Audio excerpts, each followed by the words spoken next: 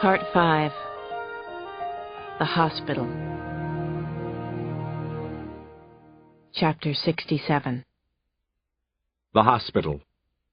Dr. Ethan Kane was humming the Eagles' golden oldie, Hotel California, and doing a lot of heavy thinking about resurrection. It was almost here. His reverie was interrupted by an important phone call. It was long distance from Los Angeles, and Kane had been expecting it for most of the day. The California folk were attempting to play with his head, which was a very bad idea. The voice on the other end was clipped and businesslike, probably a transplanted New Yorker. "Dr. Kane, this is Anthony DePino calling." Dr. Kane's tone of voice was the opposite of DePino's. It sounded jovial and unconcerned. "Anthony, so good to hear from you. I'm afraid you caught me working late in my office. It's after 9. How are my friends, the Stevensons?" "They're old," said the lawyer, and left it at that. DePino wasn't having any of this idle chit-chat. Well, fine. He was one of the most powerful attorneys in Los Angeles and had handled the Stevensons' private affairs for the past few years. Also, he seemed to believe that his shit didn't stink. "Well, since they're not getting any younger, let's get down to business, Anthony," said Ethan Kane. "Splendid, Dr. Kane. I might as well start by informing you that the price you quoted for the procedures is totally unacceptable to us," said the lawyer. "The price for resurrection is just too much, even for Roger Stevenson. You'll have to do better." "I understand perfectly," said Ethan Kane. Then he hung up the phone on the snot-nosed lawyer. He grinned, then scooped out a handful of peanut M&Ms, one of his few serious vices. He put 3 different colored candies in his mouth, and then the phone rang again. "Some fucking negotiator," Kane mumbled, and smiled thinly. He let it ring a few times before he picked up, put the receiver to his mouth, and bit down into the crunchy M&Ms. "Take that, Mr. DePino, from the City of the Angels, that second-rate dumping ground for second-raters. Let me ask you a simple but somewhat profound question." Dr. Kane spoke before being spoken to. "What is one more day on Earth worth to Roger Stevenson? Do you have a final number in mind? Does he? Have you actually consulted him on a number?" "It's certainly not $100 million, said DePino. "Goodbye, sir. I have many others in line for the final spot in resurrection." "Wait. Roger is just being cautious," said the lawyer. "So am I, on his behalf." "Mr. DePino, I have other worthy candidates, but I happen to like Roger a great deal, and Roger was a great leader once, after all. The price is firm, at $100 million. To be perfectly honest, I could get double or triple that for the final spot in resurrection. Now give me an answer, no more dilly-dallying. Is Roger Stevenson in or out?" "We will pay your price," said the lawyer. "You won't regret it. Roger Stevenson will outlive you, Anthony. $100 million is a pittance for this scientific miracle. We're going to make history. We're going to make the world a better place, and maybe even save it." Chapter 68. The kids had decided, voted actually, to entrust their fate to us. I just hoped we were worthy of the task, and of their trust. We certainly started out badly. We had made a small deal with the FBI. Kit hitched a ride for us to Washington, which just happens to be very close to Maryland. Exactly what we had to give back to the FBI wasn't clear yet, but I was sure they wanted something. We all hung on to our armrests as the Beach King slammed down at Dulles International and bounced along the runway. The brake squealed, the plane slewed to the left, and then stopped a little hard, jerking us in our seatbelts. We discovered that the wind was blowing fiercely as we disembarked, and clung to the railing of the metal staircase that had been rolled up to the side of the plane. Feathers ruffled, hair whipped across our faces, and dust scurried across the moonlit airfield. First stop, Washington, D.C. Second stop, hell. My arms prickled with goosebumps, and not just because of the chill wind. 3 men in dark suits waited for us as Peter proceeded to get sick on the tarmac. Then they escorted us toward a freestanding aluminum utility shed that stood alongside the terminal building. I didn't like this. They had no right. But we'd made a deal. The oldest of the three men, a lanky guy with a beakish nose, small dark eyes, and a receding hairline, introduced himself as Senior Agent Eric Bream. He nodded at the children and me, then swept Kit aside and engaged him in an intense conversation. Man to man, of course, very private. I was left to watch from the sidelines. They were soon arguing about something, and Kit was clearly furious with Bream. I heard Kit exclaim, "In a pig's ass, you will. That's not gonna happen." Moments later, we were assembled in the shed, and the door was shut and locked with a loud metallic clang. I guessed the shed was used to detain illegal aliens or inspect contraband because the furnishings were sparse. A long table and a stack of folding chairs leaned against one wall. Now what? A dark-haired, broad-shouldered agent with huge hands opened the metal chairs, and the wary children sat down in a fidgety row, except for Max, who stood. "Just a formality," he said. "Me no likey," commented Peter, and his little joke seemed dead on. None of us was very comfortable with this. The FBI can be really weird. They need a makeover, trust me on this. Another agent, blond and slight, wearing a bright yellow tie to enliven his charcoal gray suit, addressed Kit. He introduced himself as Adam Warshaw. "We'd like to question the children one at a time. It won't take very long. It's important, essential." Kit shook his head. "Sorry, that's not happening. It's past midnight and they've had a long day." "Okay, Brennan, it is going to happen, but we'll make it brief," said Agent Warshaw. He turned his gaze toward Max, who was standing watchfully on the sidelines, as she tended to do. "Max? Are you Max?" Warshaw said. He had a pen and notepad in hand. Max stared at him, but didn't answer.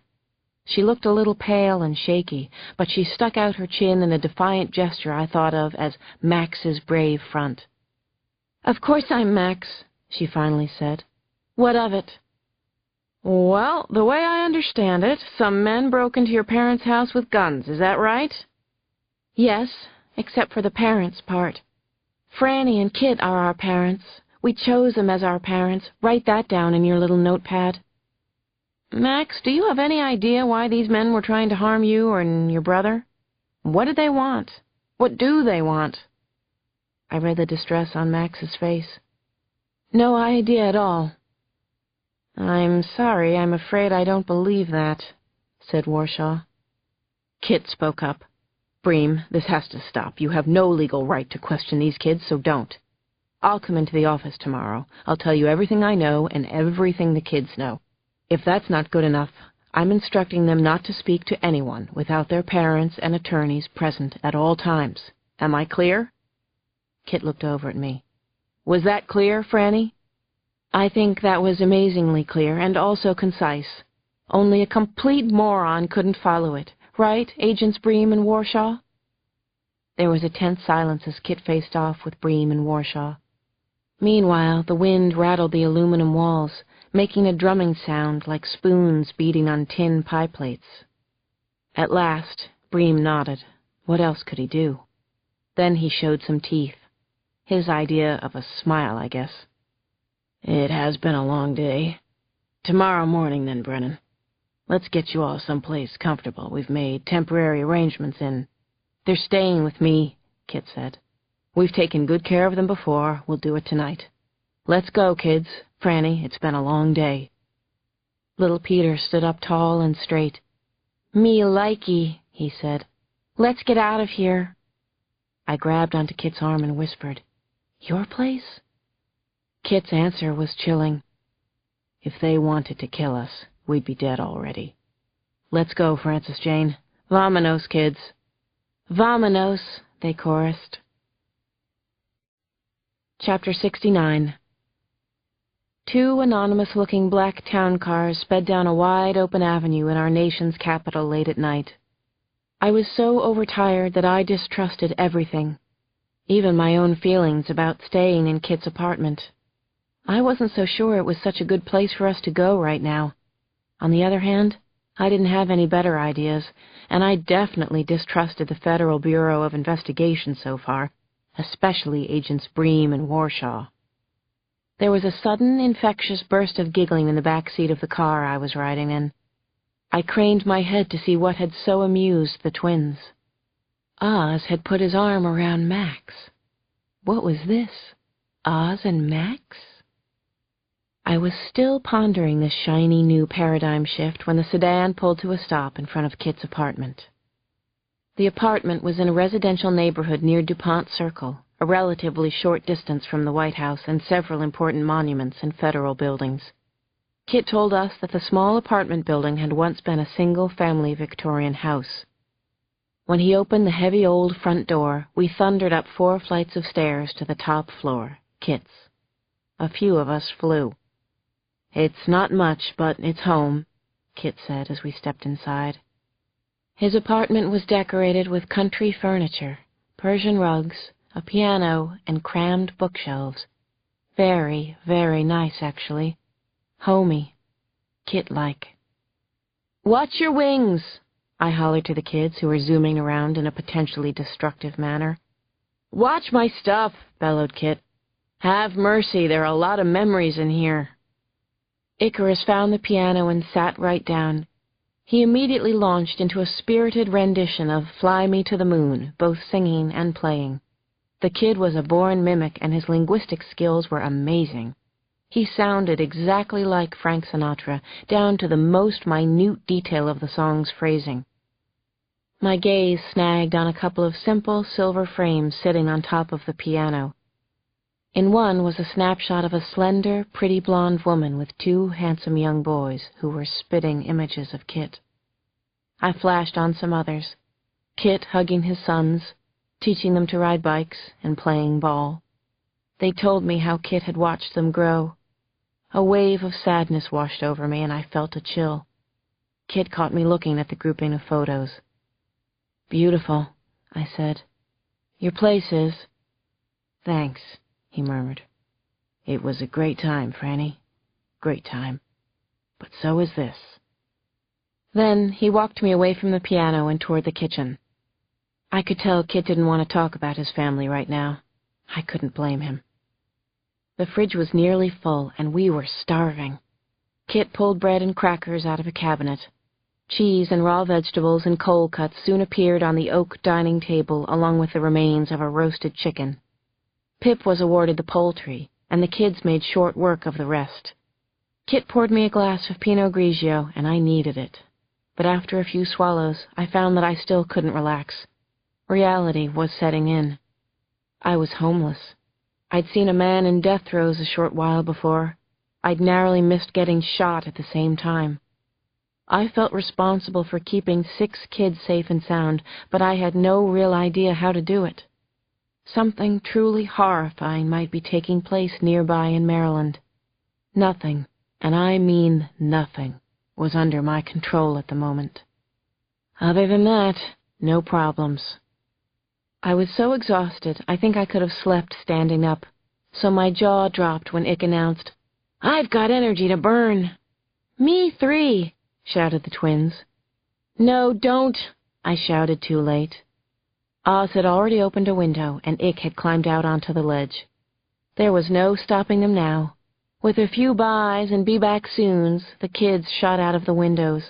I managed to snag Wendy by the waistband of her jeans. She turned to me with a hurt look and a pitiful cry. "Frannie, please. Everybody's going. It's a night flight. Please. I have to. Like we used to at the lake. Please." I cast a questioning look at Kit, and he shrugged, so I turned the little girl loose. She spread her wings and darted up to join the others. She was so cute, I couldn't stand it. Kit came over and put his arm around me, and we watched the children fly across the broad, beaming face of the moon. This was a sight that never failed to fill me with awe, until now. "I feel the earth shifting under my feet," I said. "I don't feel safe anywhere, not even here." "I was having the same thought," he said. "Unfortunately." "We're just paranoid, aren't we? We're paranoid, right?" Kit sighed. That was the wrong answer. I said. Chapter 70. The children were taking a night flight above Washington, D.C. Icarus was singing Fly Me to the Moon again. It was kind of close to perfect, actually. The kid could croon. "Just don't call me Old Blue Eyes," he warned.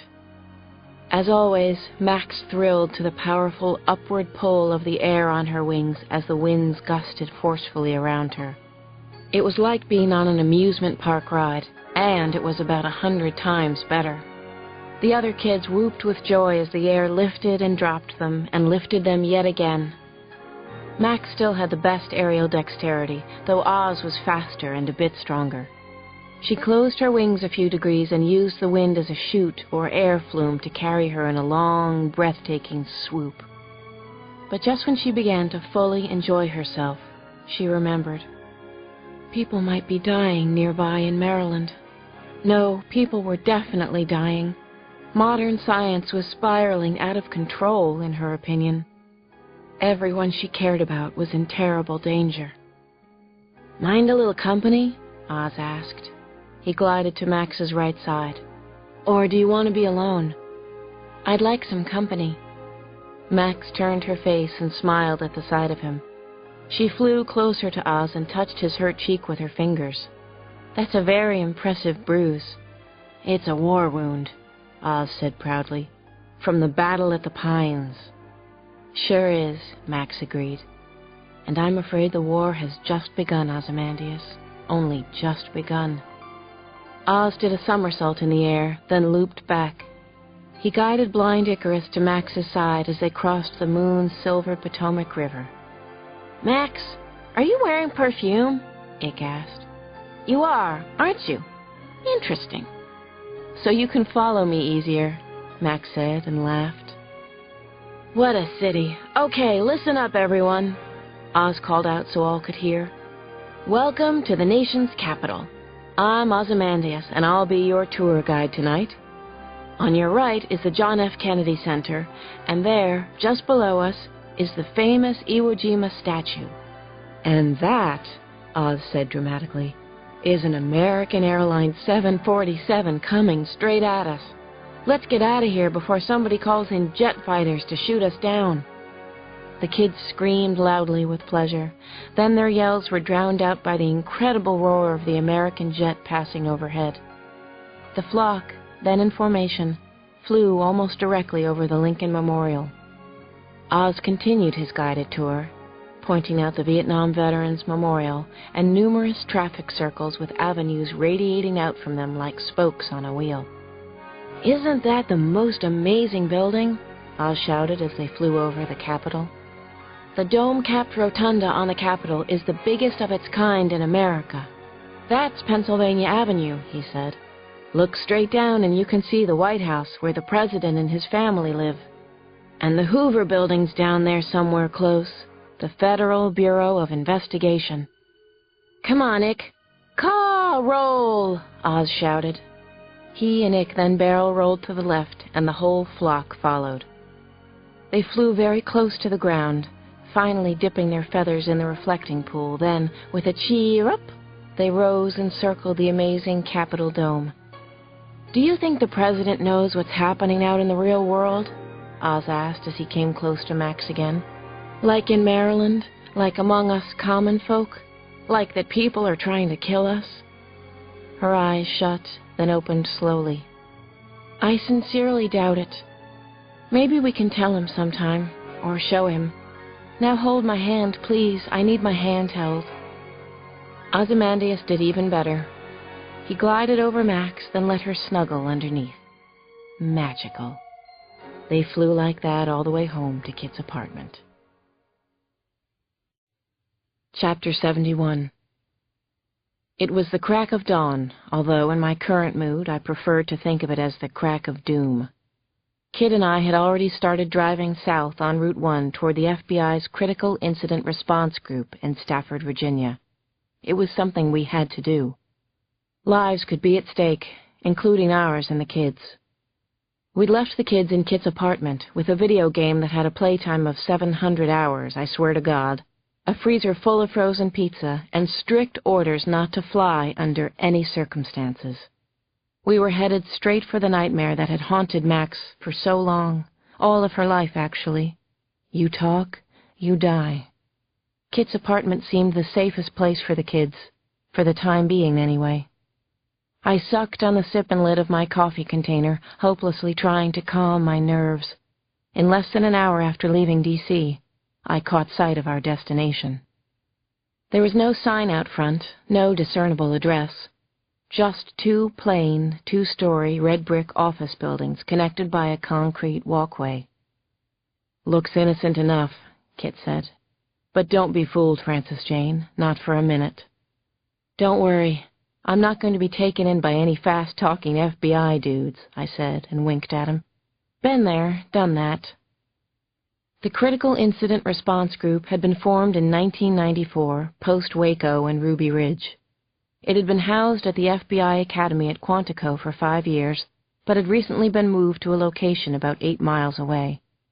The unit's objective, Kit told me, was to provide emergency response to a variety of crises, including terrorist activities, hostage takings, and barricaded subject situations. Okay, that should cover just about everything. But then again, maybe not. About 300 people worked there, according to Kit, and the parking lot was mostly full when we pulled in. Kit parked and locked his Subaru Outback. Then we walked up a poured concrete path and through the glass doors to a vestibule that was empty except for a single elevator. "Are they going to believe us? And are they going to help?" I finally asked Kit. "I sincerely doubt it," Kit said and frowned. "I sincerely question why we're here. Why are we here, Kit?" He ran his hand back over his blonde hair. "We're here because they might help us, inadvertently. They might know something important and just not know that they know it. It happens more than you'd imagine inside the Bureau." "Oh, so we're here to interrogate them, not the other way around?" Kit winked. "That's the plan, anyway. We'll soon find out. Besides, I promised I'd come." The door slid open, and Kit and I took the elevator to the second-floor reception area. It was protected from the world by a thick pane of bulletproof glass. Kit presented his ID, and speaking into a grill in the bulletproof partition, asked to see Special Agent Bream. A female agent at the front desk smiled pleasantly and buzzed us in. "Take a left and keep walking," she said. "Agent Bream is expecting you. We all are. We were hoping you'd bring the whiz kids." Chapter 72. We followed the agent's instructions, our footsteps echoing eerily down the linoleum-tiled corridor. My anxiety level was rising pretty fast now. Visits with the FBI can do that to you, I guess. I'd had bad experiences with them before. Ironically, so had Kit. They're good people, mostly, but something got screwed up along the way. I guess that's what happens when J. Edgar Hoover is your daddy. Talk about the road to perdition. There were pods of offices alongside both sides of the hallway, most of them brimming with agents, some in suits and ties, others in jeans and T-shirts, a surprisingly motley crew, not as uptight as I'd imagined they would be. At the end of the hall, a slender blond man in a blue suit was waiting for us. Agent Warshaw, from last night. Prick. Jerk. Insensitive asshole. And yes, that was how I really felt about him. "Dr. O'Neill! Brennan, come in, please." How could we refuse such an offer? I said. "What did I do to her?" Warshaw asked Kit, who merely shrugged. First, there was the de rigueur offer of coffee that Kit and I turned down, followed by inane commentary about our drive down, the weather, and the Washington Redskins, just to establish that we were all on the same side. I wasn't buying it. We weren't. An old cartoon character called Pogo had once said, "We have met the enemy, and he is us." That pretty much matched my feelings. "Where's Bream?" Kit asked as Warshaw unfurled a cloth wall map of Maryland. "He said he'll join us if he can," Warshaw said, basically dismissing Kit's question. Now, suppose you tell me what you're looking for. You already know what we're looking for. Help. Information. Max knows something that's pretty scary. It has to do with an unlawful experimental project, Kit said. Illegal experiments may be going on somewhere in Maryland. Location fuzzy. Name unknown. People, unnamed, are possibly being killed as we get ready to stick pins or whatever in your map. It's pretty much what happened at the school in Colorado. You know all this. It's in the report I filed. The problem is, nobody believes Max, or me, Kit said, the tension rising in his voice. You're here, aren't you? Said Warshaw. We're helping you. Only because I have a little juice left in Washington. Very little. Because nobody's really taking this very seriously. All right, then. Do I understand this much correctly? Warshaw asked. Someone connected with so-called biotech experiments wants to shut Max up so bad they're willing to kill all of the children to do it? Something like that, Kit said. Actually, I think they're trying to capture the kids. Murder might be a backup option. The children are valuable. I don't know why these people want them so badly. It's driving me crazy. Come on, Warshaw said derisively. Listen to yourself. You have no real evidence, no documentation. Nothing but the half-formed musings of a 12-year-old who is probably under an awful lot of stress anyway. I tend to agree with Warshaw, said Agent Bream, just now entering the office. Why don't you tell us what you know, Agent Brennan? We need to hear it all firsthand, and Dr. O'Neill, you feel free to contribute, too. Oh, thanks, I said. Kit could be as compelling as hell when he wanted to be. For the next hour, he filled Special Agent Bream in on some of Max's scary information. But only some. Seems that Kit didn't completely trust Bream, either. Bream listened without questioning a single point. Then he tapped out several numbers on Warshaw's desk phone, relayed some information, paused, and said, "Get back to me as soon as possible." No more than 15 minutes had passed when a blonde woman appeared and handed an accordion file to Bream. He looked carefully at the contents. I read the label upside down. Liberty General Hospital. What is this? Bream said, "You do still have a few friends in the Hoover building. They want you to have assistance from us, so assistance is what you get. Liberty would seem to be a facility around here that could be the site the girl is referring to.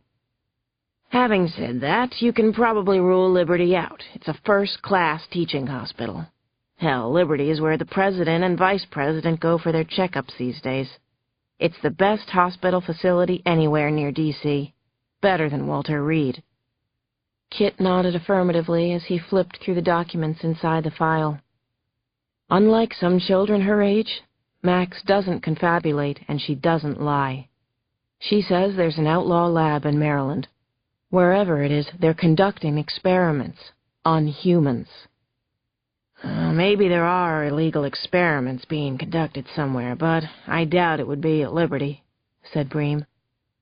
I saw Kit tense, and a muscle in his cheek was doing the cha-cha. I understand, he said. Thanks for the file anyway. We'll be going now. I really don't like him, I said when Kit and I were heading back to the car.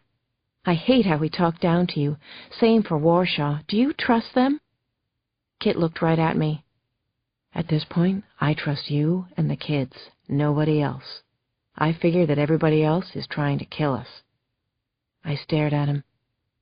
That sounds like something Max would say. She did. Chapter 73. Everybody else is trying to kill us.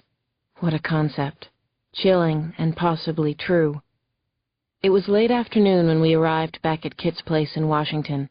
I was anxious, hyper, and flat-out scared. So were the children. We spent the rest of the day nervously peering out of Kit's windows, watching office workers and tourists browse the Tony galleries and restaurants around DuPont Circle. But as the saying goes, it isn't paranoia if people really are after you. When the offices and shops closed for the night and the street darkened, we made our break. One by one, the children slipped out the bathroom window that faced away from the street. 6 times, the flurry of their wing beats echoed against the brick and concrete of the back courtyard. I held my breath and thanked God that there were no gunshots, no screams. I was beginning to think like Kit about this whole scary nightmare. At this point, I trusted him and the kids, nobody else. "I'm shaking some," I finally admitted once the last of the kids was gone. "Don't worry, it will probably get worse. No, we're okay, so far anyway." Kit and I waited half an hour before we left the building. Then we walked to the corner of Massachusetts Avenue and caught a taxicab. I felt as if we were characters in a movie, a really scary one, the kind I don't go to. We rode in silence as the cab took us south on Massachusetts Avenue for a couple of blocks, past several small embassies and the like. Then Kit hopped out at a red light and disappeared. I stayed in the taxi as it turned left onto 16th Street at Scott Circle and continued on to P Street, where I got out. Real spy stuff. Kit's Subaru was still parked where we'd left it earlier.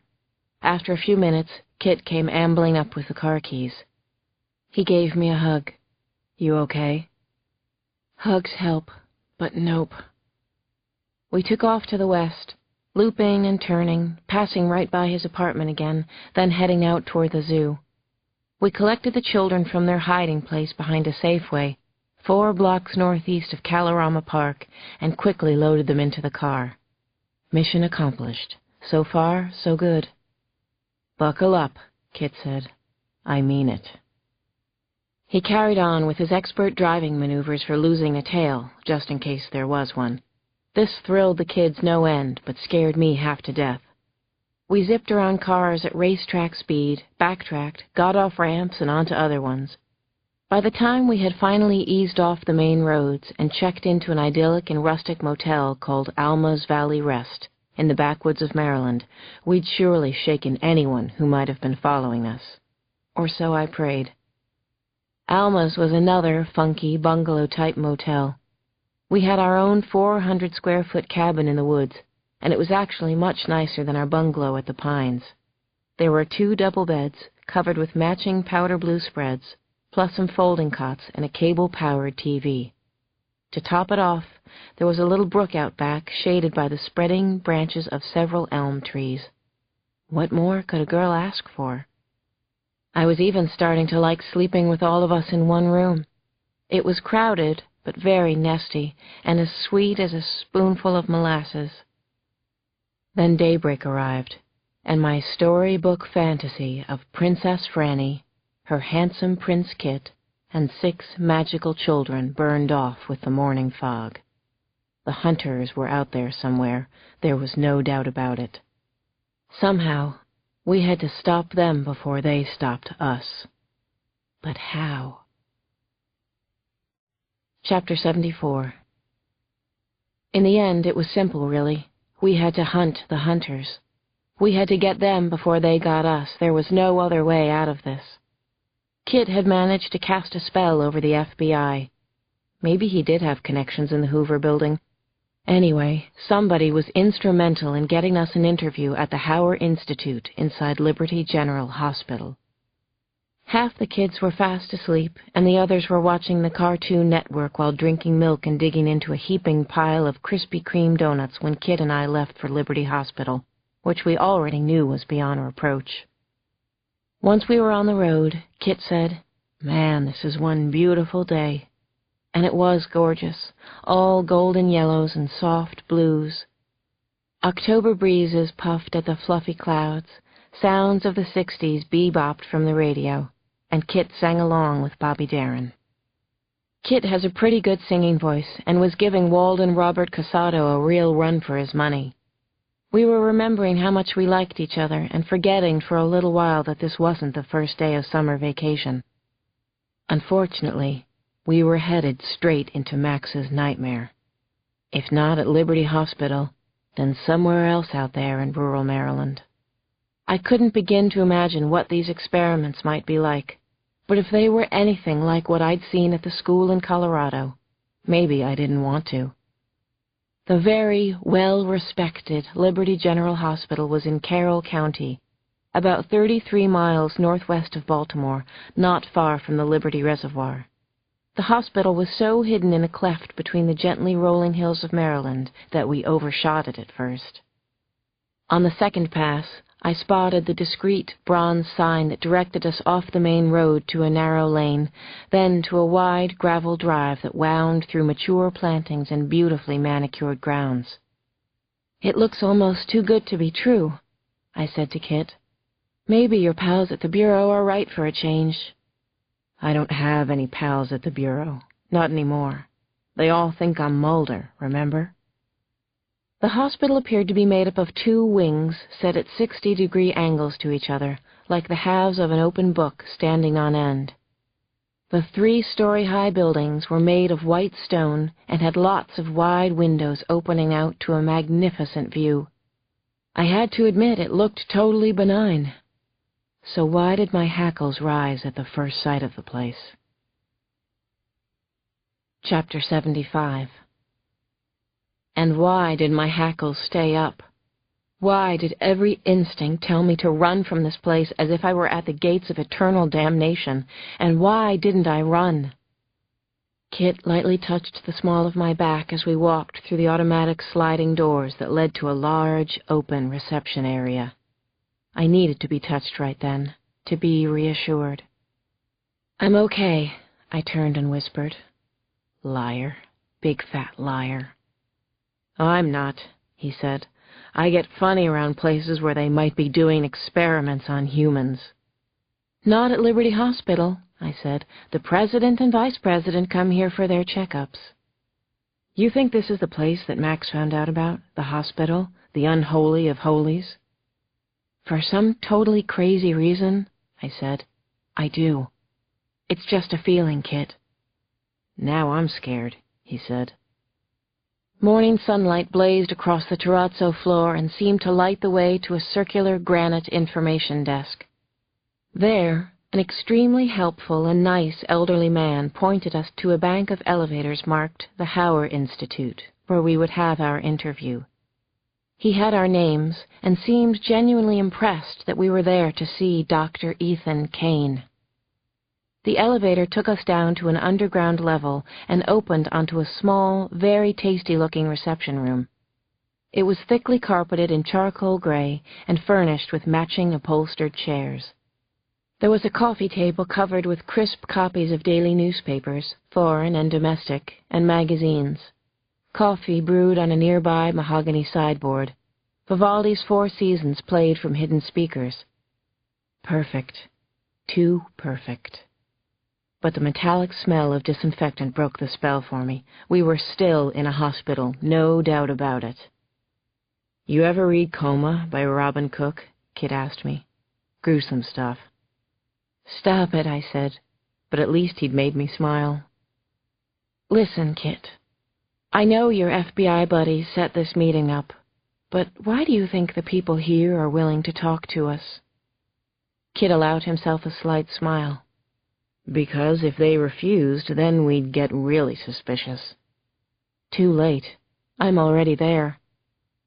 Kit presented his creds and a letter of introduction to the blue suit seated behind a small mahogany desk. The officious young man made a phone call to a Ms. Annalise Miller. "Annalise will be right out," said the receptionist, and it was as good as done. Ms. Miller was a thin, prim woman in her late 20s. Her dark hair was tightly pulled back in a long ponytail. She was wearing a taupe pantsuit that looked très chic and businesslike at the same time. Her smile was vivid, but, in my opinion, feigned, as if her light green eyes had failed to convey the message her mouth was sending. She enthusiastically extended her slender hand. "I've never met someone from the FBI before," she said. I glanced over at Kit. Yeah, sure, like this was such a big treat for her. We were led to a different elevator bank. The elevator that responded to our call was vast, with doors on both sides. It had a composition rubber floor and brushed metal walls. The car dropped like a shot to a floor that I suspected was at least 20 or 30 feet underground. 44 feet, said Annalise. I believed she could read minds. The elevator door opened onto a blue and gray, rubber-tiled corridor where medical personnel in blue scrubs and white nurses' uniforms walked quickly in both directions. This is the research area at Liberty. The Hauer Institute is dedicated to carrying on the work of the famous team of Clara and Harold Hauer, Ms. Miller told us. They were killed in a tragic car accident outside Boston, as you probably know. I did know about the Hauers. Sad, I said. We paused in front of a glass-fronted room filled with floor-to-ceiling metal racks. Each held hundreds of cages resembling plastic shoeboxes. The cages were alive with dark, rounded shapes. They were lab mice. My hackles were hackling again. Our so-called fuzzy test tubes, the PR lady said brightly. We do a huge amount of animal testing here, as you can well imagine. Her words triggered a flood of bad memories, really bad ones. I remembered a similar room at the school, that horrific place where Max and the other kids had lived for most of their young lives. There had actually been a mouse room, like the one I was staring at now, and also a nursery of horribly deformed children who had been left to die. I would never forget the first time I saw Peter and Oz and Ick and Wendy. The children were cowering in cages and covered with excrement. I shook my head to banish the disturbing images. This wasn't the school, I reminded myself. The president came here for physicals. Our escort didn't see the pictures in my mind, of course. Maybe Annalise had some of her own. She led us briskly away from the fuzzy test tubes and down some corridors. We saw rooms filled with technicians sitting at computers. They were probably feeding DNA information into the center's database. We took the elevator down another level and stepped out. The third subterranean floor had laboratory after laboratory filled with shining, modern medical equipment and signs pointing to operating rooms 1 to 6. The Hauers were pioneers in the field of stem cell research, proclaimed Ms. Miller. As I'm sure you know, Dr. O'Neill, stem cells are fresh, primary, unassigned cells harvested from fetuses or from bone marrow. When injected into the body, these cells have the ability to become whatever type of organ cells are required by the body. The cells seem to know where an injury has occurred, and they go to the site of the injury and repair it. This is all terrific, really helpful, Kit said without a trace of cynicism. In fact, he was wearing his most winning smile. Now, he said, take us to your leader. Dr. Ethan Kane is just around the bend, said Annalise. As usual, he's operating today. The man never stops, never seems to rest. Chapter 76. The killer named Marco Vincenti wasn't all that surprised when he got the call to go to Maryland and was told to get there pronto. He had sensed earlier that these particular employers were reluctant to hire too many outsiders, even when they desperately needed a specialist of his caliber. Pun intended. They had tried it the other way, though, catching the kids. But they had failed. So now it was time for other options. As he had prophesied on the rooftop of the building in Denver, catch you later, kid. Vincenti's specialty, a long-distance sniper. Before he'd gone into business for himself, he'd been in the U.S. Army. Nowadays the jobs were less frequent, but the pay was so much better. Marco had decided to drive from his house in Hempstead, Long Island, down to western Maryland, where the 6 freak show kids were supposed to be hanging out. His job, specifically, was to kill only one of the kids, the older girl, Max. But there were other potential bonuses, and he planned to go home with as much bonus money as he possibly could. Marco listened to a best of Mozart tape all the way down from New York. The music didn't calm his nerves. He didn't need that. But he enjoyed the musical brilliance, and most of all, the precision of the compositions. This job had a code name known only to him and his secretive employer.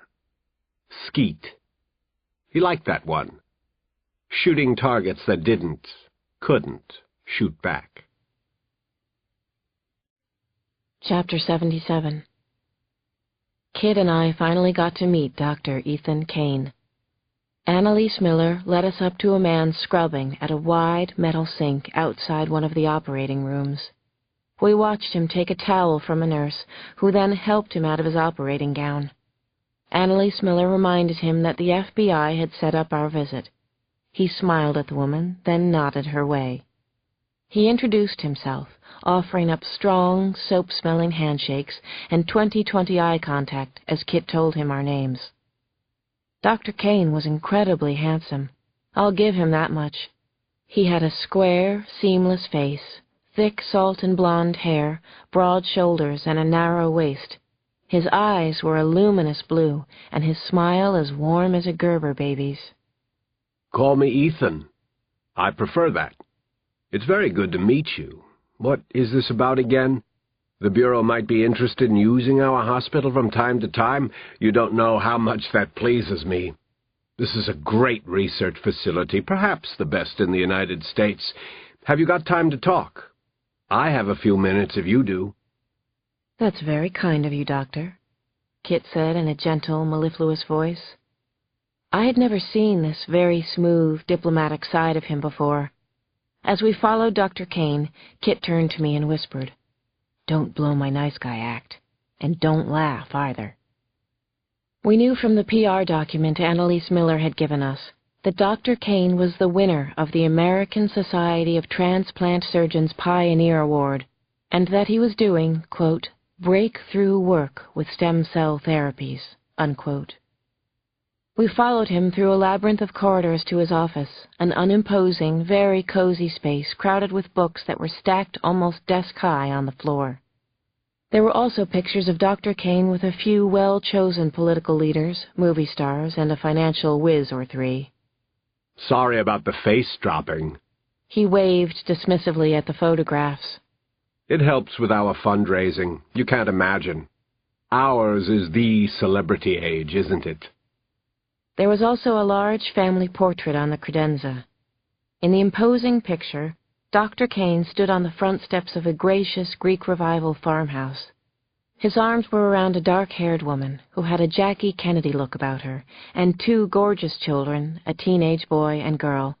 A third child, a girl of about 4, was clowning at their feet. Sissy is our so-called change-of-life baby, he told us, pointing to the little one. And boy, did she change our lives. What a little pistol she is. He smiled and put a bowl of M&Ms within our reach. I'm addicted, he said with a wink. There are worse things, I suppose. He cleared papers from 2 side chairs and asked us to make ourselves comfortable. He sat back in his desk chair, wadded up a piece of notepaper, and tossed it through a miniature basketball hoop that hung just above a wastebasket. 2 points, he said, then rocked back in his chair, self-satisfied as an L.A. Lakers fan. To be honest, I'm awfully glad Washington takes an active interest in us. The more public awareness, the better. We need funds. Let me tell you about our pet project, which is incredible. Our singular mission is to extend human life, and to that end, we're working on 2 tracks simultaneously. He leaned forward suddenly, his chair making a springy squeak, and made a gesture with his hands, each pointing in an opposite direction. He spoke of divergent paths. We're working with stem cells on one track, organ transplant on the other. As it should be, it's illegal to use human fetal material, so we're limited to clones of fetal cells taken prior to the ruling, and we're using stem cells from bone marrow. Of course, the work is slow going, but that's prudent, don't you agree? It's also the right thing to do. He tossed back a handful of M&Ms and crunched them while we waited for him to continue. I could tell that he wasn't interested in our opinions, or interruptions. As for transplantation, the use of animal organs has been banned for good and bad reasons, so we're doing the best we can with available human organs.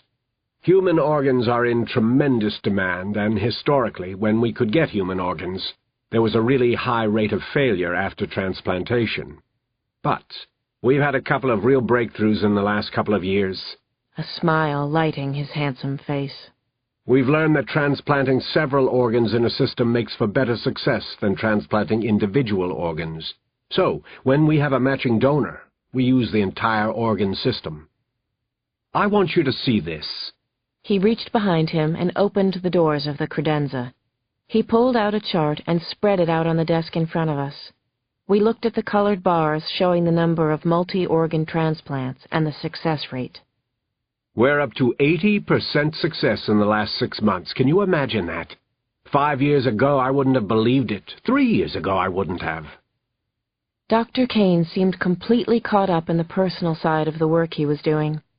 He told us of 6 case histories of young people who would have died but for organ transplantation, and of older people who'd been given a new lease on life. I must admit, his confidence was bracing, his enthusiasm infectious. I can hardly sleep at night. I'm so excited by some of this work. We're closer than ever to being able to keep people alive for a long, long time. I have hopes that soon the 2 tracks will converge. When that happens, we'll have so many choices to either replace organs or use stem cell technology to repair tissue, or to use both methods simultaneously. I think we can bank on it, Frannie and Kit. We're all going to live to benefit from these most incredible advances. Isn't that glorious? Imagine it in our lifetime. Now let me tell you about the rest of our hospital. I'll make it short, but very sweet. Kit and I were dazzled as we left the facility. It was the opposite of what we'd seen and felt at the terrible school in Colorado. The evidence was compelling that this was an exceptional medical complex. The Hauer Institute was advanced, famous for good works, well-run, possibly the best research center in America. Dr. Ethan Kane was clearly brilliant, and he had a great reputation. "I don't get it," said Kit. I did. My hackles were still up. Chapter 78. Dr. Ethan Kane smiled as FBI agent Brennan and Dr. O'Neill finally left his office. What incredible fools they were. He knew exactly what they wanted here, and although he was disappointed that the hospital was under suspicion, there wasn't much that he could do about it, was there? Besides, he was almost certain that those 2 imbeciles had believed his bullshit. He'd been so patient and ingratiating with them. Just thinking about the smarmy interview made him ill. Ethan Kane left his office and boarded the private elevator down to the basement. He had an important meeting to go to. He got out at B3 and hurried along a lengthy corridor to a conference room. He would have loved to show Brennan and Dr. O'Neill this on their guided tour of the hospital. Blow their little minds. Ethan Kane used a special passkey to let himself into the conference room. 3 men sat around a glass and metal table. Even Dr. Kane had to admit that they were extraordinary specimens. Miracles, if you took the trouble to think about it. Each of the 3 looked exactly like him. They almost were him. But it was more like they were the arms and legs, and he was the head. And of course, the head ruled. Doctors Kane, he addressed the 3 lookalikes. We have a lot of work to do and not much time to do it. Resurrection is close, but there's something else on my mind right now. I want those children. I especially want the one called Maximum. I have seen the future, and resurrection is only the beginning. Chapter 79. Ozymandias couldn't get the thought out of his head that he was happier than he'd ever been in his life. By a lot. By miles and miles. By light years. Of course, he'd been mostly totally miserable before this. It was a weekday, and the woods were empty of human life, but filled with other familiar and reassuring sounds. Brooks rippled musically over mossy rocks, and the air was filled with birdsong and squirrel chatter. And best of all, he and Max were alone. The sweet, unbearably beautiful, golden-haired girl was right beside him as they soared over the woodland, literally skimming the treetops with the tips of their wings. As he glided on the soft, fresh-smelling air, Oz considered a profound thought. How angry he'd been his entire life. Sad, but true. And undeniable. He'd raged and fought against his keepers at the school in Colorado, and ever since he'd been returned to his so-called biological mother, he'd been furious at the world. But in the past few days, that hot red flame had almost completely gone out of him. Max was the whole reason. He wanted her to feel as tremendous as he did, and he thought he'd die if she didn't. He flashed her a conspiratorial look, then zoomed straight up into the air. Oz disappeared into the blue as if he were a fighter jet trying to escape from a sneak missile attack. Then he swooped down on Max, hugging her from behind. He kissed her on the nape of her neck as the two of them fell toward the earth. This was glorious. Everybody should try it at least once. When it was almost too late to come out of the dive, Max said, "Oz, let go, now!" He did, and they spread their beautiful wings wide, beating, beating, beating back against the air, stopping their fall in a move that would have brought a Cirque du Soleil crowd to its feet. "You," Max said, laughing, "could be dangerous. But you like it, right? Right? You're not terribly tired of me already, are you?" "No, Ozymandias. I love you to pieces. I've never felt like this before, and I don't want it to end. We're Romeo and Juliet." "Let's skip the suicide part if you don't mind." "I'm not the suicide type," Max grinned. She took long, rowing strokes of air and pulled herself skyward in a 90-degree trajectory. At the top of the climb, she folded her wings and swept down on Oz. She caressed his cheek with her fingers as she fell past him. God, did she love him. "Catch me, if you can," she called out. "That's not a problem. Consider yourself as good as caught." What a guy. The race was on. Max shot over a gorgeous copse of ash trees, then dropped below their canopy, exhibiting a serpentine flight path between the trunks. Definitely a 10 out of 10 on the judges' scorecards. Oz rushed right behind her, breathlessly beating his wings, which were a blur. They swooped past tree trunk after tree trunk, an incredible feat of daring and skill. Then Max landed. So did Oz.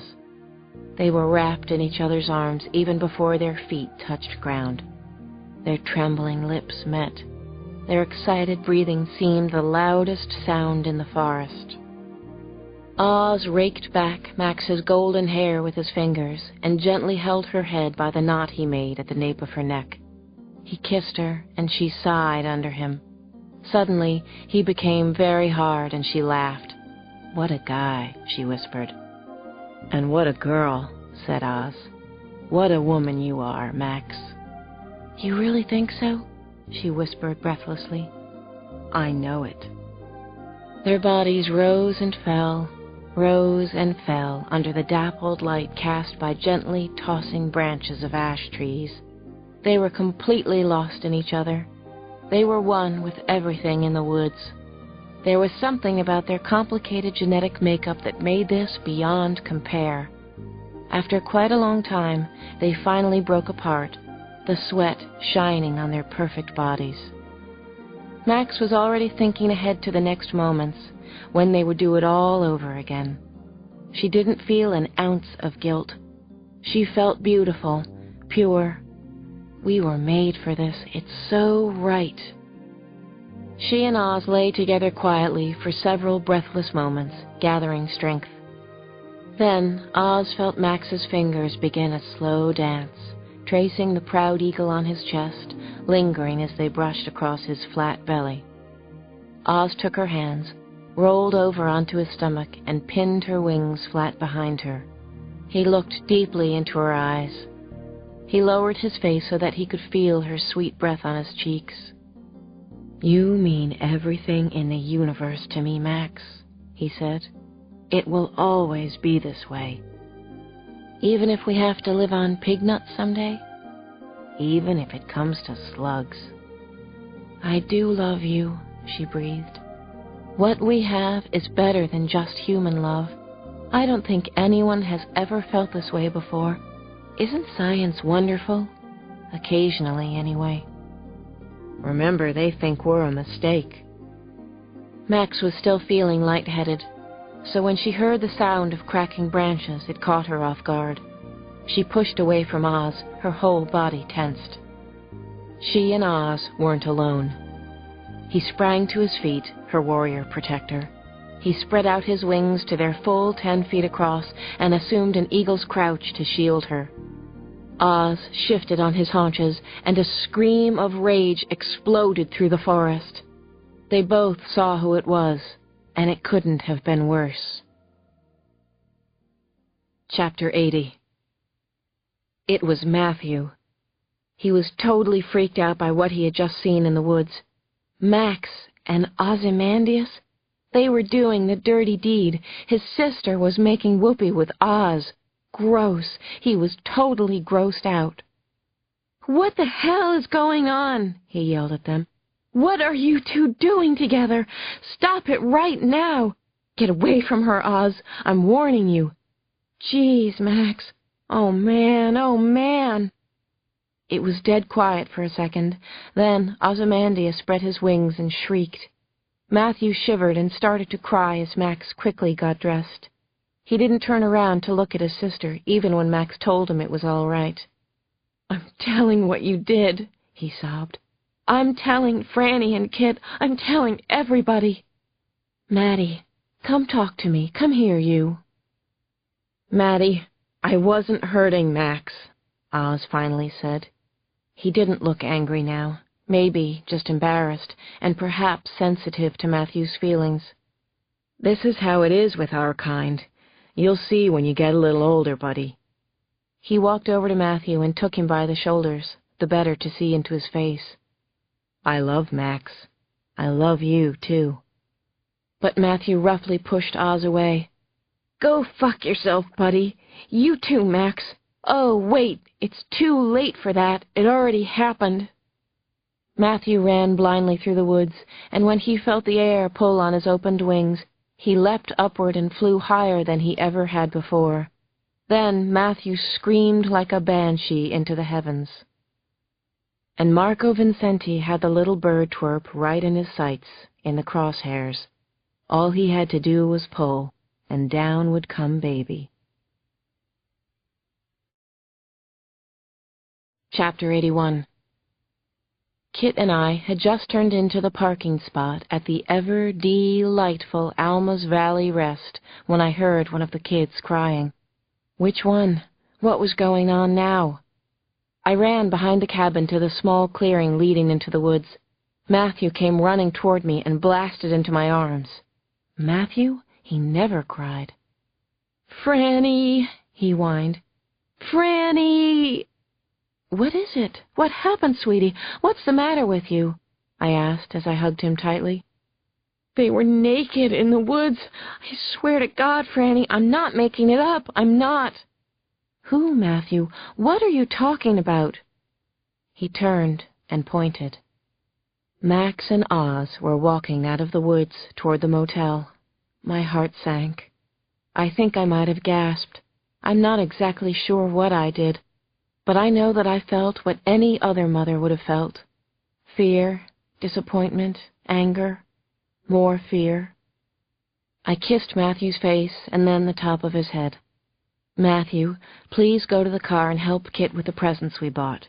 "Yeah, that's right, go on," I said, "go." He stumbled off toward the car, and I turned back to Max and Oz with their rumpled clothes and leaf-bedecked hair. "What is going on?" I asked. "What happened in the woods? What is Matthew talking about?" "Matty snuck up on us, and I didn't know it was him. I got kind of fierce," Oz said, trying to explain. "I guess I scared him." "That's another matter," I said, struggling to keep my own feelings very much under control. "Part of this is that he snuck up, and part of it is what you were doing in the woods." I let silence rule for a second as I tried to figure out my role here. There was a voice in my head that belonged to a snooty lawyer lady who'd once said, "You've never been a mother, have you, Dr. O'Neill?" The uncomfortable silence dragged on, and Max and Oz weren't helping one bit. Their faces glowed, but they also looked strangely calm. "Listen," Max said reasonably. Please don't worry so much about us, Frannie. We know exactly what we're doing. This is natural. It's good. It's the right thing. Oh, Max, listen to yourself. What are you saying? How can you be so sure? Because it's second nature for us, Oz said, as if reading my thoughts. It just is. Besides, we don't exactly need your permission, Frannie. Max, you are very young, I said, and you too, Oz. In human years, Frannie. But we're more than human, Max said. We're special, remember? And we're also in love. Deeply, passionately, wonderfully in love. She combed her hair with her fingers and tied it up into a loose knot. Our bird genes make us mature for our age. In fact, I think we're probably about your age, she added, her eyes twinkling irresistibly. You're old enough to mate, aren't you? She had me there. Chapter 82. Max sat cooing in a big, comfy blue armchair by the cabin's front window. She held Matthew in her lap and gently smoothed his silky blonde hair. They had made up, mostly anyway, as much as they were going to right now. I'm sorry, Maddie, but don't hate me forever, she cooed affectionately. Okay? Coo, coo, please, Maddie Pooh. Coo, coo, coo. Stop manipulating, was all he said to her. Stop that stupid cooing. Kit and Frannie had gone to gas up the car and pick up food for dinner. Hopefully they'd be going back to D.C. soon. Max couldn't wait to leave this ratty motel and be as far from there as possible. Apparently, the awful experiments weren't being conducted at Liberty General Hospital, but they were happening somewhere near there. She was sure of that. The hunters were near, too. She sensed them in the air. She just knew. I will, too, hate you forever, Maddie said. You probably scarred me for life, do you know that? That's when Pip started barking his little fool butt off. Max parted the curtain and saw an SUV, a Dodge Durango, approaching the cabin. Her heart sank about 1.5 million miles, deep, deep, deeper into the abyss. The Dodge stopped, and 3 men climbed out and positioned themselves in front. The men were wearing ordinary clothes, jeans, khakis, dark shirts. They had guns, though, big, death-dealing weapons. Oh, holy shit, Max groaned. Matthew, go in the bedroom, right now. Matthew's eyes popped. Are we gonna do it? Just go, right now, everybody in the bedroom. One of the men wore a black windbreaker over his shirt and a long-billed cap pulled down over his eyes. He was clean-cut and good-looking. He looked right at Max and spoke in a pleasant, sing-song voice. Hey there, Maximum. I see you. My name is Ethan, and I need you to come outside with your friends. No one will be hurt if you do as I say. I know how valuable you are. Believe me, I know. I'm in awe of you children. I'm a fan. Max's senses prickled at the sound of his voice. She didn't know why, but she had the thought, he's a doctor. And he's a really bad person. The worst she'd ever met. Then she felt the little feathers on the back of her neck lift, and a chill coursed through her body. They were in terrible danger, and there was only one exit, the goddamn front door, right where they were standing with their guns. The bathroom window was so small that even Wendy wouldn't be able to squeeze through. Max shot to her feet and bolted the lock on the door. Our parents will be back any minute, she called out.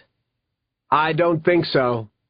Actually, they were spotted going to the market in Kit's car. That's how we found you this time. They're still at the market, Max. But a little earlier today they came to visit me at the hospital. Wonder how that happened, Do you know, Max?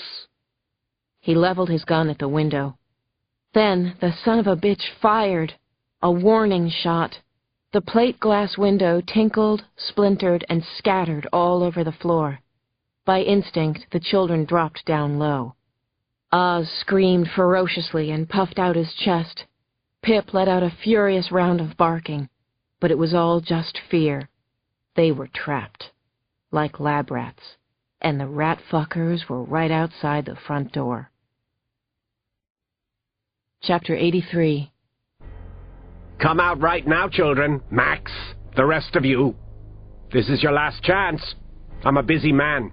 You have no idea what trouble you're causing me. Come out right now, or you all die.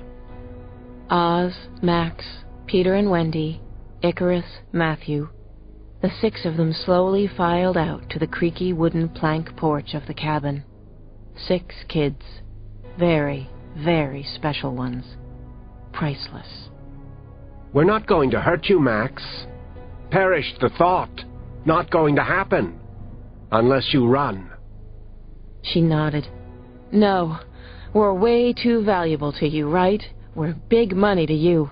A lot of people want a piece of us. What else do you want, you jerk? Don't believe a word he says, Oz whispered at her side.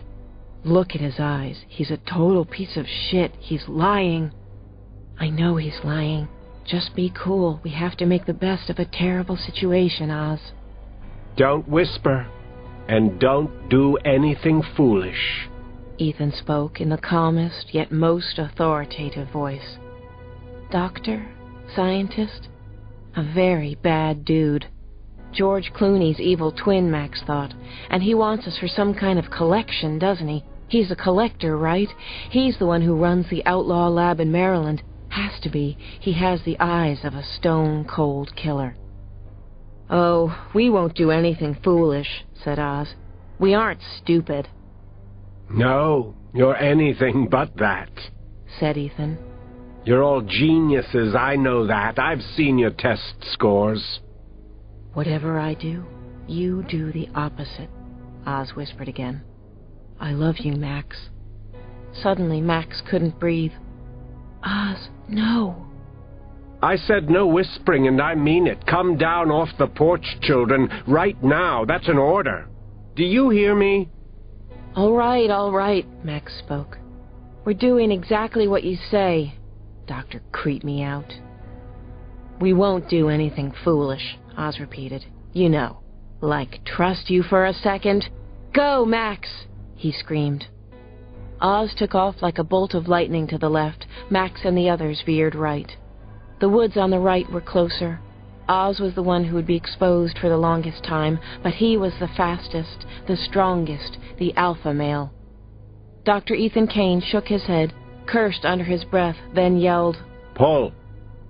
Suddenly, gunfire erupted from at least 2 guns, maybe more. Max and the others hadn't made it into the trees yet. Max and the young ones were exposed. So Oz made a decision and shot right over the gunmen's heads. He thought he saw goddamn Ethan smile. Then the doctor pointed to the south. What? Oz looked that way. Oh, shit. A rifleman in camouflage was perched on a hillside. He was perfectly still. His rifle had a long, black scope. The barrel was aimed directly at his eyes. Pull. Chapter 84. He couldn't miss. He just had to decide which of the children to take out. The little freaks were valuable. The head doctor wanted them alive, if possible, although no one had told Marco Vincenti why. He knew the drill. If they couldn't be caught, one of them would be killed, then another, and if necessary, all of them. Like shooting skeet. Marco Vincenti played a little mind game with himself to make the slaughter easier. He thought of them as disgusting, godless freaks of nature. Yeah, that helped a lot. And it was true, wasn't it? Though in truth they were stunningly beautiful. As striking as a Michelangelo sculpture. And the littlest ones were drop-dead cute. No. Freaks. Mutants. Mistakes. Monstrosities. Just take 'em out. Do the world a favor. He sighted on the girl, Maximum.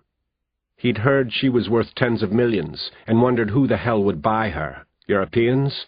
The Japanese? Ragheads? What the hell would they do with her? Take her apart and put her back together again? Why did Kane really want her? It was more than just the money, wasn't it? He moved his scope to the little ones, the smallest targets, Wendy and Peter. Named after what?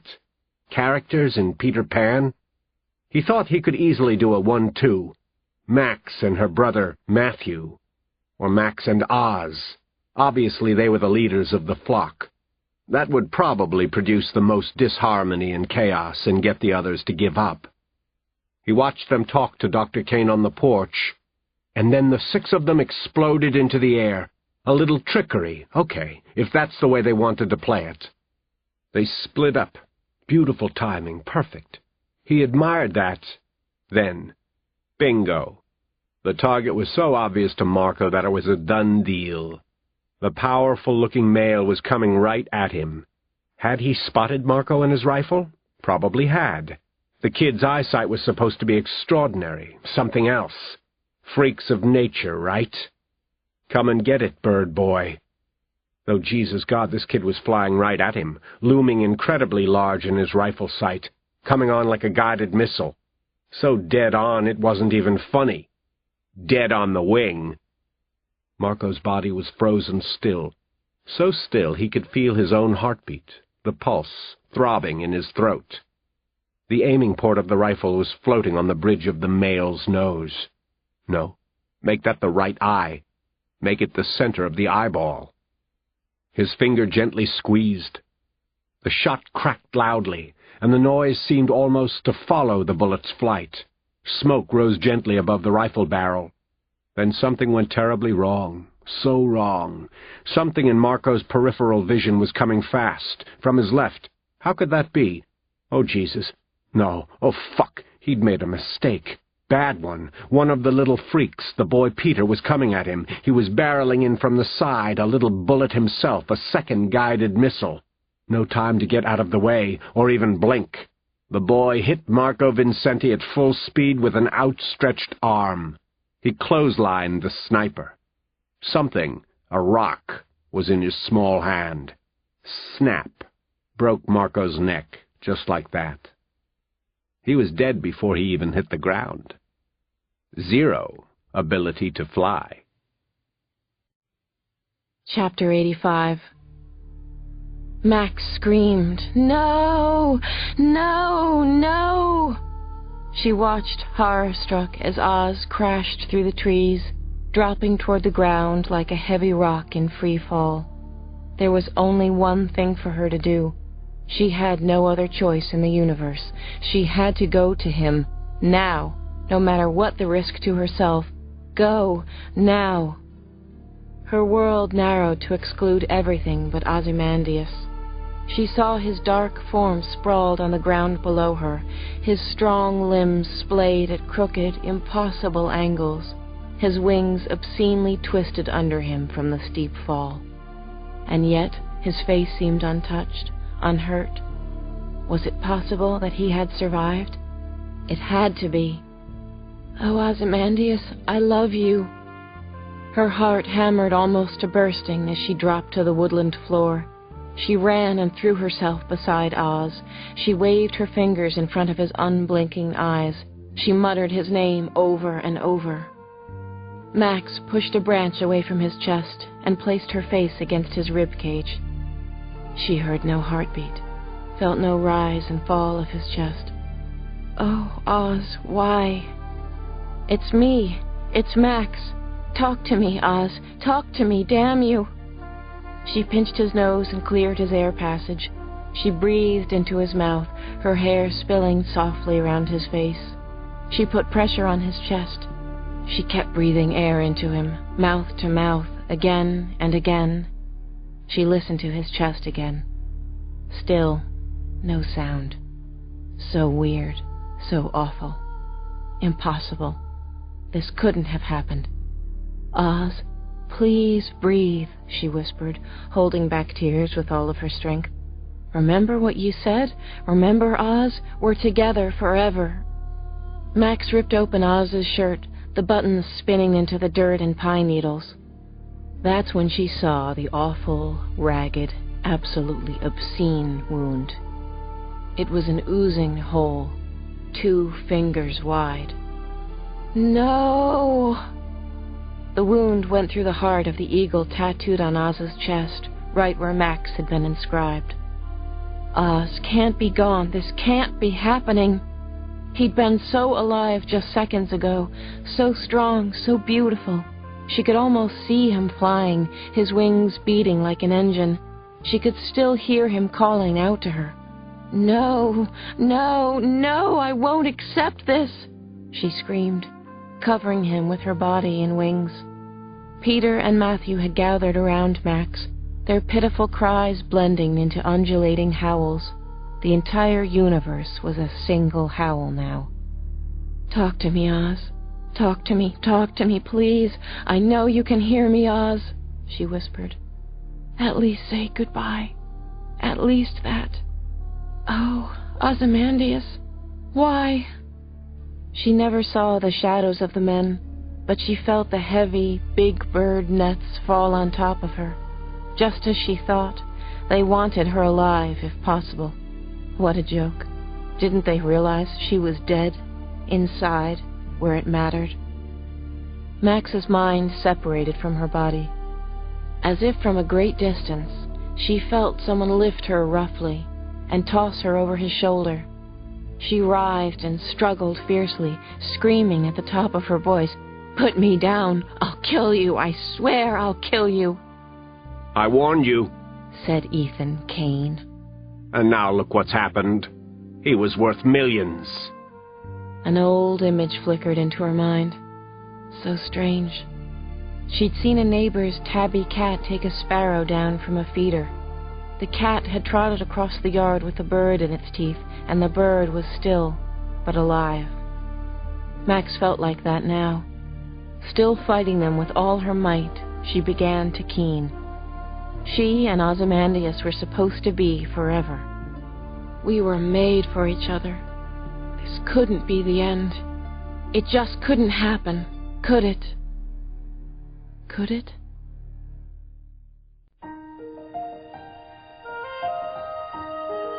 Part 6. A Brand New Day. Chapter 86. Clouds hung heavily over the small, private airfield to the south of the hospital. The tarmac was empty, except for a small flock of mourning doves pecking for bugs on the heat-retentive runway.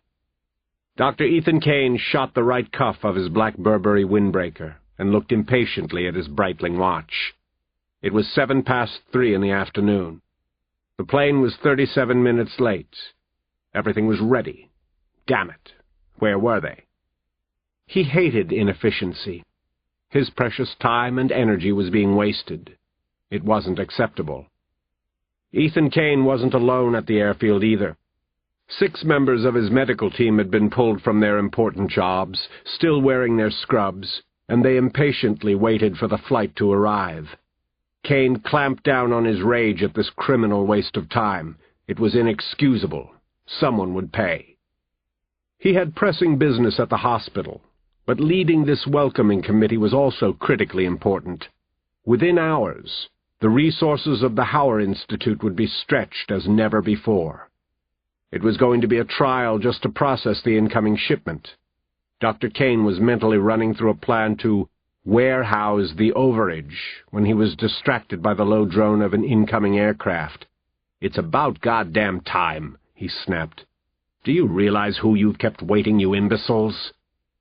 The sound grew louder. Then an Embraer ERJ-135 dropped from the cloud cover. Its gorgeous, streamlined shape seemed to magically materialize above the long, flat runway. The landing was as slick as a cat's whisker. There was a discreet squeal of brakes, the rush of air against the flaps, and then the pristine white airplane rolled to a stop less than 100 feet from the hangar. Men in blue jumpsuits ran out from the maintenance shed and sprinted toward the plane. A staircase was wheeled up to the cabin door, and Dr. Kane's mood lifted. Live from New York, his wonderful new shipment had finally arrived. He watched intently as the passengers stepped one by one from the aircraft.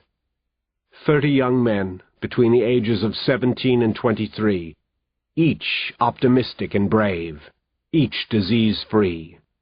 They filed down the staircase and onto the tarmac, looking like a professional sports team. Dr. Kane smiled as his eyes caressed the young faces. They looked perfect, and only perfection would do. He knew the specimens better than they knew themselves. He knew their blood types and hematocrits. He knew their heights and weights and bone lengths. He knew their ethnic and racial origins, their allergies and genetic predispositions. He also knew their names, but not their faces, and he tried to guess which was Charles, Tyrell, Bandy, and Sean. Who was the prince in the tight black T-shirt? Was the massive young black in cords and green sweater Tyrell? But it didn't really matter who was who, did it? Only the parts mattered, not the whole. They would all be shucked soon. Then his real work could begin. Resurrection. The time was here. Finally. One of the most important moments in world history, and it was coming none too soon for the welfare of their pitiful civilization. These 30 fine specimens were key to the special day that was so close now. These 30, and most of all, the 30 beneficiaries. Dr. Kane walked briskly toward the group with outstretched arms. "Welcome," he said, calling the group to attention. "Welcome, welcome. What a great pleasure to see you in the flesh. I can't tell you how happy this makes me. I'm Dr. Ethan Kane, director of the Hauer Institute. My senior medical staff joins me in welcoming all of you to Maryland and to Liberty General Hospital. Think of it. You've been chosen to take an extraordinary journey with us. You'll be making medical history, making some very good money as well, and this will be the best experience you've ever had. I guarantee it. Young men, today is your lucky day. You are essential to the future of America and the rest of the world, for that matter." Resurrection was right on schedule. The donors were marched inside. The beneficiaries would all be there by nightfall. Chapter 87. I wanted to be strong, but I was getting pretty close to losing it, something I almost never did until lately. Well, until that night when I first met Max in the Colorado woods, anyway. Oh, God. Poor sweet Oz was already dead. What had we gotten into? Who else might die before this was over? How could we stop the madness? How could we turn it off? I was in the front seat of Kit's car, speeding along Route 194 toward the hospital. A gathering storm was blowing in from the north. I shivered as seamless thunderheads dimmed the late afternoon sun. The children, the ones who were still alive, were being held at the hospital or somewhere nearby. Kit and I knew that much, just enough to scare us half to death, to give us the willies. "Maybe I should have taken the kids to the lake house when we ran," I said. "Don't beat yourself up, Frannie. They would have found the kids no matter where you went. I'd rather take this fight to them. I don't see another way. I wish I did, but I don't." We had gotten a message just an hour ago. "Come and talk. Tell no one, or the children will die. Hurry. We have eyes and ears with the local police and the FBI. We don't want to harm the children, but we will." Pip lay curled up at my feet, as Kit drove as fast as he could go on these narrow, twisting country roads. I thought of poor, sweet Oz again and again. I could still hear him telling me that he loved Max, still see the incredible happiness on his face, especially in his eyes, and in hers. It was unthinkably cruel that he should die so young. None other than Emily Dickinson had written, "Dying is a wild night and a new road." No, I didn't think so. Sorry, Miss Emily. Dying usually sucks the big one. That is what you should have written. What you did write sounds cool, but it's bullshit.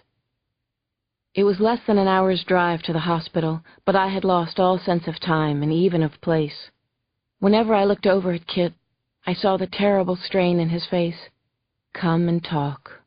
We don't want to harm the children." I finally muttered Kit's name, and he reached for me, held my hand tightly, almost too tightly.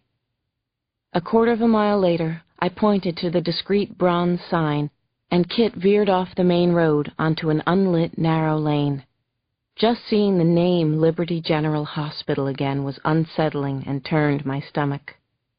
Soon, a wide gravel drive appeared, and Kit drove slowly up it. Crushed stone crackled under our wheels. We were about to loop around to the entranceway when a couple of bulky guys wearing hooded yellow rain slickers blocked our path. "How thoughtful of them. A welcoming committee," Kit said. "Should we feel honored?" "Sure. I'll bet the goon squad is here just for us." "You haven't told anyone, Kit? Not even a few close friends at the Bureau?" I asked. He didn't speak, didn't answer my question. Had he told someone in the FBI? Was that his plan? One of the men in yellow pointed toward a service ramp, and we headed there in the misty gloom. The ramp terminated at the base of a concrete loading dock. God, this was eerie. I almost couldn't stand it. Kit braked to a stop, but left the car engine running. "This is it. End of the line," one of the yellow slickers said. How droll of him. Rubbing it in. He opened Kit's door. The other bastard opened mine. "Madame," my bastard intoned deeply.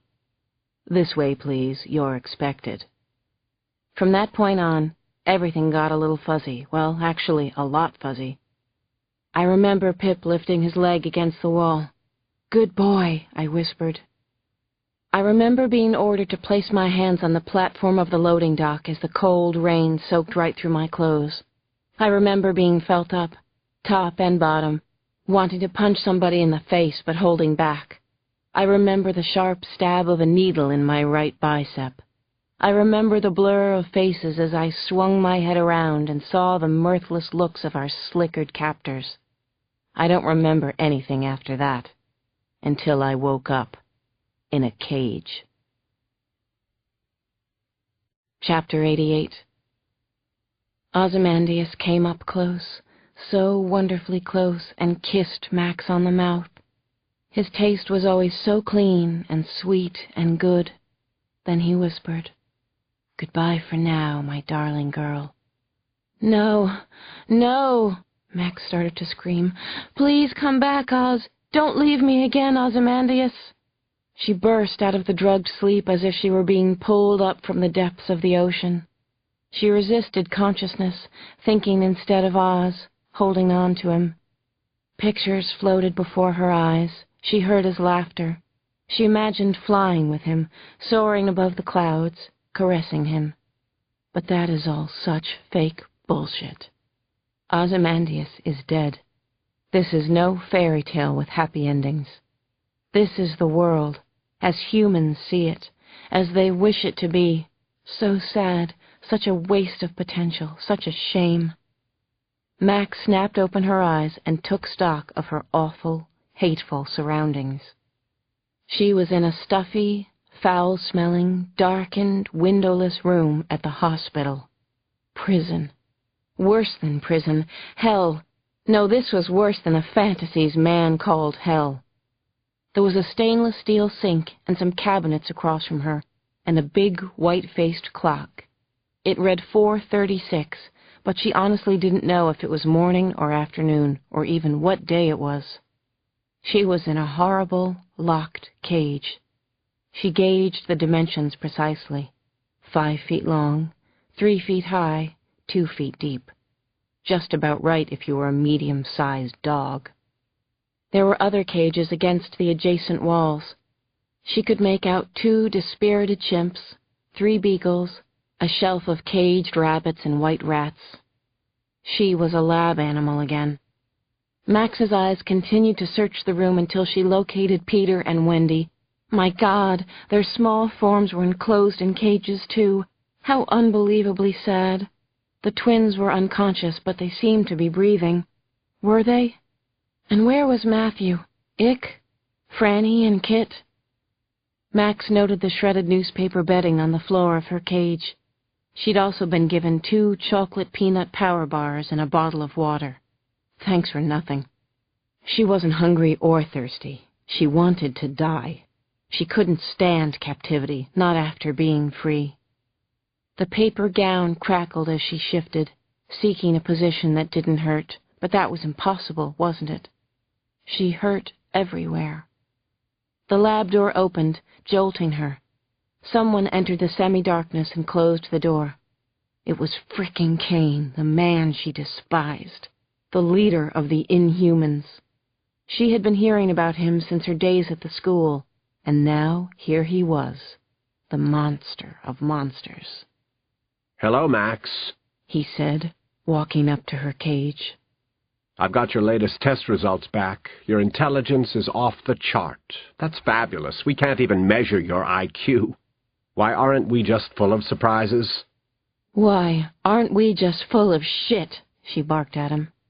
Now, you really knock my socks off. You're even funny." "Yeah, you're a scream, too. They ought to get you to host Saturday Night Live. Are you letting us go?" "Of course you're not." "Well, no, I'm not. But I just wanted to tell you that you are one smart kid. It's too bad your internal systems are so, how shall I put this, unusual. But I do have a surprise for you." Max frickin' hated surprises. They were always bad. She closed her eyes, looked away. "Come on, Max.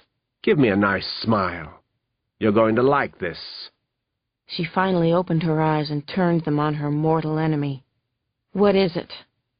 "Look," said Ethan Kane. He turned up the lights to reveal the rear of the room. "Your friends are here. Frannie, Kit, everybody.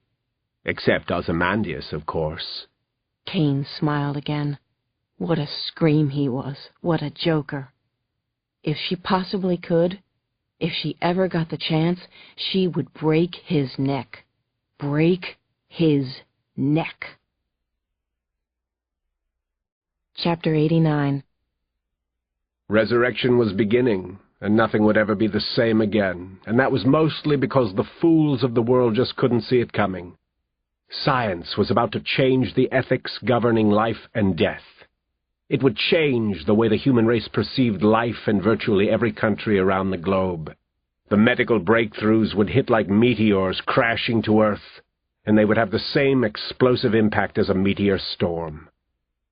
Patricia Stevenson held her husband's hand tightly as their Learjet approached the small, unimposing airport in the rolling hills of Maryland. Patricia's clear gray eyes were full of compassion for her Roger, who kept fading in and out of sleep. His cancer was so far advanced that no one could, or would, perform any more surgeries. The cancer had metastasized from his colon into his lungs and spread to his liver. Roger Stevenson, her hugely talented, wonderfully generous husband, had only days to live, if that. He needed to be here, because the world couldn't afford to lose him. Patricia genuinely believed that, and so apparently did the people at the hospital.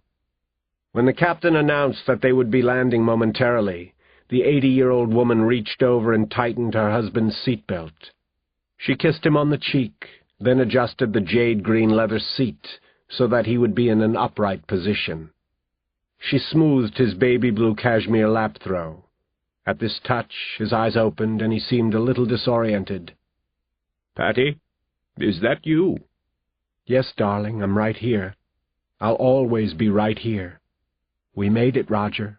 We actually made it." She and Roger were both wearing the best clothing money could buy.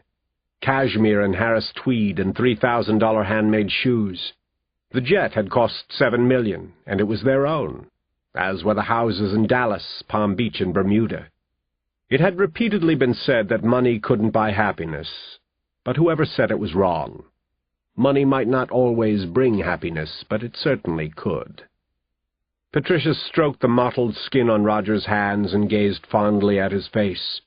She knew every line and wrinkle, the part in his hair, the way his fingers quivered now, all of his appetites and aversions and stories oft-told. Patty had known Roger nearly her whole life.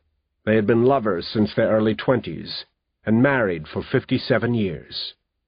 Patty Jo Clark Stevenson, originally from Lake Forest, Illinois, candy heiress, Vassar graduate, director of the Dallas Symphony Foundation, philanthropist, mother of 5, grandmother of 14, felt the tug on her stomach as the airplane began its descent.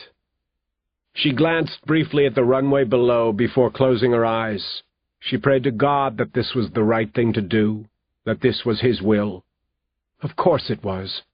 Roger was so important, not just to her, but to the whole world. A brilliant engineer by training, he had gone on to found not one, but 2 Fortune 500 companies. He'd been the president for 1 term, then a close advisor to 2 other presidents. Of course he had to live. He, of all people. The landing was soft, the Learjet kissing the tarmac and swiftly rolling to a halt. The overly polite young captain came back to the passenger compartment and made certain that the Stevensons were all right. Then he personally escorted them off the plane. As they walked very slowly down the steps, Patty saw the one man she trusted. Dr. Ethan Kane was standing at the foot of the staircase. He had a wheelchair for Roger. He smiled brilliantly, and she lifted her hand in greeting. "Look, Roger, it's Ethan. Oh, God, everything is going to be all right now." Stretched out on the airfield directly behind Dr. Kane were several other private planes, 23 in all. 2 more were just now landing. Yet another was waiting to land. Everyone scheduled for resurrection was here. The chosen ones. Chapter 90. They were in their 50s, 60s, 70s, and a few in their 80s. All leaders of industry, science, and government from around the world. Power brokers, masters of the universe, legends in their own time. All males, everyone. The chosen ones. They wore expensive suits, mostly in dark colors. All but a few disabled ones had proud, straight bearings as they deplaned. They were accustomed to being in command, in full control of the lives around them. Ethan Kane watched the men come toward him, and even he was struck by the eeriness of the scene.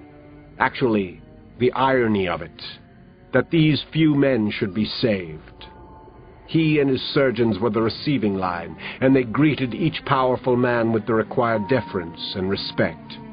These men were used to it, expected nothing less, even here, where they came like beggars to a king. Dr. Kane lightly took the hand of the current President of the United States, but then hurried him along, effectively dismissing the man. Behind the President was someone much more important, more powerful, infinitely more worthy of salvation, the most preeminent scientist from Germany, a genius who was almost on the level with Kane himself. And behind him, someone more important still, from mainland China. Ethan Kane found it easy to make small talk with each one, and especially to smile at the 30 men. They had been chosen, and so had he. They were the last, best hope of the world. Chapter 91. A loud groan, or possibly a snore, woke me from the deepest and probably creepiest sleep of my life. It took me a few seconds to realize that I was the one making the god-awful noise. The good news? I was still alive. I was visually and aurally disoriented, hardly knew which way to look. Where was I? Then I heard Kit calling softly. He was alive, too. We both were. At the hospital. But why, I wondered. Were we to be used as bargaining leverage? Was that it? It had to be. Kit and I were alive because we might be needed to influence the children in the next few hours. What part were they supposed to play in what was going on? What Max called resurrection? Why were they so important? The question was driving me crazy. "Kit," I mumbled. "That really you, or am I dreaming again?" "Frannie," he said. "Francis Jane, it's me. In the flesh, such as it is. Misery sure loves company." I turned onto my side, and I felt as if I were rolling underwater. Oh, God! I saw Max first and lazily waggled my fingers at her.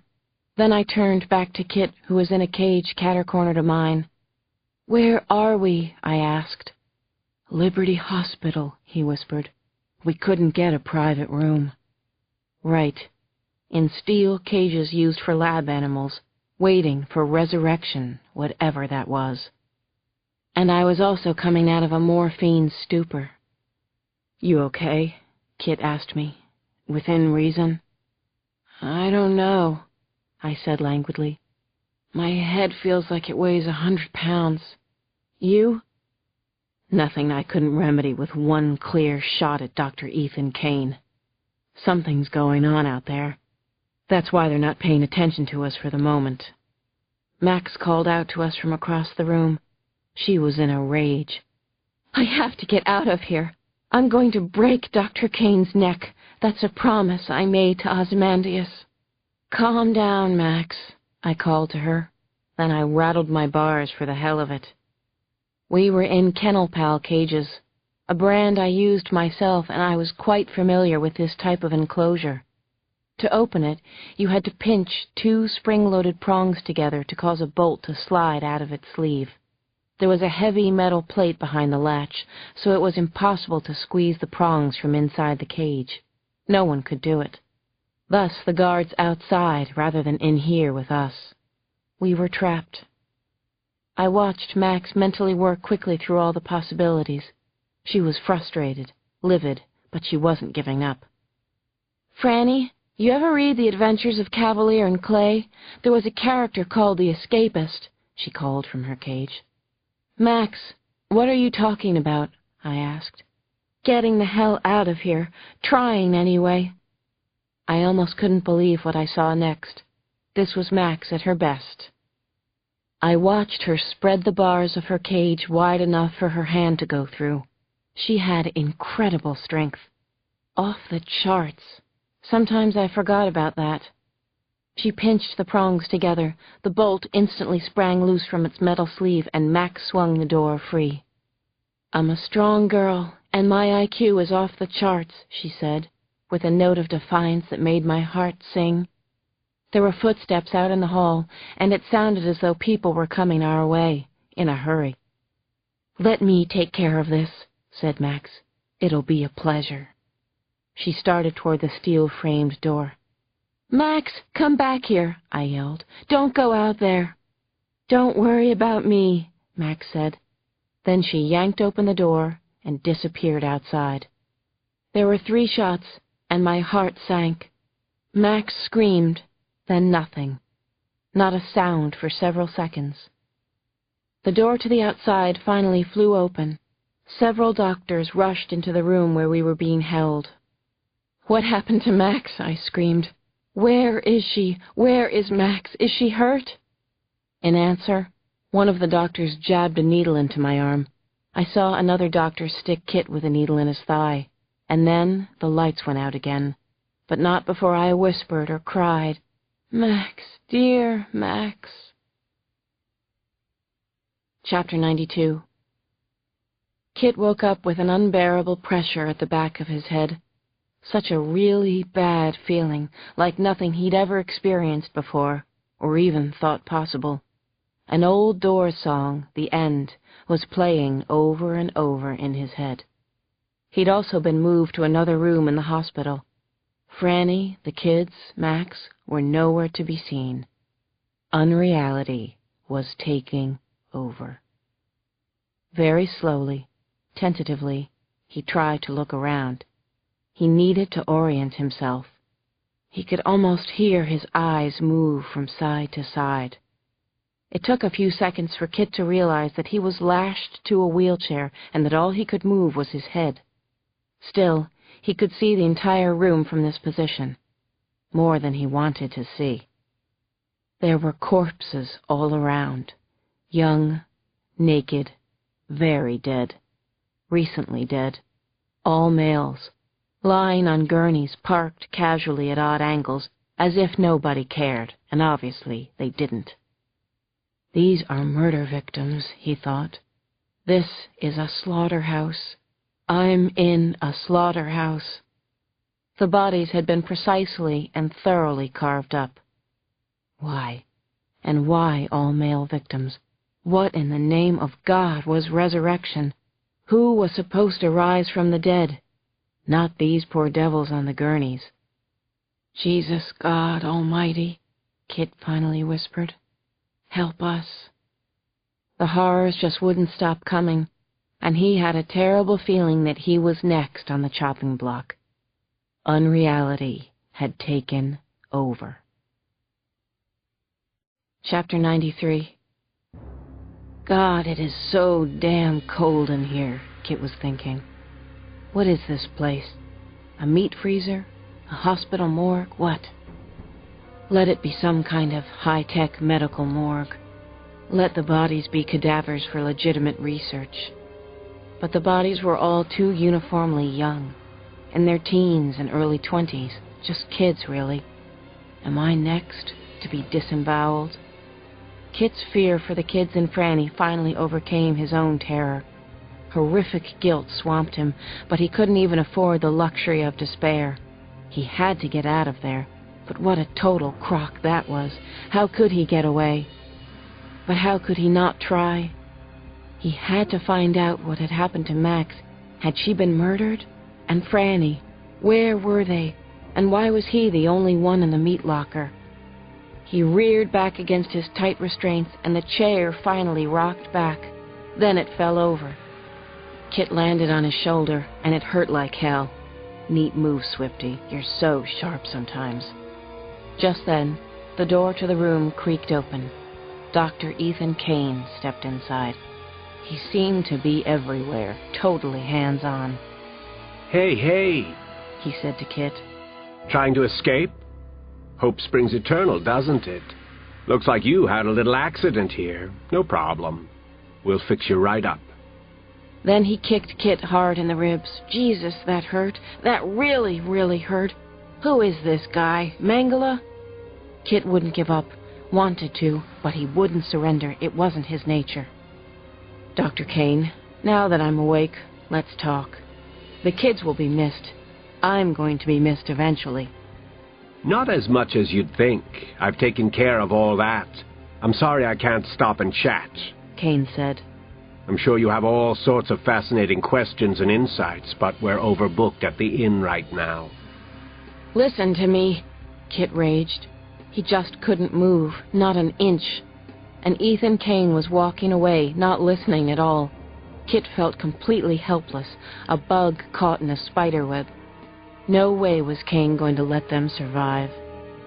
He watched the doctor walk to a wall of cabinets over a sink and remove a syringe and a small bottle. What was Dr. Death doing now? He screwed the needle onto the syringe, plunged the point into the rubber stopper at the top of the bottle, and retracted it.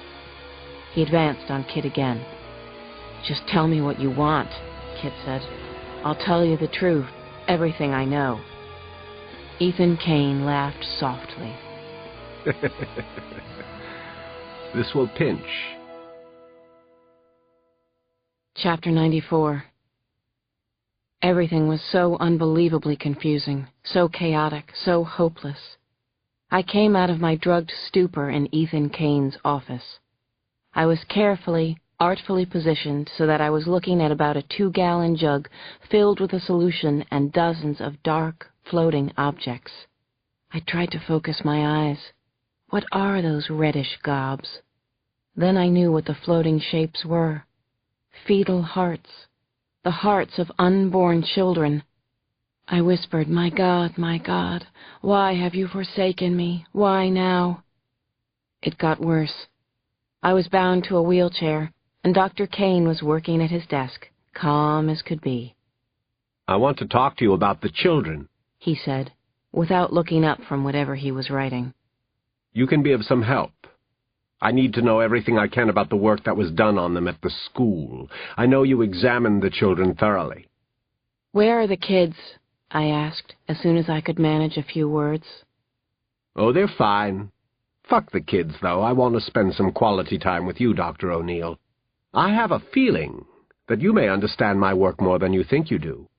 You were there at the school, and you certainly have useful information about the bird children, don't you? You're a veterinarian. I'm not. You can help me with my work if you so choose. I wouldn't choose to help you if you were choking on a chicken bone, I spat out. Kane's face turned cold. Good one. for a trailer park cretin like yourself. Now listen to me closely, Frannie. Don't say another word or I'll cut out your tongue. Don't you understand the value of improving and extending human life? You must. Last month we resurrected a mathematical genius from London. The world desperately needs this man's brilliance. One can only imagine what his mind will produce in the coming decades. Do you comprehend what I'm saying? Maybe a little? Can you get past your own pitifully outmoded system of ethics? You may speak now, Frannie. You did tests on Maximum. Tell me exactly what you found, strengths and weaknesses. Absolutely not, I shouted at him. What's going on here? What is resurrection? Kane rose from behind his desk. What is resurrection? Where to start? Okay, I'll let you in on a little secret. Our secret. I'm one of the first beneficiaries. New organs, and in my case, a new body and head. I felt as if the earth had come to a stop as I tried to absorb what I'd just heard. I looked at his smooth, pink skin, his bright blue eyes, his full, thick head of hair. He showed off his brilliant smile again. He knew that he'd just blown my mind. My name is Dr. Harold Hauer. The Harold Hauer. I didn't die in a car accident outside Boston 11 years ago. I've been resurrected. I look pretty damn good for 94. Don't you think? Chapter 95. Dr. Harold Hauer was alive, and he looked as though he were in his mid-40s. I was still reeling with amazement and shock as Ethan Kane began to push my wheelchair out of his office. Fast. We were going somewhere. 94 years old, and my current life expectancy is unlimited. I'm smarter than I was, too. Wish I could say the same for you, Dr. O'Neill. You obviously won't help me, so what good are you? To keep the kids in line? Maybe. So, tell me the similarities and differences between Max and the bird she physically resembles. Where does her strength come from? Her intelligence? I will not, I said. Fine, then. I can control the little bastards without you. So much for small minds like yours. My wife is smarter, and she's a robot. My wheelchair was pushed into an eggshell white-painted ward full of sleeping patients. There must have been a dozen people in there, each with TPN lines dripping from IV poles. All the patients wore metal helmets hooked up to monitors positioned over their heads. Each monitor showed a different film. The films seemed to be free-flowing dramas, romances, even nature films. "What are these movies?" I asked. "What are they for?" Kane Hauer was standing at the foot of one bed, gazing up at a monitor, no longer paying attention to me. "Oh, this is delightful," he said, of underwater cinematography of spectacular fish, the likes of which I'd never seen. He looked over at me. "This is the dream room, and what you're seeing is simulated reality, a kind of human and machine collaboration. See, there are electrodes in the helmet that stimulate areas of the patient's brain. We stimulate them. Then the patient thinks or imagines or remembers, and the story that's created is more real to the patient than reality itself. You're looking at the patient's dreams." I didn't want to be, but I was dazzled. I turned from one monitor to another, taking in the vivid images, sailboats, passionate kisses, intercourse, ballet, abstract art, raw speed, a bordello, a palace. Then, something truly obscene caught my eye. My heart began to thump so hard it caused a pain in my chest. I watched a small form in one of the beds, a girl of no more than 4 or 5. A doe and its mother were nuzzling gently on her screen. That was her dream, wasn't it? I strained to see the girl's face a little better, but I knew I'd seen it before, photographs in his office. "That's Sissy," I said. "It's your own daughter. My God, what have you done to her?" There was an embarrassed chuckle from Dr. Gould. "Well, yes. It is the child I called Sissy, but she's not actually my daughter. This little girl has very special organs, and I'm keeping her here for a recipient in Germany." The monster saw my look of horror and disgust. "Don't judge me, you cow. You're starting to really piss me off." The Q&A period was apparently over. Dr. Kane Hauer rolled my wheelchair down to the end of the nearest row of patients. Another shock. Honestly, my heart couldn't take any more of this. There, up to his armpits in crisp white sheets, was someone I wasn't sure I would ever see again. Kit. A simulated reality helmet was strapped over his head. He had a soft, dreamy look on his face. A doctor was working on him, his back to the door. On the screen, a baseball game was in progress. It was Kit's beloved Fenway Park, and I was watching from the vantage point of home plate. A ball was coming in hard and fast. "What are you doing to him?" I screamed. "Giving him the time of his life," said Kane Hauer. "And we've saved a bed for you, Frannie. Sweet dreams. Oh, and by the way, Frannie, watch this. Watch closely. Oh, doctor," he yelled across the room. The physician working on Kit turned to us. I nearly fainted. I don't know why I didn't. The doctor standing next to Kit was another Dr. Ethan Kane, an exact fricking replica. "Don't be alarmed," the duplicate Kane spoke to me.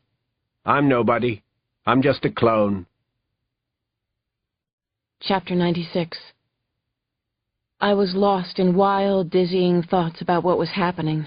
The hospital, Kane Hauer, his robot clone, Max, was she alive?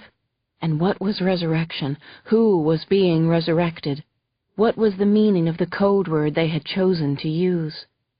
Suddenly, I heard the very loud buzzing of an electric gadget, followed by cold metal raking across my scalp. Then, something soft and loose was falling on my shoulders. I realized it was my own hair. They'd cut off all my hair. I was bald. An orderly slashed the duct tape holding me to the wheelchair with a box cutter, and I was roughly transferred to a stainless steel gurney. I punched out at him, but he merely laughed. "Relax," he said. "This is the fun part. Fun for me, anyway." He jabbed me with another needle. Boom! I was out like a light. And the bastard had lied to me. No simulated reality trip for me. No helmet, no comfy bed in the dream room. The needle went into my arm, and that was it. Death, down and dirty.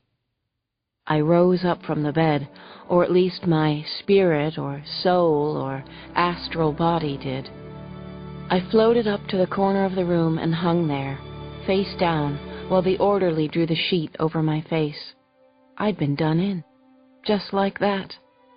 I couldn't process my shock quickly enough. I had been alive seconds ago. Now I was dead. I hadn't said goodbye to anyone, hadn't truly prepared for this moment.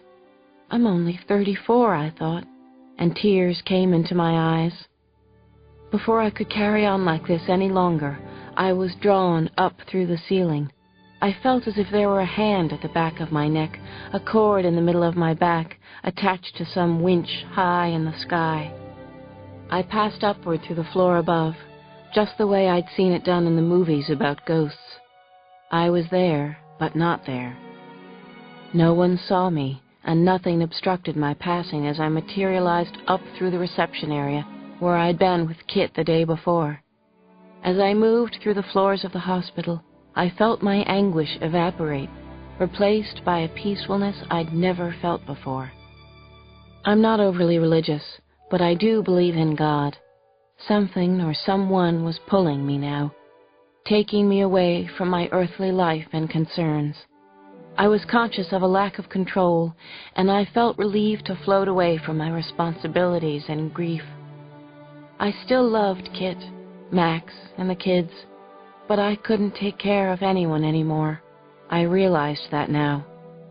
My body cleared the top floor of the hospital, and I was surprised to see that it was daytime. Last night's thunderstorm had drenched the landscape. and moisture on the treetops sparkled like diamonds. I kept moving effortlessly upward, and suddenly I could see the winding country roads Kit and I had driven along so recently. The hills looked gorgeous to me, like a rumpled calico quilt spread out below. I felt the sun gently warming my back, and it was supernaturally calming.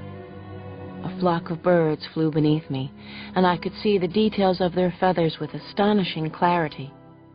I stretched out my arms and saw the same denim shirt I'd been wearing for days, my torn nails.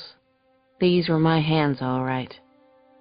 I rubbed my hand over my bald head and liked how that felt. I tried to alter my course, but there was no jet propulsion with this astral body. I moved in only one direction, and that was up. As I rose, I saw the whole of the Liberty Reservoir, and there, the city of Baltimore, its rivers leading to Chesapeake Bay. I guessed I was at 10,000 feet and rising. The landscape was in miniature, the cars teeny, the houses and other buildings dotting the countryside with toy-like precision. I was bathed in soft mist, and it felt like a blessing. I was cleansed, refreshed, redeemed. The cloud cover seemed to last for a very long time, and when it cleared, I saw that I was high out over the Atlantic Ocean. The water was aquamarine near the coastline, turning to dark navy blue, flecked with white, all of it astonishingly beautiful and real. I could see the eastern coast of the United States. God bless America. The only sound was the brush of the wind on my ears. I thought about my life, and I could remember it all. A bake sale at a church, my first kiss in Dad's barn, the deer with a broken back that I'd put to sleep. I put my arms behind my head and looked into Kit's loving eyes. I saw Max running through the woods as I'd seen her the first time.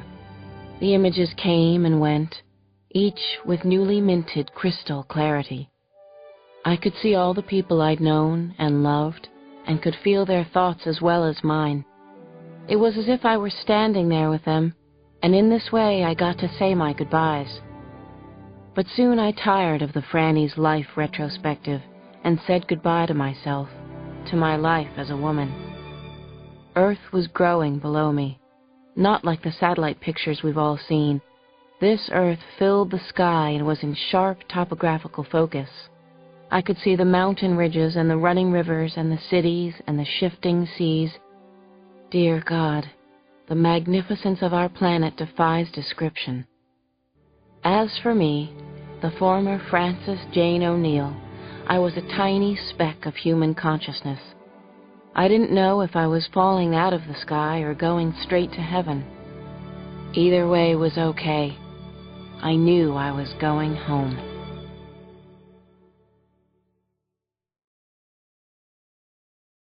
Chapter 97. These had been the most intoxicating, heady days of his life, even more incredible than the time he'd faked his own death and also murdered his first wife in an automobile crash outside Boston.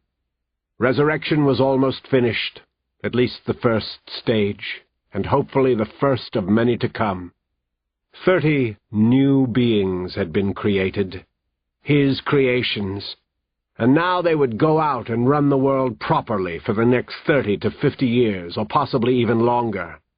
His world, in a manner of speaking.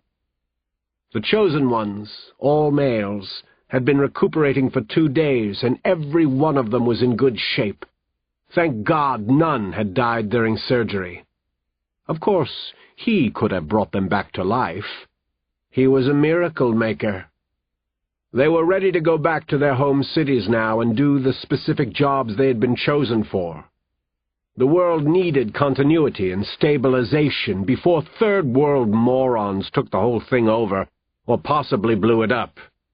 These men, all men, were the best hope to maintain order and progress. They were the last hope. Dr. Kane Hauer believed that.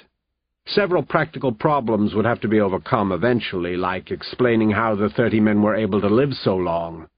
But the masses could be prepared for that, and all the scientific wonders of a brave new world. Those were small problems for small thinkers to worry about. "God, I feel so good," he exclaimed.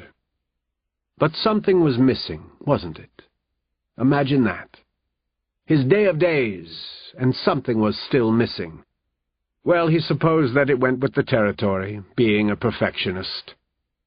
He took a handful of M&Ms into his mouth, and while good for what they were, the chocolate candies didn't do the trick.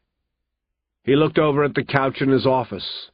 The lovely Juliet sat there in an expensive blue pinstriped suit, creamy white blouse, heels. As always, his wife was stunningly perfect. She was at the hospital to assist him in saying goodbye to some of the chosen. The more family-oriented ones liked that he had a loving wife. It made them comfortable.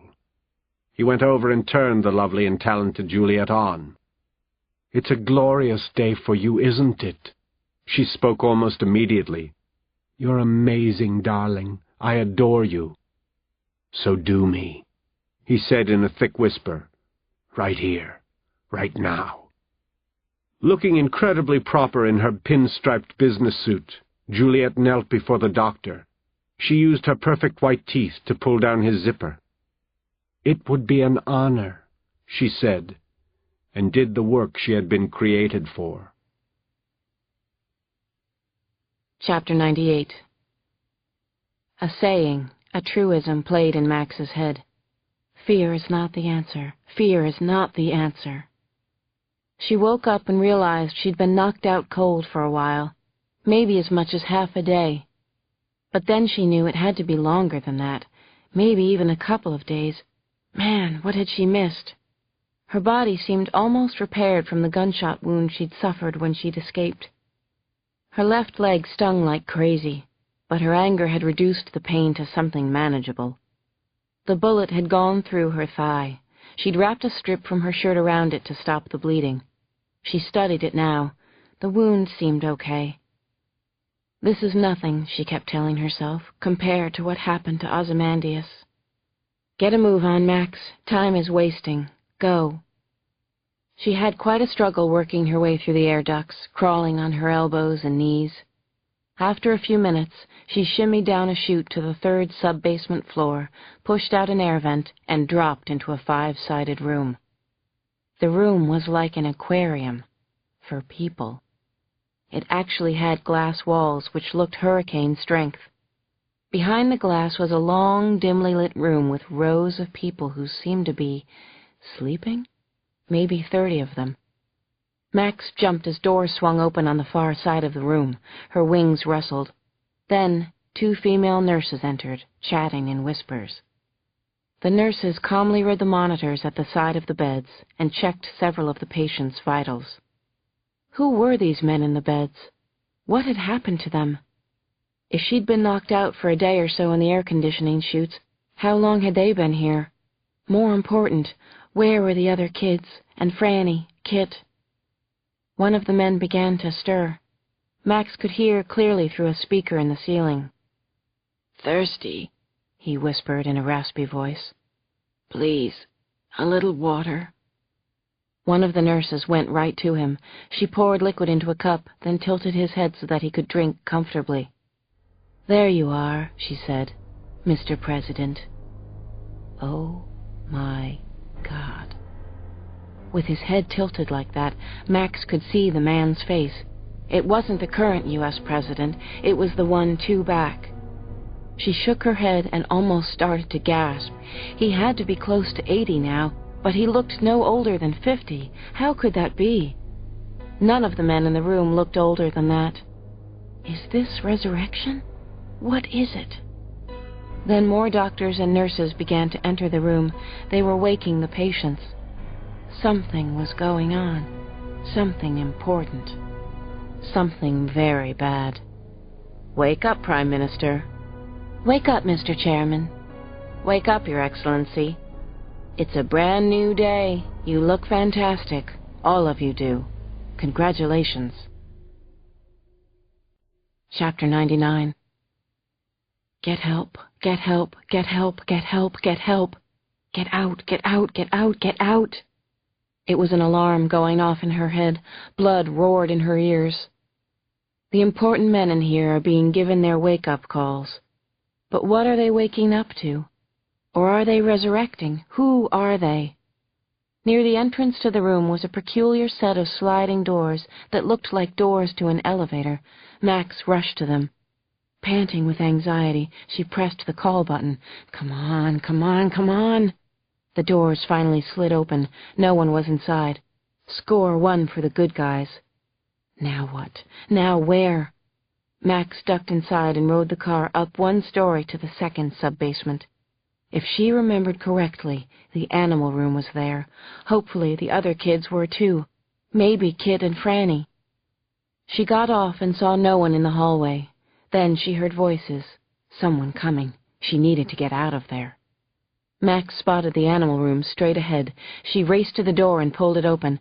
She could have a heart attack any second now. That was exactly how she felt.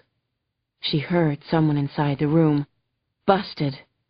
"Max, you're back," Wendy called out.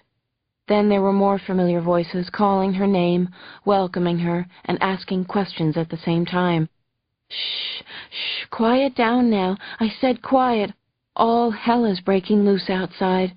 Something gigantic is going on, and it's bad." Max hurried to open the latches on the cages. She took a few seconds to hug them all. Peter, Matthew, Wendy, and Ick. All except Ozymandias, of course. "Where were you, Max?" Matthew wanted to know. "In the air ducts, getting better. I got shot. Enough questions for now." "What's going on outside?" "Stop with the questions, Maddie." The kids looked terrible. Dirty, anxious, afraid, but especially poor Icarus, who pushed her away as she tried to carry him out of his cage. "Go away," he hissed. "Let me be, Max. Let me die here." "Ick, it's time to go, and you're going." "Leave me, please. I can't take it anymore. Leave the blind boy. I can't go on like this." "We need you, Ick. Now shape up, little buddy. Shape up, now." Max finally had to raise her voice. Icarus looked startled, but then he grinned. "That's the Max I know and love." Damn right it was. She was in charge again. Without a map, without a weapon, without a real plan, and without Kit and Frannie. She had to hurry and find them. "Matthew, you help out Ick. Peter and Wendy, stay with me," she said. "Stay close, you two." "I'm letting the lab animals out," Matthew said. "No arguments. I have to do it, Max. They're as scared as we are. They're our pals now." "Yeah, release the skitters," said Peter. "Release the hounds." Max rolled her eyes, but she had to say yes. She couldn't bear to leave them in cages either. "Let 'em out. The extra confusion might help." The two younger boys opened the chimp cages first, clowning and jabbering as if they had all the time in the world. Then Wendy let Pip out of his cage, and the beagles, too. Max opened the outside door and peered up and down the hallway. This was frickin' crazy. It was the worst yet. Cold, white, fluorescent light illuminated every corner. Soon the hallway filled with monkeys, rabbits, lab rats, and hounds. Maybe the chaos would be helpful. Their vocal cords had been severed, but their harsh, breathy bays were still audible as, noses to the ground, they seemed to pursue some mystical quarry. It was total chaos. What a mess. Insanity. But that mess was probably the best chance they were going to get right now. Max heard high-pitched female squeals as the rodents and monkeys arrived at the nurse's station. She stopped searching for Frannie and Kit for the moment. She quickly herded the kids into the elevator. It was a tight squeeze, and Pip seemed dead set against it, barking and yipping. "Shape up, dog," Max commanded, and the annoying barking stopped instantly. There were half a dozen illuminated buttons on the panel. Damn this place. I hate everything about it. She pressed the button marked U, and the elevator started to ascend, thank God. "Up is good," said little Peter. "Up is always good," said Max. Chapter 100. You must stand for unbelievably lucky, Max thought, but kept the notion to herself. She had other preoccupations right now, Frannie and Kit, the mystery men down in the recovery room, getting out of this snake pit alive, at least getting up out of the basement where Dr. Kane did all his nasty work. She reminded herself, fear is not the answer, not ever. The elevator doors opened into a long passageway, concrete on all four sides, an exit door at one end, lighting strips along the sides of the ceiling. Max didn't know where the tunnel went, but this was what she'd chosen, or had it chosen for her by fate. It could be an escape route. "Let's go," she yelled. "I said, move it or lose it, guys. Hustle your buns, now!" The kids and one small yapping terrier ran toward the far doorway, the only direction that seemed to make any sense. She had to get the kids out first. Then she'd go look for Frannie and Kit and tell them about what she'd seen. An ex-president and 20 or so of his closest friends in a post-operative state. "Please stay together and keep up. Once we're outside and I give the order, you fly as fast as your wings will take you. Fly to safety, you hear me?" "Yeah!" shouted Peter. "We fly to safety!" She heard the distinctive hum of the elevator moving downward and stop. But then the hum began again. It was coming back to their floor. Shit. Who was inside the elevator? "Faster! Faster!" she yelled as they hurried down the tunnel. "Don't fly! Yet." Max lunged for the exit door. "Please open." The door swung out into the blinding daylight, and it seemed so long since Max had seen the sun. A day? 2 days? There was a gray, galvanized metal building off to their right, an airplane hangar, and tarmac leading to a runway. An awful lot of private planes were down there. Max sought her bearings. That way was Washington, D.C. Maybe they could get help there. Maybe, maybe not. Who were the good guys in this hopeless mess? And how could she know for sure? She needed Frannie and Kit. Right now, right this instant. "All right, you two guys, show your faces." But it didn't happen. No Frannie and Kit. Her bewildering thoughts were interrupted by the sputtering sound of an engine starting outside the airplane hangar. As she watched, a small, cream-colored airplane with a red stripe along its side rolled forward, sending a flock of doves airborne. The airplane stopped, and 2 men in blue jumpsuits rolled a staircase up to the plane. A couple of the other small planes were being started up, too, a flurry of activity. Off to the left, a tunnel door opened and 2 doctors came out, each rolling a patient in a wheelchair. Then came bodyguards. Who was the patient? 2 more mysterious patients in wheelchairs were pushed out of another door, then 2 more. All in wheelchairs. All males. Was this what the wake-up call was all about? Time to go home? To do what? One of the guards spotted Max. "Hey!" he yelled. "On the roof!" Then he was talking into his headphone. The doctors stared at her briefly, then one of them helped his important patient onto the staircase leading to his jet. He looked familiar. Where had she seen him? The guard drew his gun, and the bastard fired at her, at all of them. "Get down!" Max ordered. God damn them to hell. They shoot children, the cowardly bastards.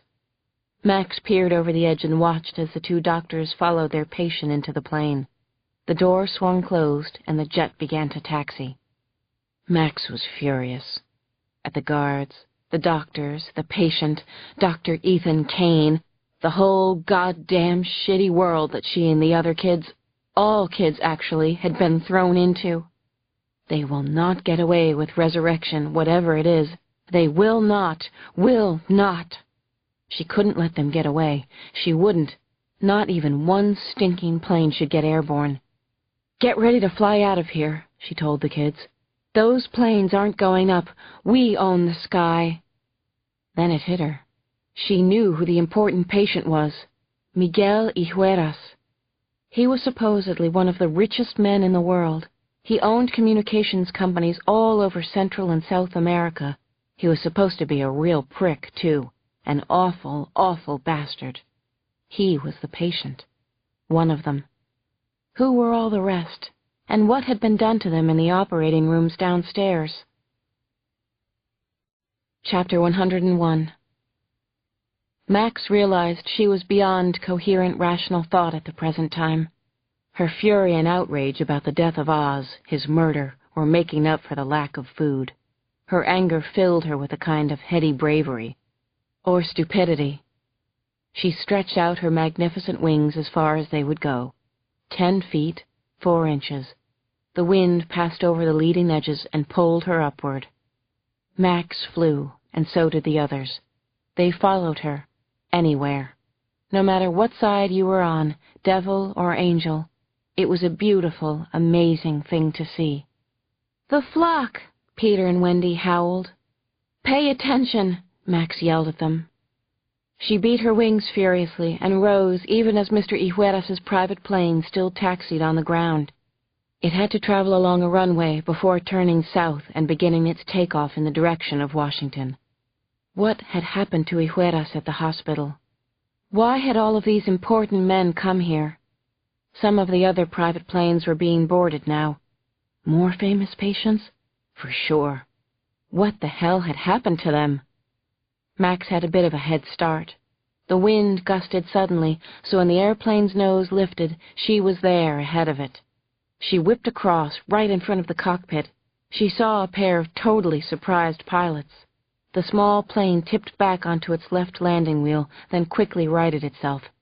"Get down!" she signaled to the pilots. "Down!" She heard yells behind her. The other kids were cheering her on, cheering for themselves as well. Then they were in a tight formation of 5, with Max in the lead. Matthew was on her left. He assumed poor, murdered Oz's position, calling out directions and commands to Ick. Wendy and Peter flew to her right. None of them were afraid. Not anymore.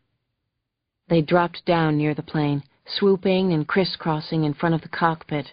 Now the pilot and co-pilot looked scared. Their eyes bulged.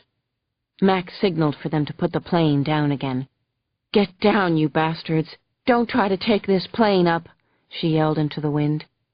Max looped over and back. She saw the pilot struggle to keep the plane's nose in the air.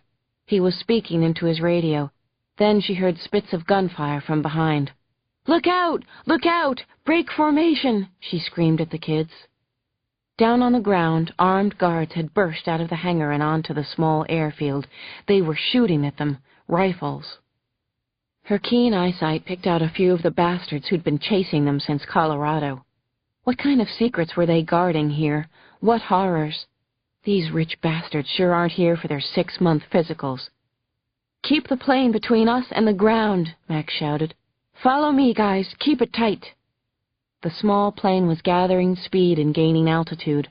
Bursts of semi-automatic gunfire creased the air, and then something went wrong. Something even Max hadn't expected. Something unthinkable. "Oh, God! Max, look!" Matthew shrieked. "They're hit! It's bad!" "Who's hit?" Max moaned and turned to check the flock. But it wasn't one of the kids. Bullets had pierced the right wing. Red and orange flames and black smoke spewed from the damaged plane. There was a loud bang, an explosion, and the engine was on fire. The cream-white plane seemed to hang in place for a sliver of a second. Then it started to plummet toward the tarmac. "Oh, be careful, be careful," Max called out. "Level off, level off. Oh, geez, don't crash." Max saw the pilot talking frantically into his headset, but the plane was nosing down. Too fast, way too fast. Then it smashed down on the airstrip. The right wing ripped entirely from the slender body, the plane shrieking like a dying animal. It cartwheeled 4 times, rolling over and over, parts flying in all directions, then came to a rest, belly up. Suddenly, it burst into flames. Black, oily smoke billowed from the mangled plane. A second bright explosion bloomed. Max could feel the searing heat of the fire high up in the sky.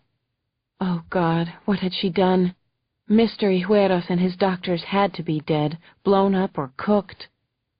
She and the other children dropped closer to the ground and watched as a bright orange truck sped out from a maintenance shed.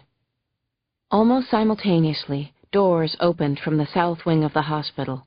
Personnel streamed toward the fallen aircraft from the other private planes. Matthew saw him first and pointed. "There, Max! Over there!" Dr. Ethan Kane stood alone behind the crowd, staring at the catastrophe. He wore a black windbreaker over a white shirt and a long-billed baseball hat with the words Pebble Beach on the front, the same one he'd had on when he'd abducted them from Alma's Valley Rest. It was the first time Max had seen the prideful doctor without his nasty smile of superiority. He was shaking his head in disbelief. "I'm still gonna break your neck," Max muttered. "That's a promise, you murdering bastard."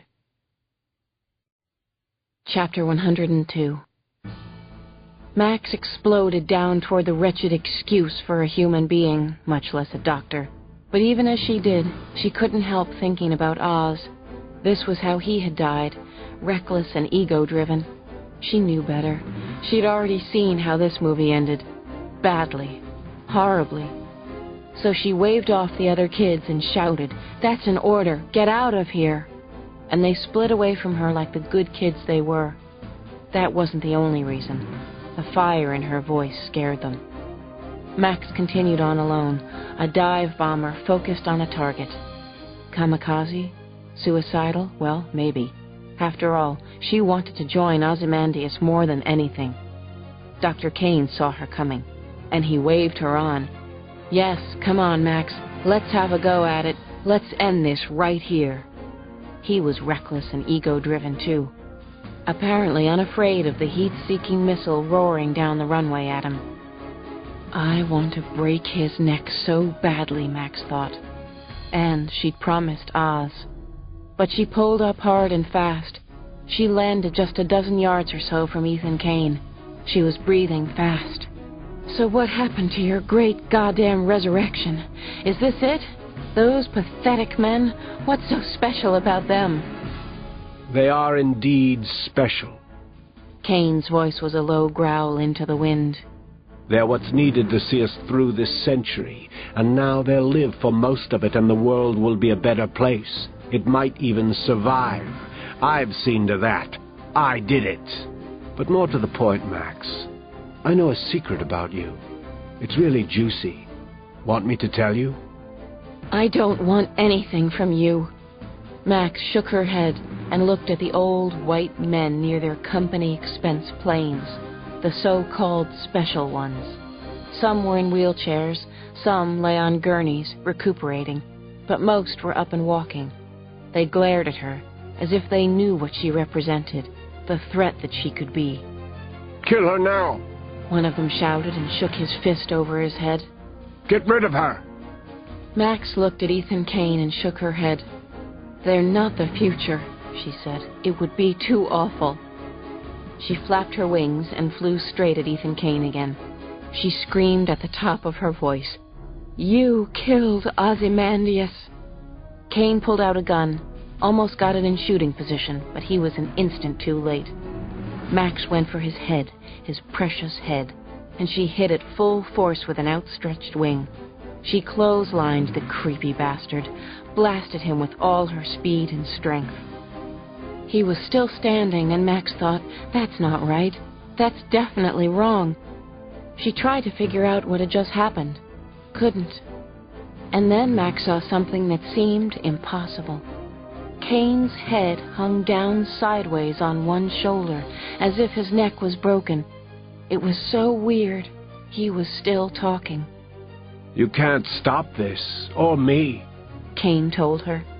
"Do you understand? Do you get it, Maximum?" She hit him again. Maximum force.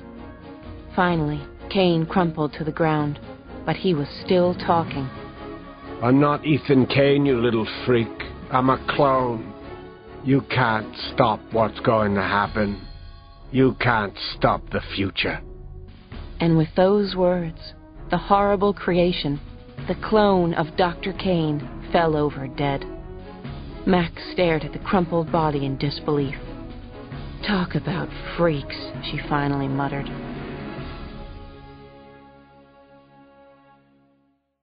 Chapter 103. A silent scream was inside me. No, no, no. Turn the glorious stars back on. Turn them on. My God, the sun is so bright, so magnificent. Suddenly, overhead lights just about blinded me. 2 or 3 nurses were patting and shaking me all over. An oxygen mask was rudely slapped on my face. Shit. I was still alive. I wasn't on the stairway to heaven after all. I heard someone repeating my name, and when I turned my head, I saw none other than Kit. He gently put his hand in mine, squeezed. I squeezed back.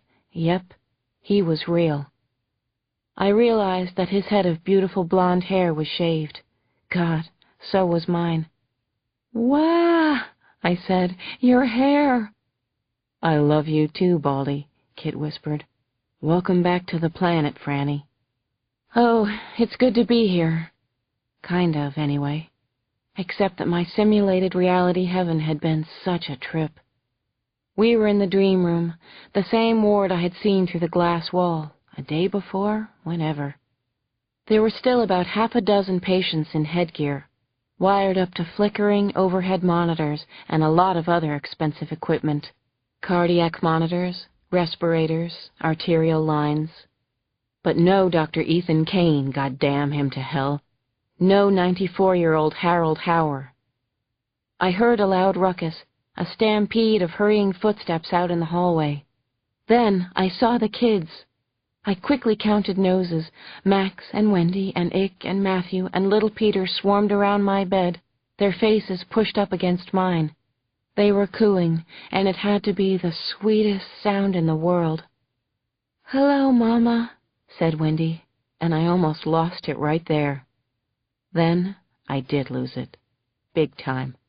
I sobbed and tried to hold all 5 of them at once and nearly succeeded. Then I took things a little slower. One darling face at a time. Max was smudged with soot, and dried blood caked one leg of her blue jeans, but she had a luminous smile. She hugged me, and I hugged her back. It was just about the best hugging ever. "We made it," I finally said. "Not everybody," Max said, and shook her head. I knew she was talking about Ozymandias. "But I did get Ethan Kane. He's dead, Frannie. He won't hurt us again. I knocked his head off." I put my hand to Max's tangled hair, and as I did, I saw that I wore a plastic bracelet. There was one very creepy word written on the plastic in fat, black letters. Donor. Chapter 104. Something very bad happened next. Something unthinkable, and also scary as hell, or scarier, as if there was anything unusual in that, as if I ought to be surprised. Nothing was written by the press about resurrection, or the powerful men who had obviously been involved. Not one word in a major newspaper or magazine. It was as if it had never happened, as if we hadn't seen what we'd seen, as if we'd made it all up. I'm not real big on conspiracy theories or paranoia. At least I wasn't until I saw what was happening. Not one word. Some of you might say, "That's unbelievable." All I can say is, where have you been lately? And get your head out of the sand. Truth is not at a premium these days. Haven't you noticed? Not one word. Dr. Ethan Kane, Harold Hauer, believed he had changed the world for the rest of the century, but no one in the press seemed to notice or care, or maybe believe that monstrous things had happened.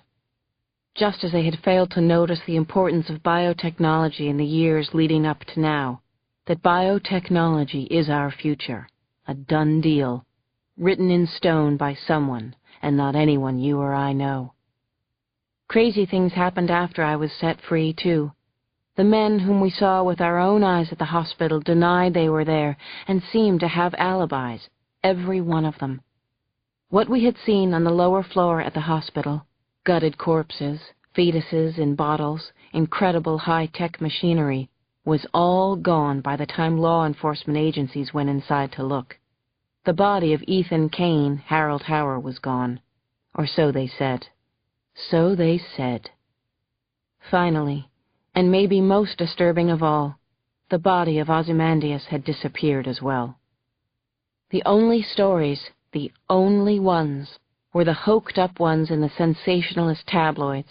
Now what the hell did that say about the current state of the world? And besides, stories in the tabloid guaranteed that nobody would believe what had happened, what we had seen. Another month passed, and nothing too terribly earth-shakingly insane, rambunctious, chaotic, or particularly dangerous happened. There was still no exposure about the hospital or what had happened there. Kid and I went back to Denver. One more time, with feeling, we had decided to fight for custody of the children, the 5 who had survived. We vowed to keep them safe, and the children promised to do the same for us. We solemnly promised, we made pinky swears, that we would get to the lake house again, at least one more time. Chapter 105. It was only a hearing, but Judge Dwyer had promised us he would review his previous decision, and our lawyer was holding him to his word. So were the children. On a scale of 1 to 10, the local media hullabaloo was nudging 100, and Bannock Street was crowded beyond belief, certainly beyond capacity. Everyone wanted a piece of this story. To hell with resurrection and whatever else Ethan Kane had done at Liberty General Hospital. The public couldn't get enough of the bird kids. Of course, neither could Kit and I. We hurriedly made our way to courtroom 19. Kit wore a navy blue jacket, white dress shirt, gray wool pants. He looked good, a hint of Tom Cruise cockiness, a dash of Harrison Ford slyness, something kind of neat like that. I had on a forest green sweater dress and high black boots, and hoped that I looked like an adult. A hint of J.C. Penney, a dash of Dillard. Kit and I had both grown half an inch of brand new hair, giving us a prisoner of war look that our lawyer said couldn't hurt. We exchanged falsely cheerful hellos with Jeffrey, our faithful legal pit bull, then found 2 seats on the left side of the oak-paneled courtroom. Our old antagonist, Catherine Fitzgibbons, dressed in serious black, was going over her notes across the aisle. The bitch of the Rockies looked ready for us. Soon the children would arrive, with their other families, their biological ones. Also expected was the mother of Ozymandias, who would testify against Kit and me. This was the hearing's 2nd day, actually. The first day had been intense, to say the least.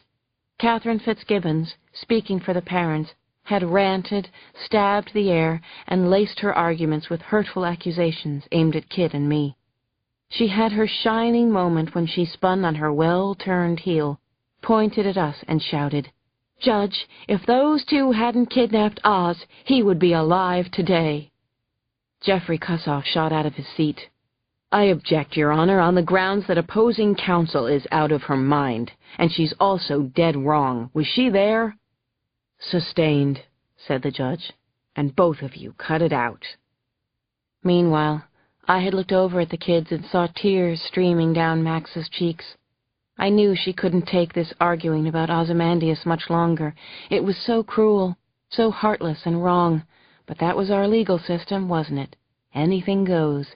The end of civility, manners, maybe even civilization. Then Jeffrey Cussoff delivered our argument with great fire and resolve and, I thought, intelligence and wisdom.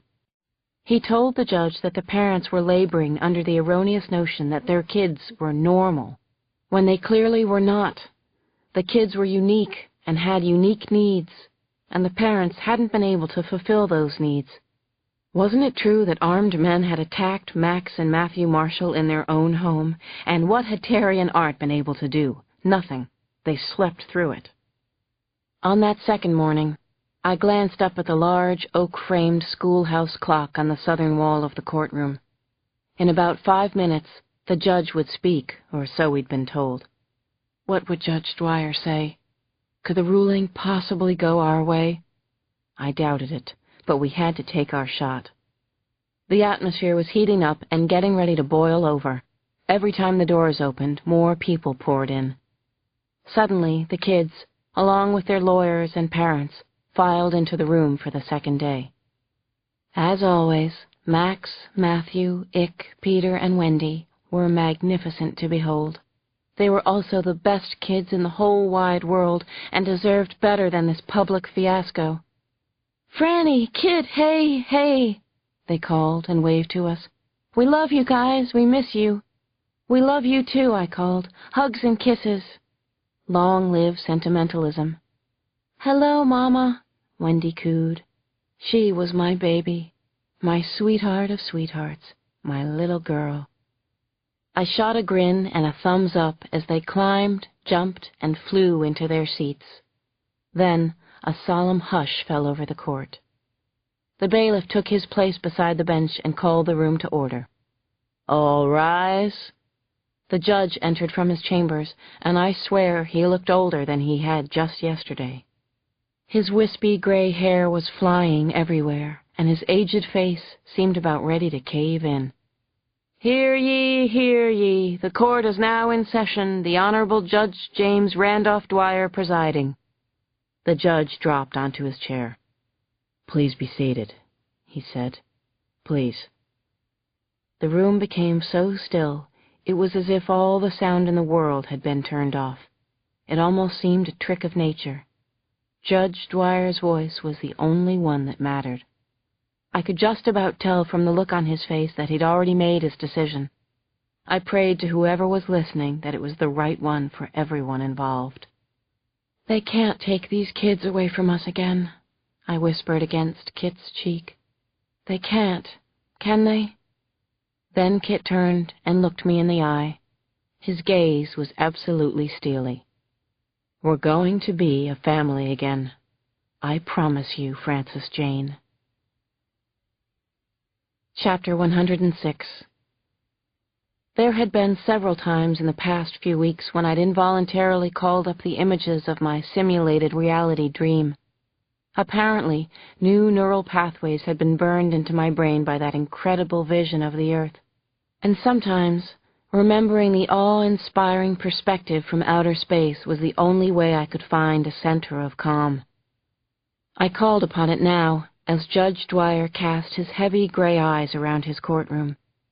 He caught my eyes, and oh my God, the great man smiled.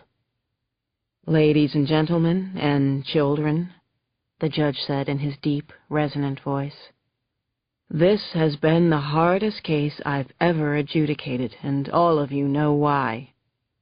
Alexander Solzhenitsyn once said, 'One can build the Empire State Building, discipline the Prussian army, make a state hierarchy mightier than God, yet fail to overcome the unaccountable superiority of certain human beings.'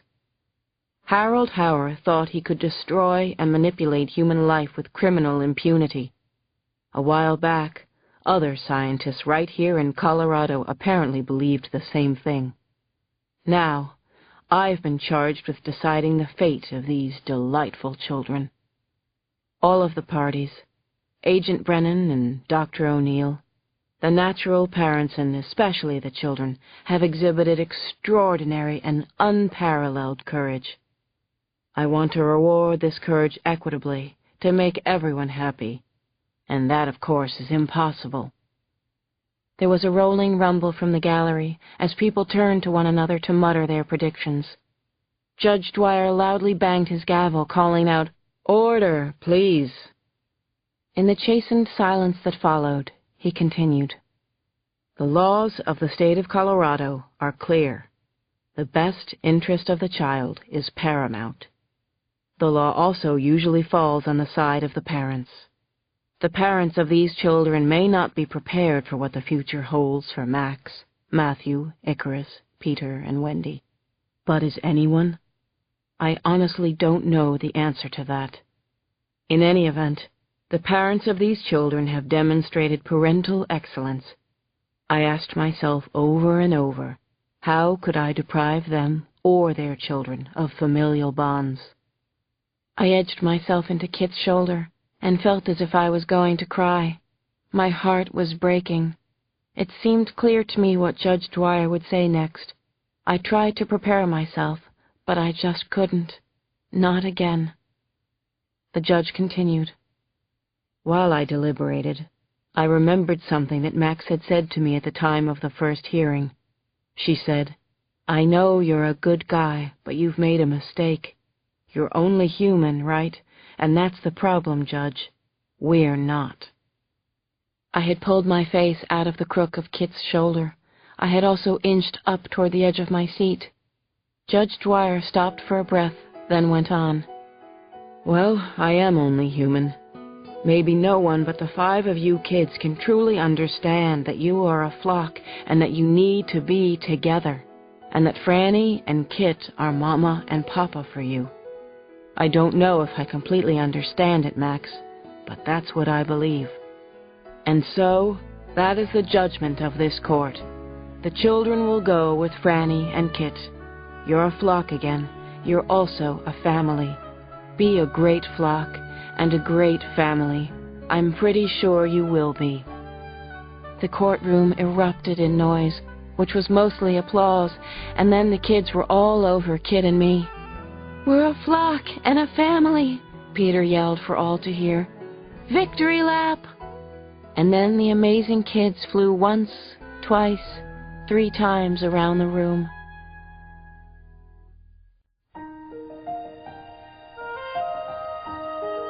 Epilogue. The Lake House. Chapter 107. And so, the 7 of us finally went home. Isn't that something?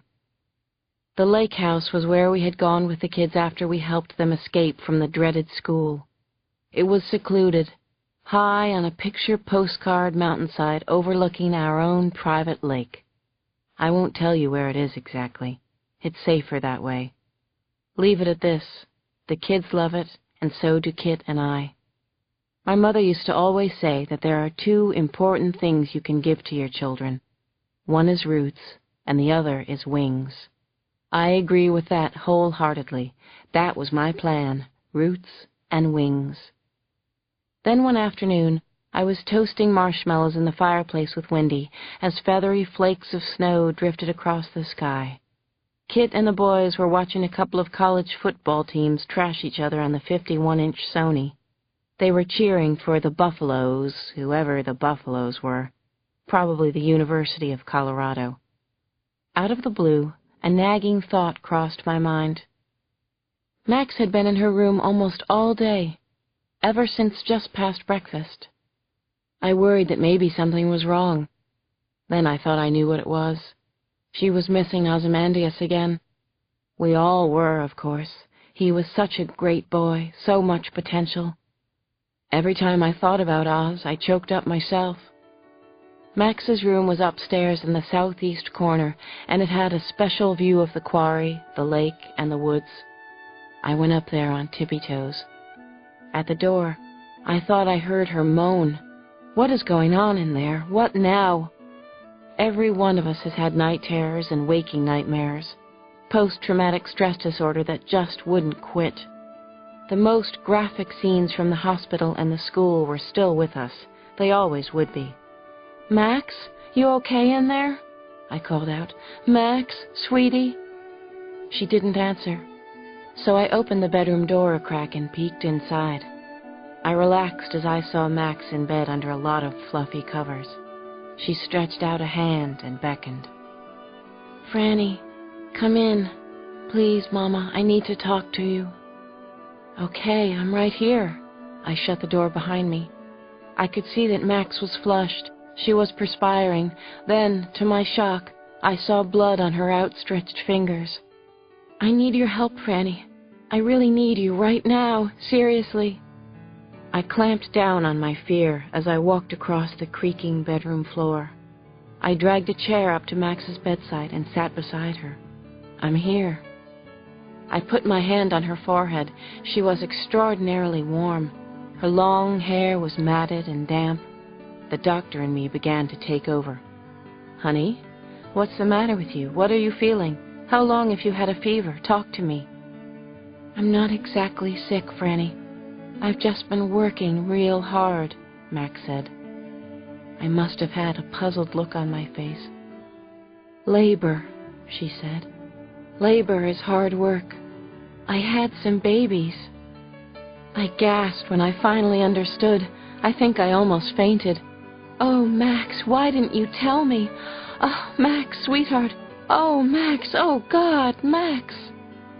She shrugged and then said, "I wanted this to be private, but I'm really glad you're here, Frannie. Just us two girls."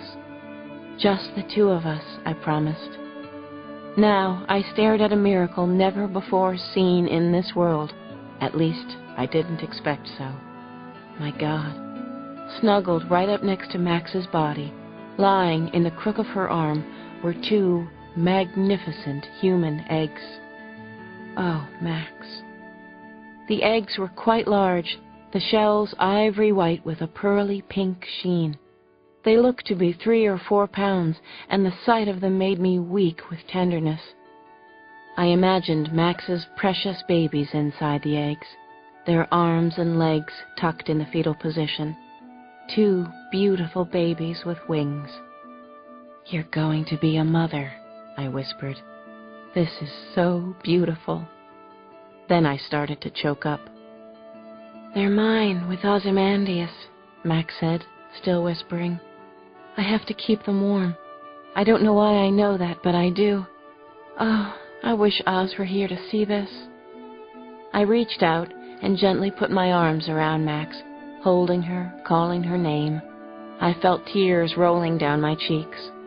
Max's face was so joyful and radiant, so full of hope, and then she whispered, "Aren't they just the most beautiful things? Isn't life a miracle sometimes?" "Okay, you can call the other kids now, and Kit. This is gonna blow all their minds, isn't it? I'm going to be a mother." Chapter 108. Over the next few weeks, Max began to learn real honest-to-God patience for the first time in her life. She was going to be a mom, and she'd need it. It was so quiet in her part of the house that sometimes she thought she might be going a little mad. Gone. Her mind was frayed from being alone too much, watching and nursing her eggs every minute, thinking about Oz constantly, missing him so much that it hurt, constantly and forever. But she had good reason to be extra watchful and careful. She was going to be a mother, and her children were going to be very special. Of course, Max knew, just about every mother felt that same way. She was all cozied up in bed, rereading The Hobbit by candlelight, when she heard a creak coming from the deck right outside her bedroom window. Strange. What was that? Perhaps the low, steady whistle of the wind had frightened an animal. There were plenty of critters out there, skittering here and there in the woods. If anything, her superior hearing was better than ever. She touched the eggs with her fingertips. 1, 2. Buckle my shoe. Going, gone. Max couldn't take her eyes off the 2 eggs. The babies were growing bigger day by day. They were also starting to move now. She could see their shapes pressed up against the shells. That got her every time. She was going to be a mom. Max blew out the candle, lay very still, and listened again. She heard the same funny creak again. Probably nothing. It was like the sound of a branch or the wind pushing at the deck. But there were no overhanging branches out there. Were there? No. The creak was more like a damn footstep. Out on the deck. A footstep she was imagining in her head? A boogeyman footstep? A fantasy footstep? Max held her breath and listened closely again. This was too dopey for words. Finally, she slipped out of bed. Even dopier. She moved 3 paces to the window, waited, then parted the white eyelet curtains Frannie had made for her. She looked out onto the 2nd-story deck. Then Max jumped back. She was staring into another pair of eyes. Eyes she knew and hated. A face she knew and hated. "Yes, it's me," the mouth formed words. "Hello, Max. I've come for you." The window broke inward as a gloved fist smashed through it. Shattered glass rained around her. Then Dr. Ethan Kane, Harold Hauer, burst into the room, and she knew this just had to be a dream, like really bad simulated reality. But it wasn't. He was alive. He was in her bedroom. He had come for her and the eggs.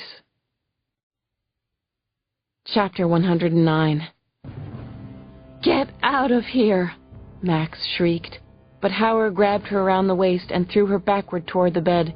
He had a scalpel in his hand, and he was strong, much more so than normal men. He wasn't normal.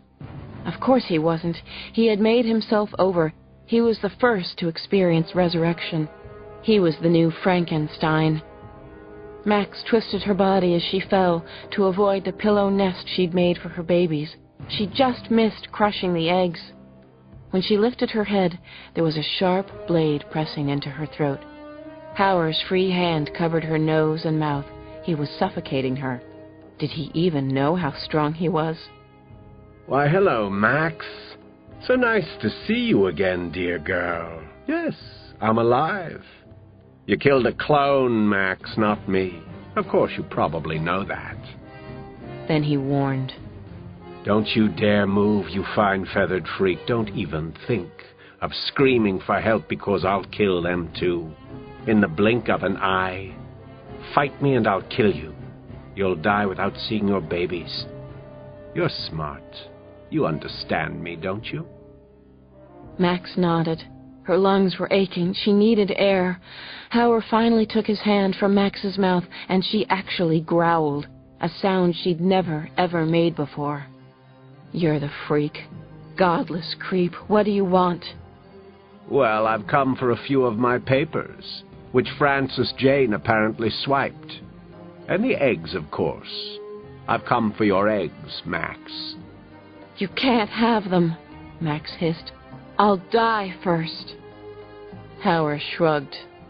It doesn't matter to me. You die, you live. Either way, I have your precious eggs. I am Harold Hauer, not a clone. Do you know why I'm here, Max?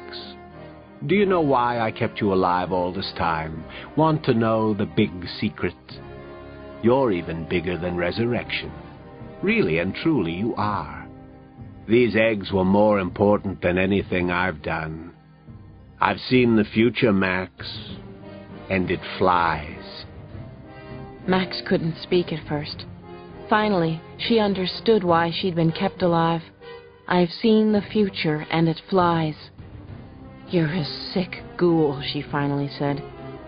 Then Max found herself making the terrible growling sound again. What was that noise, anyway? Her way of protecting the eggs? You're incorrigible, hopeless. I should have done this at the hospital. Die, you little twit. "I don't feel like it," Max shouted. She kicked out and sent the doctor reeling against her dresser. He recovered quickly, though. Bear-like, he shook himself off and laughed, just as that robot's head had laughed when it hung down, broken on the airport runway. The same laugh, note for note. He cursed and felt around for the scalpel in the darkened room. Found it in a fold of the scatter rug. Dead or alive? He asked as he showed Max the sharp blade. It's your choice. "I choose my babies," said Max. She spread her wings, making a wall of feathers and bone between Hauer and her eggs. "Get out of here! Get out of here now!" she screamed. "I'll kill you, Hauer, Kane, whatever your name is, you creepy bastard. Get away from my babies!" He rushed her, and Max sidestepped the attack. Barely. He was quick, too. She reached out and grasped for something. What? She felt a brass candle holder. She swung it very hard, very fast, very accurately, too. There was a solid crunch as the heavy object connected with Dr. Hauer's skull. She'd heard him. He moaned and fell against her, pulling at Max with the full weight of his body, dragging her toward the far wall. "Let go! Don't touch me!" You little son of a bitch. He groaned through gritted teeth. I'll show you something. I'll show you pain, then death. Max heard yells and footsteps in the house. Frannie and Kit were coming, running, the kids too. Howard was so strong, though. Obviously something else he'd engineered in his lab. He was relentlessly pushing her backward. Max lost her footing. She was going down. She was falling right through the broken window behind her. No way to stop it. She reached out for something, anything. Grabbed Dr. Howard with both hands, held onto him for dear life. "You're coming, too." The bedroom was only on the second floor. That was the good news. The bad part was that her window overlooked a steep cliff, a drop of another 120 feet into the woods, which were so far below. Max and Dr. Howard crashed through the picture window and fell several feet together. Then she let him go. Just like that. Say goodbye to old rubbish. Max flapped her wings furiously, struggled, but then hovered as she watched the screeching doctor falling to the forest floor far below. He spiraled, he cartwheeled, he dived. He didn't laugh like the robot. It took a few seconds that seemed so much longer. "Help me, Max!" Maybe she would have if she could, but she couldn't dive and swoop up his falling body, even if she'd wanted to. She saw him hit a tree, then carom to the ground with a sickening thud. Then he lay very still, crumpled, twisted, still. As she had hoped, as she'd solemnly promised Ozymandias, she'd broken the bastard's neck. Dr. Harold Howard, 94 years old, was finally dead. Good riddance to the human monster, the creep of creeps, the sick prick. The real deal, the real person was dead as dog shit down there. Max whispered, "I've seen the future too, and you're not in it." She finally had to look away. She caught a breath and then flapped her wings and took off toward the bedroom window of the house. Frannie and Kit were up there with the other kids, and also her precious babies, her eggs. Less than 4 weeks later, they were born, in the perfect spot, the lake house. A boy and a girl, just what she wanted. The most special and beautiful babies in the whole world. Tiny infants with gossamer wings like angels. Maybe they were angels. Frances Jane and Ozymandias. She couldn't wait to teach them to fly.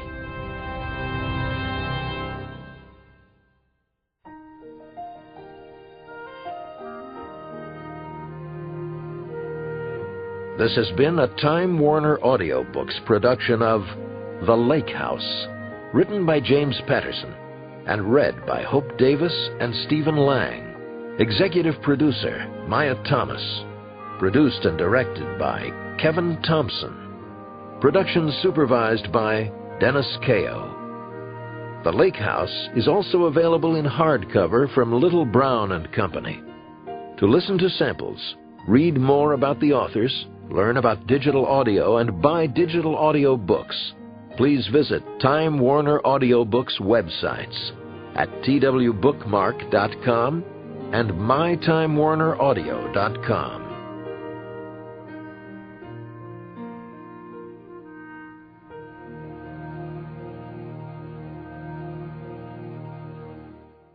This audiobook is a work of fiction.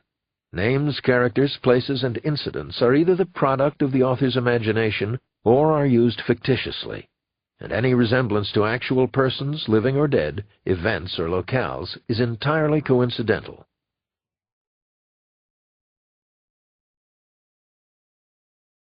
Chapter 64. Discretion was absolutely critical. Nothing could go wrong from this moment on. The serious mistakes of the past day were already being rectified. Damage control was being done.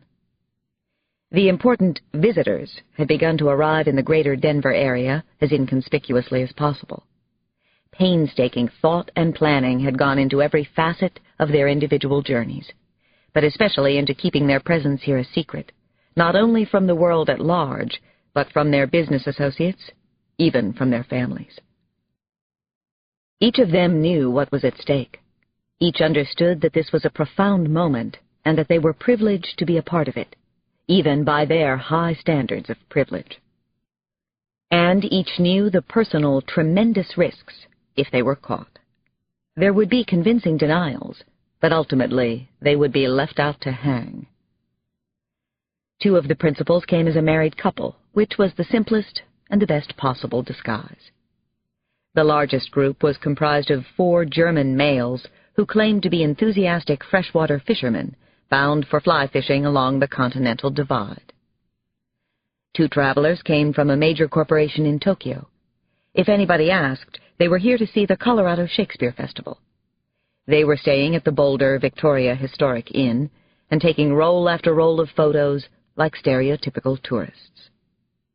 Another man represented one of the largest and most important corporations in France. According to his story, he was there to visit the Chautauqua Music Fest and also the Niwot Ragtime Festival. The visitors had agreed to stay in small surrounding towns with names like Lafayette, Nederland, Louisville, Longmont, Black Hawk. The married couple, who were from London, camped out, roughed it American style, in a tent at Rocky Mountain National Park, about 50 miles to the northwest of Boulder. An important CEO from Bernardsville, New Jersey, stayed at the splendid and quite beautiful Gold Lake Mountain Resort. Each visitor had been assigned to a specific Colorado town. They had been requested to dress and act like vacationers, to stay in smallish lodges and inns like the Black Dog Bed and Breakfast, the Hotel Boulderado, the Briar Rose. As important as each of the visitors was in their own sphere of influence, they did exactly as they were told. They could see the larger picture. The history of humans was about to change. Chapter 65. There could be no evidence.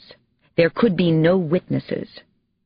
Harding Thomas led a dozen hunters walking the grid from Rough Rider Road out toward the Peak-to-Peak Highway.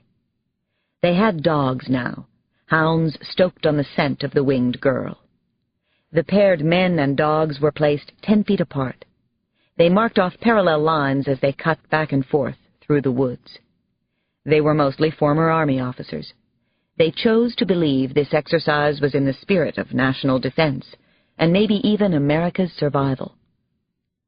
When they had walked the full length of the grid, they stepped out of it. Then they would mark the next section. They methodically searched grid after grid for any traces of the missing girl. They didn't speak or joke around or even light up smokes today. The only sounds were their heavy boots trampling the underbrush and the constant snuffling of the frantic, overtrained hounds.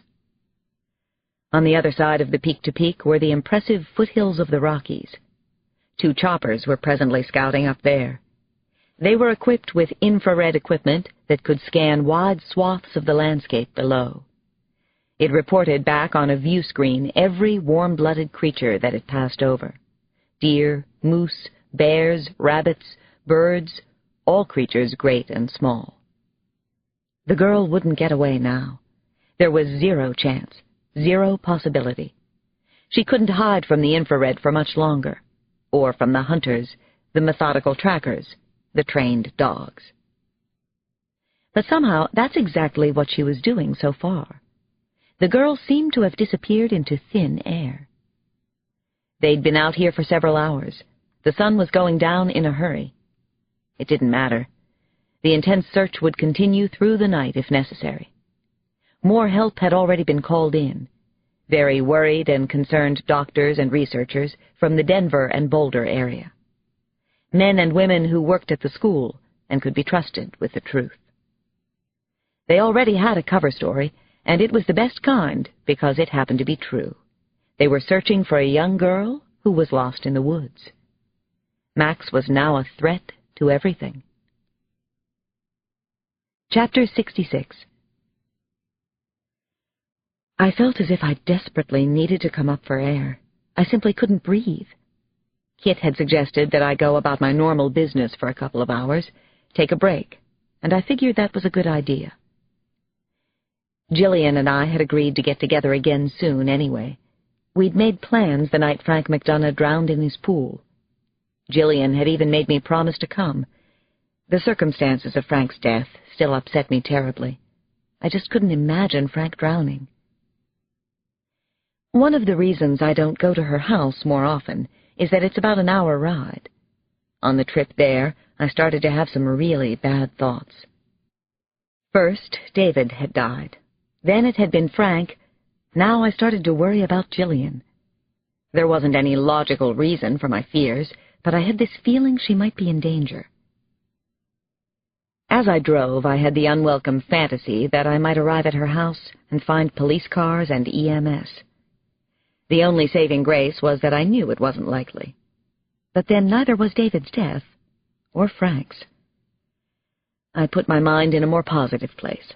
Mind over paranoia. Visiting with Jillian was always one of the high points in my week. After David's death, no one had been more supportive, more of a friend, not even my sister Carol. I could talk to Jillian for hours, even over the phone, but in person was always the best. Jillian had lost her husband about 2 years earlier. That was part of our bond, but it was so much more now. By the time I got to her house in the hills, I was more hyper and anxious than I thought I'd be. One tricky thing. Kit had sworn me to secrecy about the girl. Although I felt he was right to keep Max a secret for now, it was going to be a challenge to see Jillian and not talk, not tell her about the extraordinary girl. Not telling almost seemed like lying. Actually, I wanted to see if I could get some information from her. Jillian is good people, very down-to-earth, but she has a medical degree from UCLA and a PhD in biology from Stanford. She's an encyclopedia, not just on science topics, but also economics, astronomy, the Denver Nuggets, Colorado Rockies, you name it, Jillian knows it. She's also a terrific mom, and that's probably what I like best about her. I could see her now. She was safe and sound. I could see her little boy Michael splashing in the pool as I climbed out of my car. I felt better already. Breathe. In with the good, out with the bad, I told myself. But it was easier said than done. "Did you bring a bathing suit?" Jillian asked. She was wearing a blue and black striped Speedo, and she was in terrific shape for 51. She runs 5 miles a day, and has for the past 30 years. When she was in her 40s, she ran in the New York City Marathon. "As a matter of fact, I did bring a suit," I said, and stripped off my blouse and shorts to prove it. I had on a red and white striped one-piece that I liked well enough. Jillian whistled and clapped her hands. She's a terrific cheerleader. "Look at you. Frannie, you look great." I rolled my head around loosely on my shoulders and did my best Jimmy Stewart. Heck, begum, begosh. Been hiking and stuff, you know. Busy at the critter hospital. Guess I lost a few pounds somewhere. Begolly. "Listen to you. Something else is different," Jillian said, and laughed. She has a big, toothy smile that I find quite wonderful. "Did you color your hair, Dr. O'Neill? If you did, it looks great. There's definitely something going on." "There certainly is, Jill. I'm just sorry I can't tell you what it is." A blond boy of 4 emerged from the pool, looking all slick and silly. He ran to his mom, interrupting our talk, but doing it so innocently it was charming and sweet. Michael was only 2 when his father had died of a coronary in his office at Boulder Community. He was growing up beautifully, anyway. "What, Doodlebug?" she said. "Say hello to Aunt Frannie." "Hi, Aunt Frannie," Michael beamed. I bent down and he kissed me. He is a beautiful little doodlebug. "I'm playing seal," Michael announced.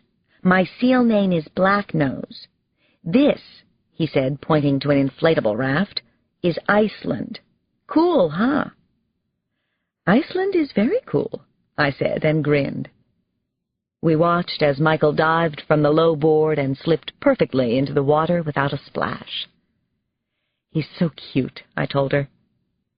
Jillian looked at me again. She stared into my eyes, and something clicked. I could see her mind working. "You're in love," she said accusingly. "Yes, you are, I'm sure of it." "Nope, no way. Get out of here," I said, and made a face. "You are, too. Now you tell me this instant—" "What, Michael?" "Okay, I'll time you. Don't you go anywhere," she said to me. "I'm onto your game." Jillian marched to the deep end of the pool. She really was in excellent shape. She held a watch out in front of her. "On your mark, get set, go for it." Black-Nose the seal did another dive.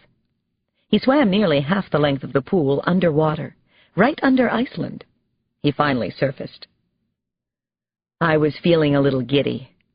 God, did I have news. I wanted to shout out to my friend, "Want to hear about another great kid? An amazing little girl. I'll tell you about a girl who's sweet and funny and who can skim the treetops without breathing hard." "So, Frannie, tell all. You'd better tell me what's going on with you," Jillian said, as she returned to the deck chair beside me. "'Cause I'm going to find out. You know I will. Talk to me. Confess." "Well," I said, "in that case I'll spare myself. I might be a little in love." I told her all about Kit, at least what I could tell. I left out the part about our finding Max, of course, and I also didn't mention that he was with the FBI. Chapter 67. Kit was worried, even more uptight than he'd been, but he was definitely feeling sick to his stomach. He had what he jokingly called FBI stomach, a recognizable queasiness, a tenderness and weakness that belied the hardness of his gut. He'd been hanging out with little Max all day, playing it as cool as he possibly could. He had hoped she'd drop some information about where she had come from. She hadn't so far. He had checked in with Peter Stricker's office, and they hadn't come up with a whole hell of a lot about Dr. Frank McDonough, other than that he had once worked with James Kim in California, which Kit knew already. Actually, he had called in just about every favor he could in Washington and Quantico, but nothing he found out was too helpful. This wasn't good. He was in an extremely tough place now. He ought to tell Stricker about Max, but something inside him told him not to do it yet. Call it his sixth sense. Call it certifiable insanity, or death wish for his career. Whatever the name, it was an emotional component that the Bureau wasn't as high on as he was. He understood that a lot of people wouldn't have agreed with his thinking, but they hadn't observed how the Bureau had treated this case. They hadn't been there. They hadn't seen the disparaging look on Peter Stricker's face or the cynicism in his voice. After Frannie returned from her friend Jillian's house, they ate another pasta dinner with Max. Frannie definitely seemed more relaxed. They took a moonlit walk in the woods later that night. Max knew the names for most of the trees they passed, the flowers, shrubs. She seemed to like to talk once she got started. "Impressive," Frannie told her. "You know more about these woods than I do." "I read a lot," Max said and shrugged, "and I retain information." "Did you go to classes at the school?" Kit asked as they circled back toward the cabin. The moon was a large white plate looming over the dark treetops. "What do you think?" Max answered with a question. Then she scooted on ahead of them, walking, not flying. "I've got an idea," Kit offered when they got close to the cabin. "Let's all go for a car ride. See the sights a little. What do you say, Max?" "I love that idea," Max said, and seemed terrifically excited. Her green eyes beamed. She jumped into the air and stayed up. "I've never been in a car before, never in my whole life." Chapter 68. The Jeep held the three of us in front. Since it was already past midnight, Kit figured he would be safe enough. On the way out of Bear Bluff, there wasn't another car on the road. So far, so good. Max was positively radiant as she peered out through the windows. A little more than an hour later, we entered the city of Denver, which at that time of night was pretty much shut down. I knew the glittering skyline very well. The Daniels and Fisher Tower, modeled after the Venetian campanile, pierced the darkened sky. So did the state capitol, a federal revival-style building with a gold-leafed dome. The beautiful Cathedral of the Immaculate Conception was framed up ahead, and clearly visible, even at night, was the looming and magnificent Front Range of the Rockies. I think Kit was trying to get on Max's good side, and maybe it was working out. We were taking a small risk, coming here late at night, we knew, but not too much of one. I watched Max out of the corner of my eye. She kept shaking her head in utter amazement and awe. Look at the buildings, the lights, the everything. I never knew there were so many tall buildings in the whole wide world.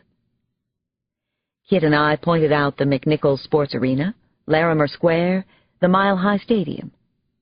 Max made Kit stop the Jeep so she could look at a red brick school building covered with expressive, very colorful murals. A school. A nice, peaceful one. She'd never been in a city, but she knew a lot about them. She'd learned about them reading books at the school. She was having the adventure of a lifetime. She was taking in a lot of new information and retaining it. I pointed out a unique building nicknamed the Cash Register, a big silvery rectangle with a rounded top. Suddenly, Max clapped her hands over her ears. Her hearing was acute. The noise was certainly a lot louder than the Jeep's engine. It was coming over our heads, but it was already moving away. "It's a helicopter," Kit said in a soft, calming voice. "It's nothing to be afraid of, Max. See the large letters painted on the sides?" Max nodded. 9 News, KUSA, she read. KUSA is a TV station here in town. There are a couple of people in the helicopter sending television pictures back to the station. They're good guys. They bring the rest of us news about the world, about the Denver area, anyway. Probably there was an accident tonight. Something happened for them to be out this late. The helicopter looks like a big, really weird bird, Max said. No wonder the good guys want to fly in it. I would. I'd like to race it, too. Hey, good guys, want to race? You'd lose. Kit finally pulled the Jeep over to the curb so that Max could get a better look as the helicopter banked west and spun away from us. He seemed to like showing her things. I wondered if he was remembering better times with his own children. There was a gentleness, a softness in his eyes that was touching to see. Sometimes they're called whirlybirds, he said. Whirlybirds, Max repeated. I knew that from the school. My teacher's name was Mrs. Beatty. I loved her. I think they put her to sleep, she whispered sadly. Without asking, she threw open the front door. Max, I shouted. Max, Max! Too late, though. She had wriggled free. She ran a few yards down a dark city sidewalk, then took off. I could hear her wings flapping. Kit and I jumped out of the Jeep and watched her ascend higher and higher. I was afraid for a lot of reasons. Denver can have pretty wicked winds, even in the summer. Plus, somebody might see her. Max! I called out again. Damn, damn, damn! She was already too far away. Kit cupped his hands around his mouth and shouted with me. She must have heard us. Her hearing was acute. She acted like she didn't hear a thing. We watched her fly almost straight up the side of a tall, sleek, 30 or 40-story building. It was pretty amazing, I must admit. I wondered if she could see her own reflection in the dark glass and what it felt like to fly around up there. The news helicopter was out of view by the time Max began to circle the skyscraper. She was peering into offices. She soared toward another office building whose windows were lit to spell out the words, Go Rockies. She could probably see the entire city of Denver laid out beneath her. Cherry Creek forked off from the Platte River. The Ellich Gardens amusement park was off in the distance.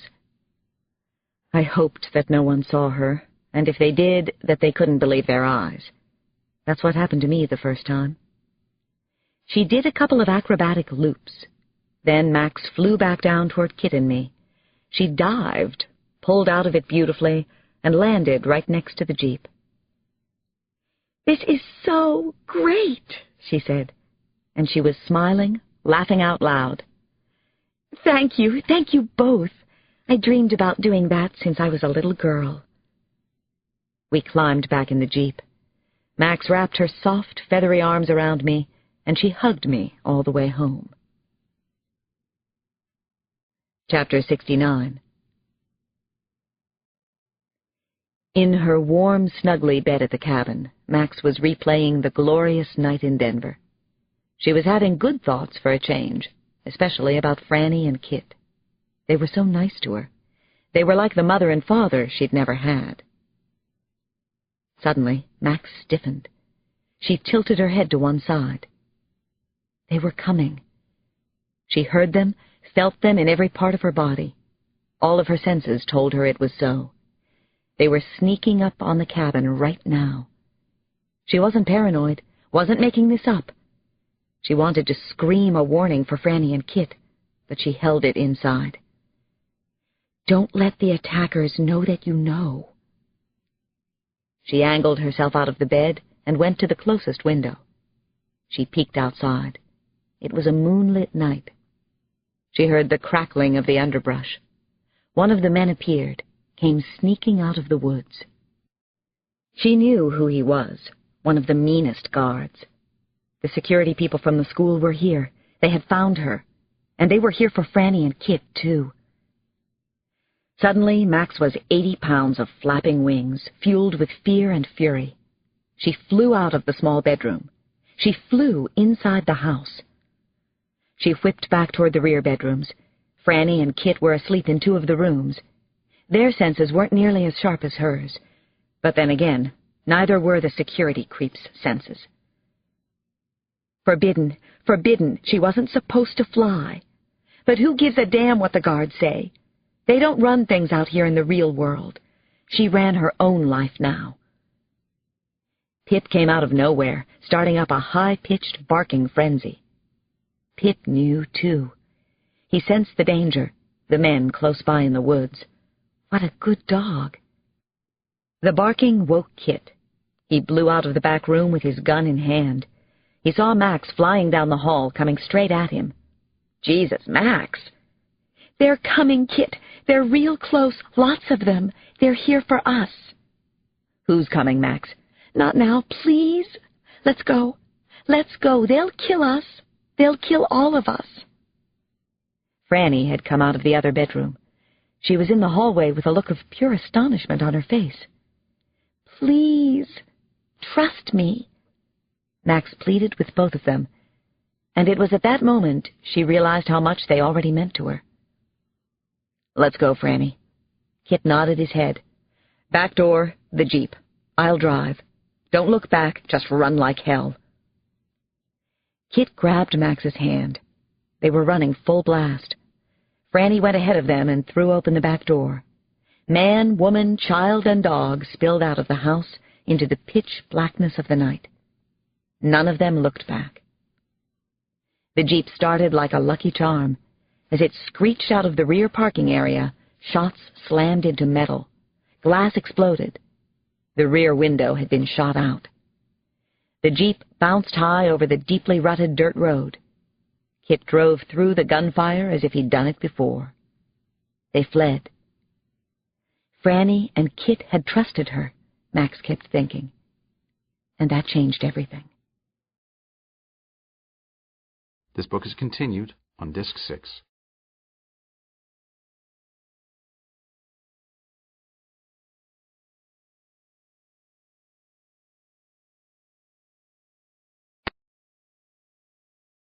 Disc 6. Chapter 70. There is nothing more exhilarating than to be shot at without result. I don't remember who said that first, but whoever it was, They were definitely right. The insane tornado of the night's events had whipped us into persons we hardly knew or even recognized. Coming off near death at my house, we looked like hell and felt worse.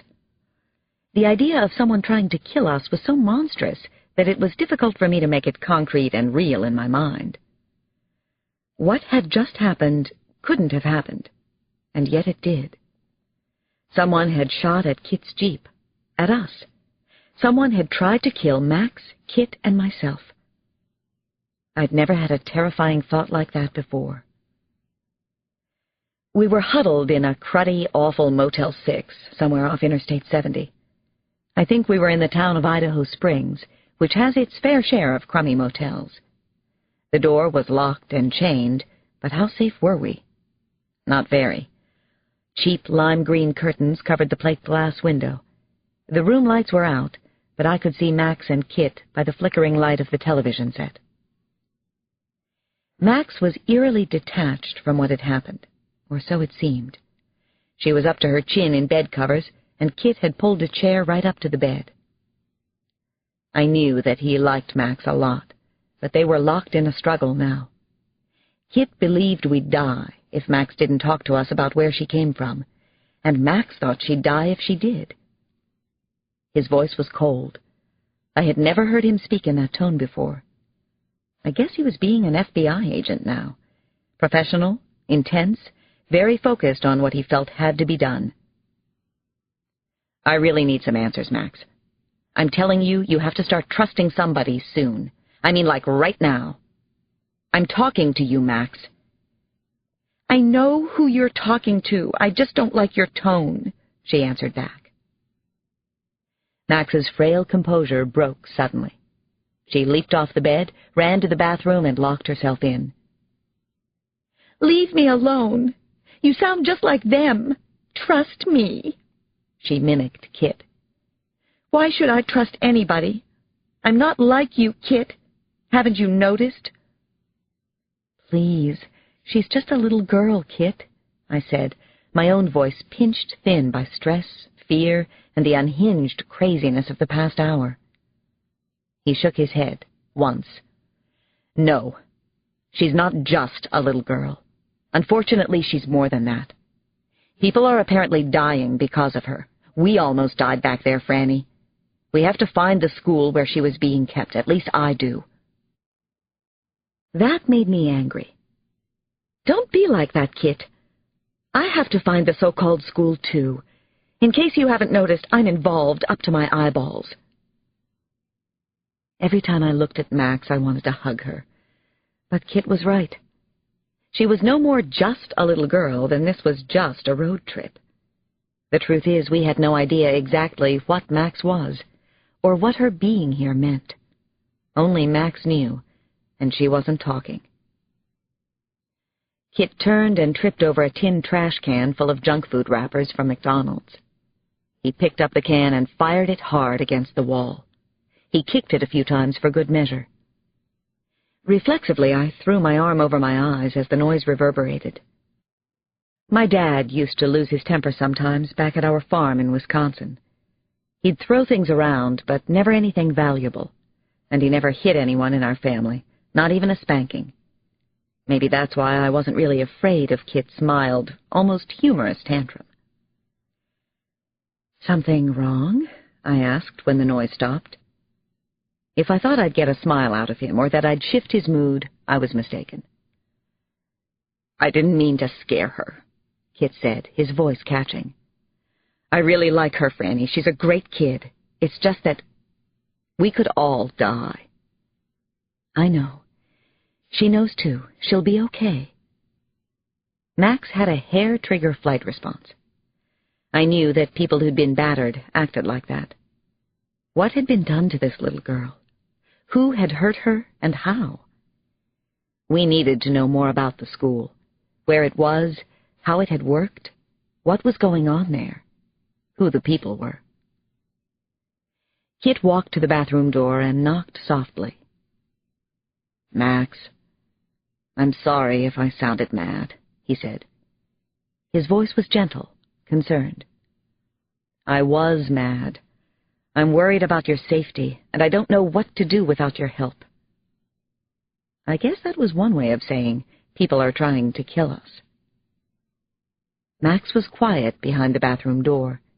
Not a peep from her. Sometimes she was a little girl. Kit appealed to me in a whispered voice. Please, get her out of there. Will you at least try? Come on, Frannie, help me. Chapter 71. I slowly walked to the bathroom. I didn't know what I was going to say, didn't have a clue. I knew I wouldn't lie to her. I stood outside the locked door for a moment, composing my thoughts. When I opened my mouth to speak, the words came spontaneously and from the heart. Max, I promise that nobody is going to make you do anything you don't want to do. I know that. You know that. We'll figure out the best thing together. Don't you think that's the fair way? You have any other idea? There was a long pause. Total silence behind the bathroom door. Max could be incredibly willful and stubborn sometimes. She was almost a teenager. I was seeing that already. Then the knob of the door slowly turned. Max didn't look at either of us as she came out of the bathroom. I'm sorry. I just got scared, she whispered as she climbed back into bed. She was being a little sweetheart under this incredible pressure. Pip jumped on the bed, and she folded herself around him. I sat down behind her and lightly preened her feathers. A bird will do this, smoothing feathers, realigning microscopic hooks along the edges so that they form a seamless unit. I was thinking about how to break this impasse without upsetting her again. It's okay, Max, I whispered. No, it isn't, Frannie. You don't know. Tell us your secrets, Max. We trusted you. Now trust us a little. After a while, I asked, what are the people like at the school? Just tell a little bit. Are they scientists? Doctors? Are they teachers? Sort of, she said. They taught me to read slides. Mostly science, but I could read what I liked on my own time. They put me to work. Most of them are scientists. They're doctors. Kit was pacing back and forth in the room, staring at the floor. When he heard the word slides, he stopped moving. What do you mean, slides? What kind of slides, Max? That you look at with a microscope, in the labs. I was allowed to work there.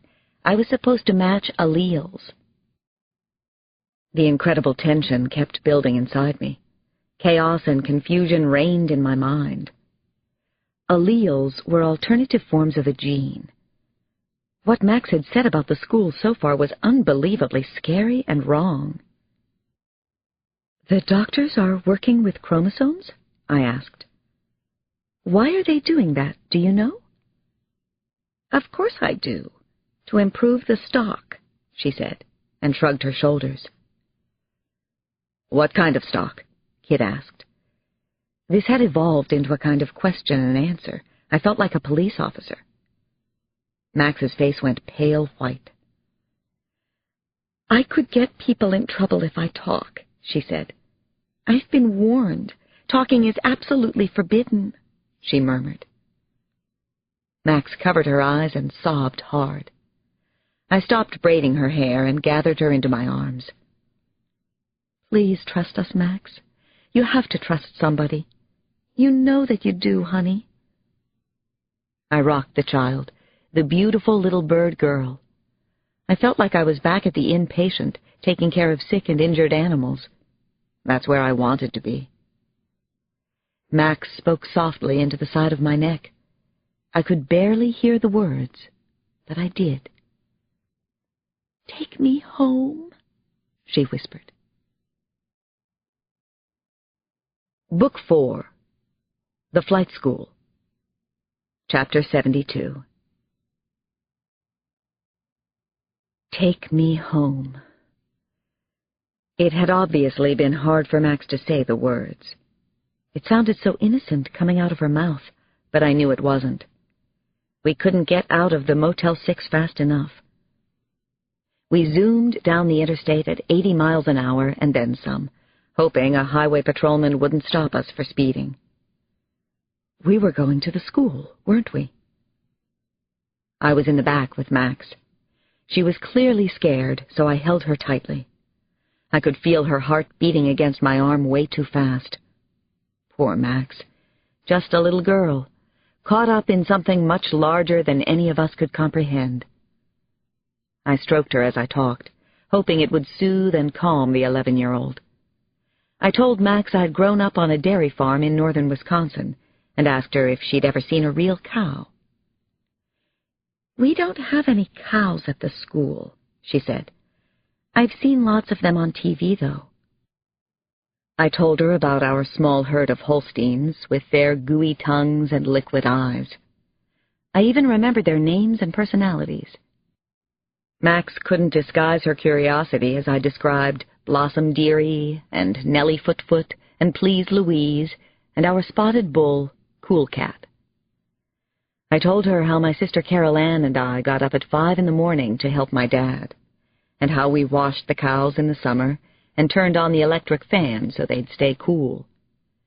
But it was how we got milk from them that really fascinated her. She hooted out loud as I described the joys of early morning milkings. I loved to hear her laugh.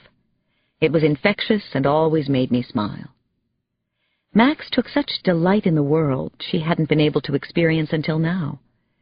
And besides, laughing kept our minds off everything else that was going on. I made up a goofy story about chocolate cows giving chocolate milk. Kit tossed in a thought. "Tell her about the peppermint cows," he said, and winked. "You two are crazy," Max told us. "It's nice, though. I like it. I love being here with you." "We love being with you, too," I said. "Me three," Kit nodded agreement. The Jeep sped through the early morning dark. I was thinking, pretending, hey, maybe it was just a road trip after all, when Max stiffened. She strained forward toward the front seat and the windshield. Then she pointed to a narrow side road that slipped off behind a rocky outcropping. "Turn here, Kit."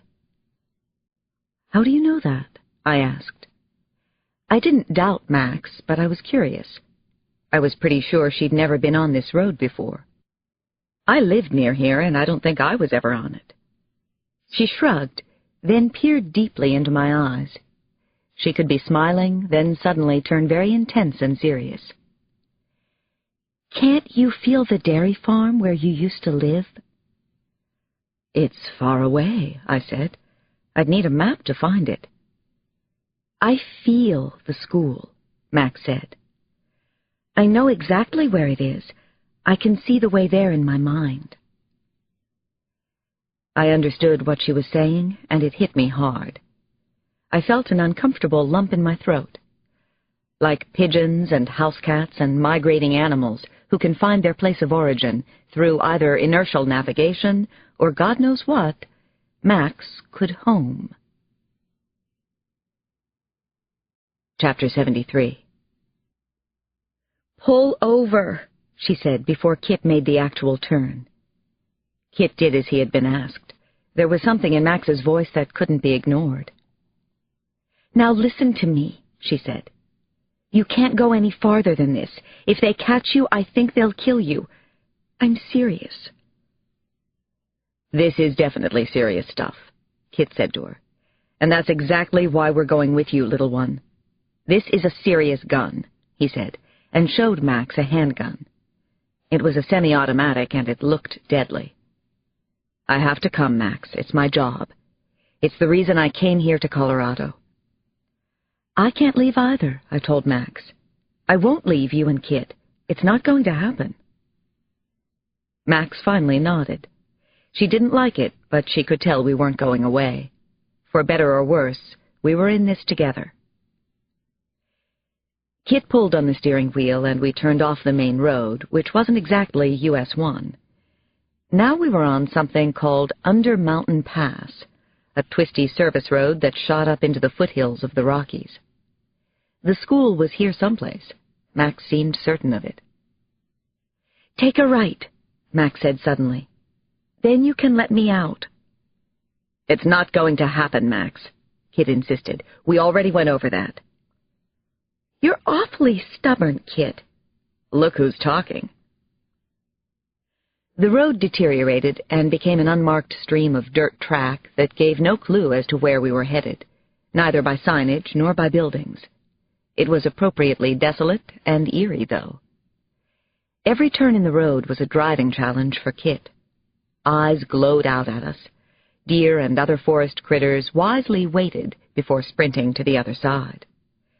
As we drove higher and higher into the mountains, Max finally began talking about where she had come from. "The school moved a few times while I was growing up. I know it was in the state of Massachusetts, then out in California before we moved here. I went to classes every day, and it was okay at first. My teacher was Mrs. Beatty. She was a doctor, too, but she said we didn't have to say doctor before her name. She really loved Matthew and me, and we loved her. We're geniuses on the Stanford Binet tests. We were told to take no credit for being smart, though, or being able to fly. We were made that way.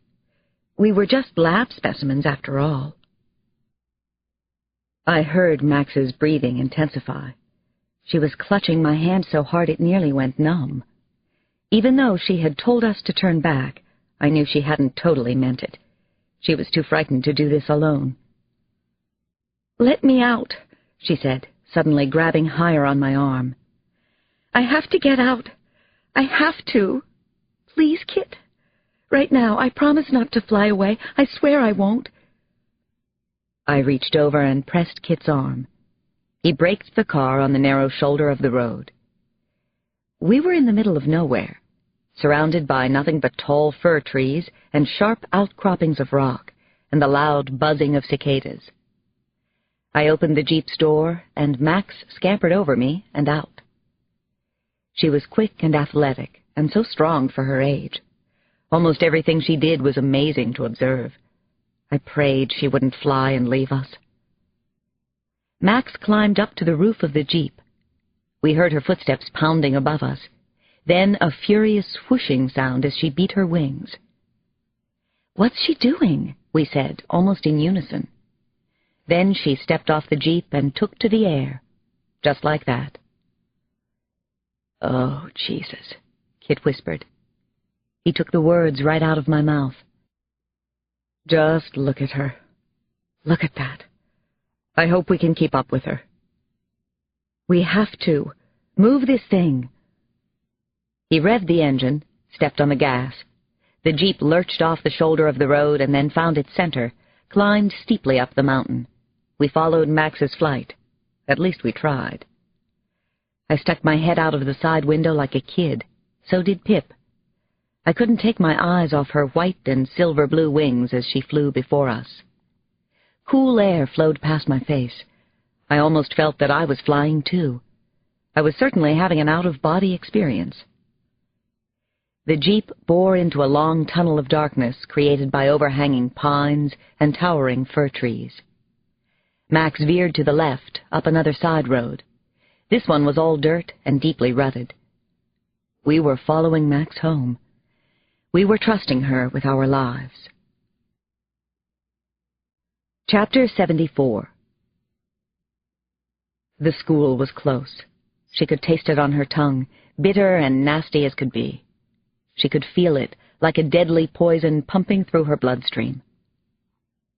Max suddenly came swooping down to the ground. The Jeep screeched to a stop close behind her. Frannie and Kit scampered out in a hurry. Pip was running around in circles. Normally, he would have made her smile, giggle happily. Not now, though. "What is it, honey?" Frannie called. She was always so concerned and never bossy.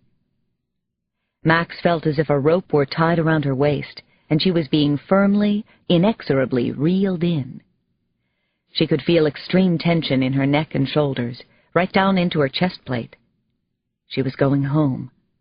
She was voluntarily returning to the school. Then maybe all the secrets would be out, and she could be free. And maybe not. She decided to stay on the ground for a while. Walking was probably safer. Frannie and Kit walked hurriedly right behind her. She didn't look back, didn't have to. She could hear the struggling for breath in their lungs, the blood pumping through their hearts.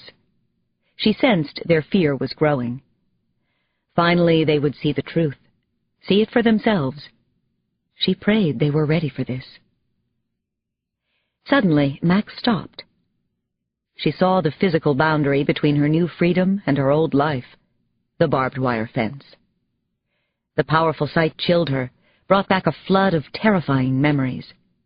She could picture Uncle Thomas, the other creepy guards, and it made her retch. She almost lost it right then and there. The school was close. She was almost there. It was as if the school was watching her approach, waiting for her, laughing because she'd come back. The chain-link fence was 10 feet high and topped with razor-sharp concertina wire. Behind it was everything she knew, loved, and hated with all of her heart. She had seen men parking trucks at the school. Maybe they were all gone by now. A white metal sign read, "Absolutely no admittance. This is a government installation. Trespassers will be shot." She turned to Frannie and Kit. "We're here." Chapter 75.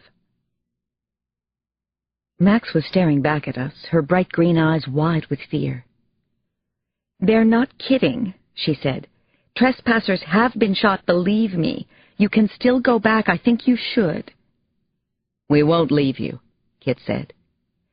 Pip was barking and twirling in tight circles outside the fence. Suddenly, 2 Dobermans came loping forward on the far side. They bared their teeth, barked, and growled. Kit pulled me away from the fence as spit and fury flew from the mouths of the Dobermans. I felt the hackles rise on the back of my neck, and it wasn't just because of the dogs. Actually, the dogs didn't bother me so much. Chain link and concertina wire and guard dogs in the middle of the woods were scary enough, but to see the words U.S. government attached to trespassers will be shot made me ill. Kit and I were close to being trespassers, and illegal trespassing was definitely on our minds. "Is this the school?" I asked, but Max wasn't listening. She was busy with the Dobermans. "Bandit! Gomer, it's me!" she called out crisply to the dogs. "Stop it!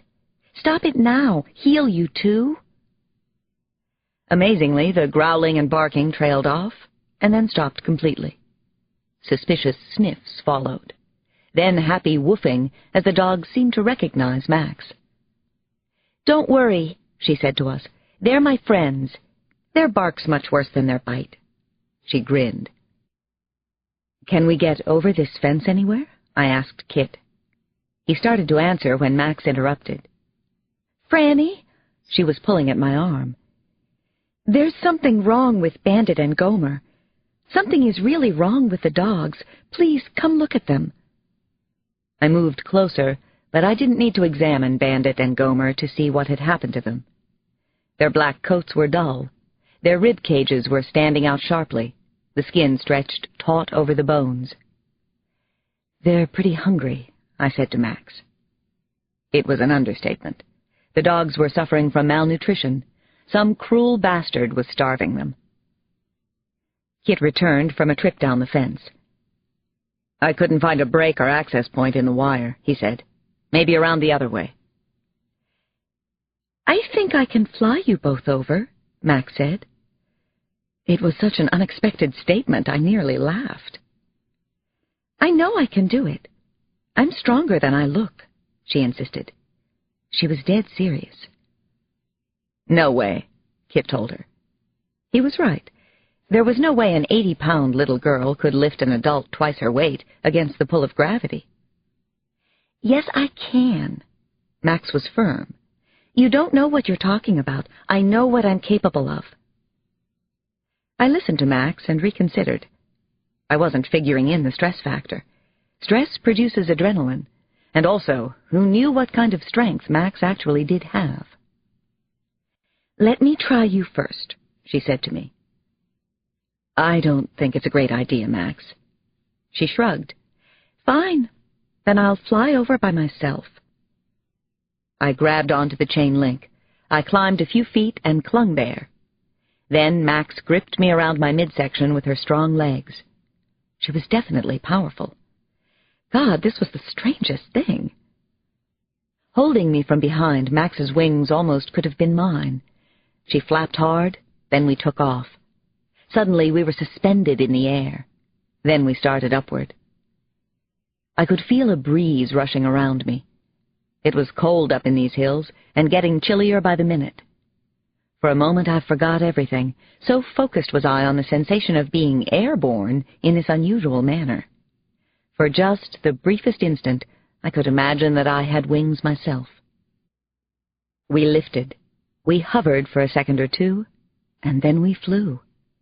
Not very far, but dear God in heaven, I was definitely flying.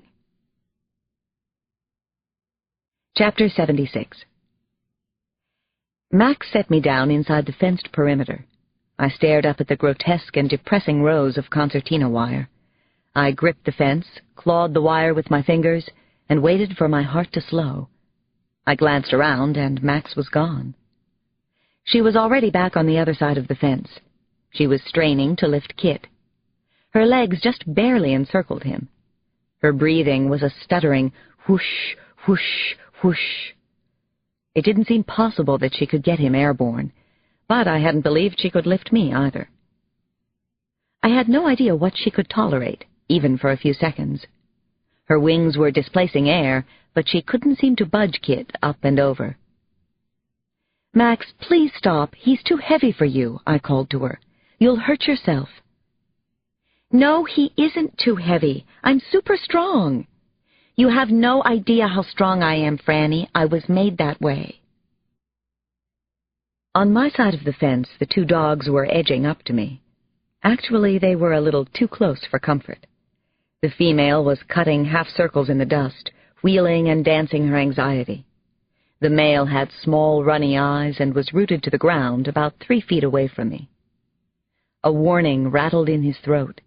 His lips were peeled away from his gums, showing a pristine rack of teeth. Oh, stop, I told him. Get a life. Dogs that showed their teeth and growled, I could handle. My eyes darted back to Max and Kit, where they were still balanced on the perimeter fence. She finally pulled away, leaving him holding onto the wire, clinging there like he was trying to climb over. He safely dropped back down to the ground. Nice try, sweetie, I called to Max, but I could see she was upset. She didn't like to fail. Had they made her that way, too?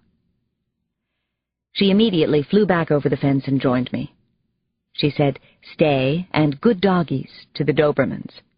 She was friendly but firm with them, and I wondered if that had anything to do with her recent escape. Then Max was moving north away from the fence, picking up speed, heading somewhere. I was almost jogging to keep up with her. The woods began to close around the narrow road. As each thick clump of trees was put behind us, another came and blocked my view. A wall of firs opened onto a copse of birch that gave way to a grove of aspens shimmering like a curtain of glass beads. My heart was pounding, and it sounded louder to my ears than our footsteps. Without warning, the winding road opened into a sunlit clearing. Before us sprawled a turn-of-the-century hunting lodge, or maybe a spa resort. There were countless windows cut into the stone face. White columns stood at the entrance. Rich verdigris on the aged roof spilled down and covered the building. I looked at Max. Her pupils were the tiniest pinpoints. The irises were translucent gray discs fixed in a stare. I remembered that birds will often contract their pupils under duress. "What is this?" I asked, "It's the Central Colorado Induced Mutant Lab," she said. "The School of Genetic Research. I live here." Chapter 77. There was no sound coming from the strange, eerie lodge, the place where Max had been kept, and God knows what else had happened to her. There were no security guards, no parked cars or trucks, no immediate threat to us. Nothing that I could see, anyway. "It's too quiet. Way too quiet," Max said in a whisper. "There should be guards somewhere. We should have been able to see them from the woods." "What does it mean, Max?" "I don't know. It's never been like this before." Max and I skulked along the fringes of the clearing. We crossed quickly to one side of the building, then edged along the stone wall to an oak door halfway down the eastern side. There wasn't any shifting of shapes or shadows behind the many windows. No one seemed to be around. My confidence was growing a little bit. I took a breath, then I reached forward and groped the metal knob in hand. The door opened easily. We entered the strange building, and the heavy door swung shut behind us. A dank, powerful smell of decay hit me. I knew what it was, and I was repulsed. "Something's dead," Max said. She was right. Something was dead for sure. Something was decomposing inside the building, and the odor was acrid and strong. We covered our noses and mouths with our hands. We continued to walk away from the front door. Max said, "The fan must not be working." She didn't seem overly upset by the smell, by death. I scanned the room for security cameras. I was certain they were there, somewhere, but I couldn't find them. Was somebody watching us now? I suspected that the small room we were standing in was used for decontamination. Bright yellow scrubs were piled in a large trash can near the door. Lab coats were hung from hooks. People worked here, didn't they? Scientists, if they could call themselves that. Doctors, researchers. They were conducting illegal experiments of some kind. There was an open metal closet filled with clean scrubs, and shelves lined with rubber-soled shoes stood next to a bank of lockers. The lockers were empty, cleaned out. Jesus God, what had we come to? What kind of place was this? Max pointed to an interior door leading from the room and beckoned to me to follow her. I had the thought that this building was like a Nazi extermination camp. They put people to sleep here. They experimented on human beings. We followed a wide main corridor. Max's ballet slippers were quiet, but my shoes squeaked. A long fluorescent tube flickered above us in the ceiling. The beige and blue linoleum corridor unfurled in front of us and was crossed with traversing hallways.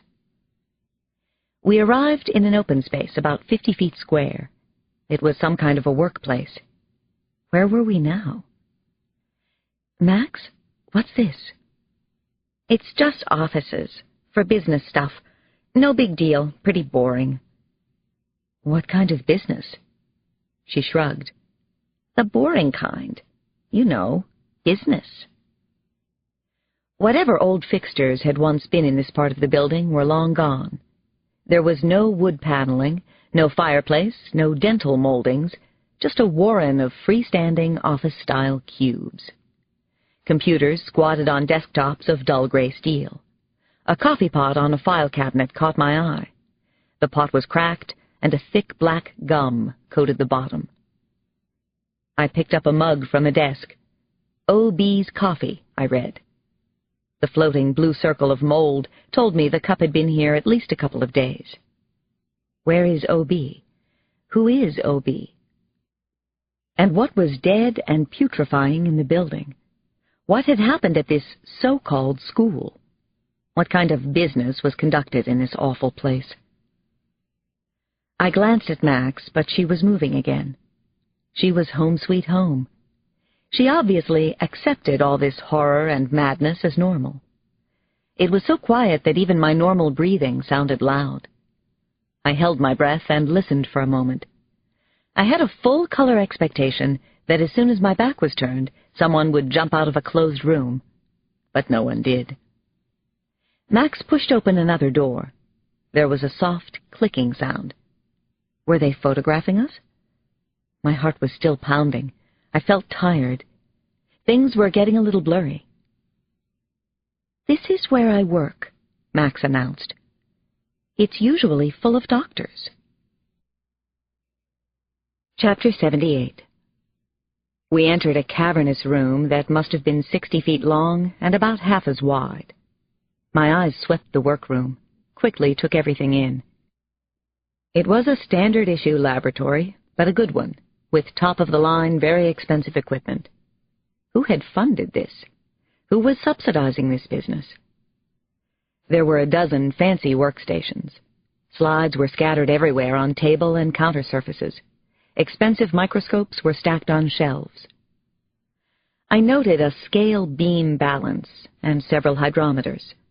There were laser spectrographs, cell culture hoods, high-speed centrifuges. Obviously, no expense had been spared on the equipment. A little pride crept into Max's voice. "This is my station, Frannie. Come look. I was taught to make myself useful, so I did. I was a good worker."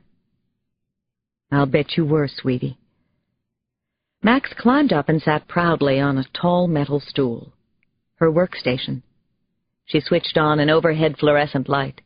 There was a small sign on the desk. "Tinkerbell lives."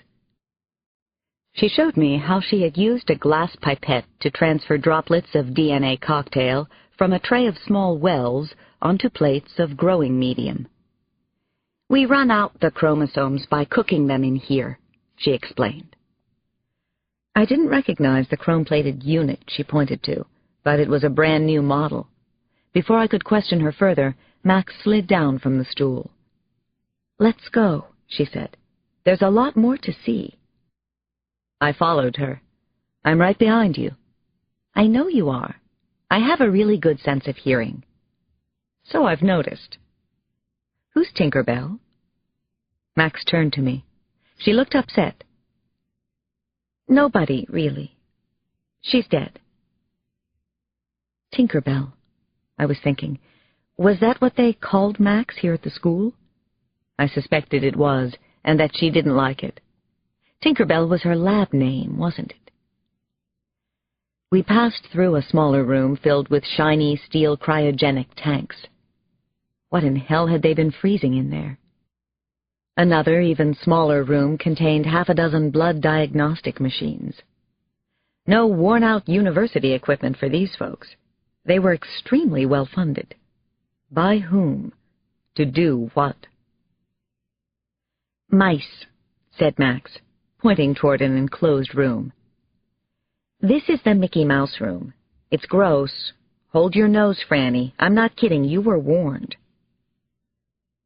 The smell of death seemed to be concentrated in here. I tried to catch my breath. I did hold my breath, but even that didn't help much. I thought I was going to be sick. I held back a dry heave. I peered into a windowed door and saw innumerable metal racks, each with a dozen shelves. Each shelf was packed with dozens of plastic cages. As far as I could see, there were cages, thousands of them, filled with mice, curled tightly in cedar chip bedding. The Mickey Mouse room was a rip-roaring horror show, the scariest thing I had ever seen in my life. Nothing even came close to this. There was high color in Max's face now. She seemed unaware of my presence. She was talking to herself, all sibilant phrasing, her speech lapsing into unintelligible phrases. All I could make out was "skitters" and "put to sleep." We entered the mouse room. I saw immediately that the mice weren't ordinary lab animals. Knobs of flesh protruded from unlikely junctures. Some of the mice had extra limbs and strange markings. Mice are so genetically close to humans, it's a little scary. 85% of their genes are identical to ours, which is why they make perfect lab animals. It's why you can give them human diseases: cancer, heart disease, muscular dystrophy, and from their reactions possibly learn how to cure these diseases in humans.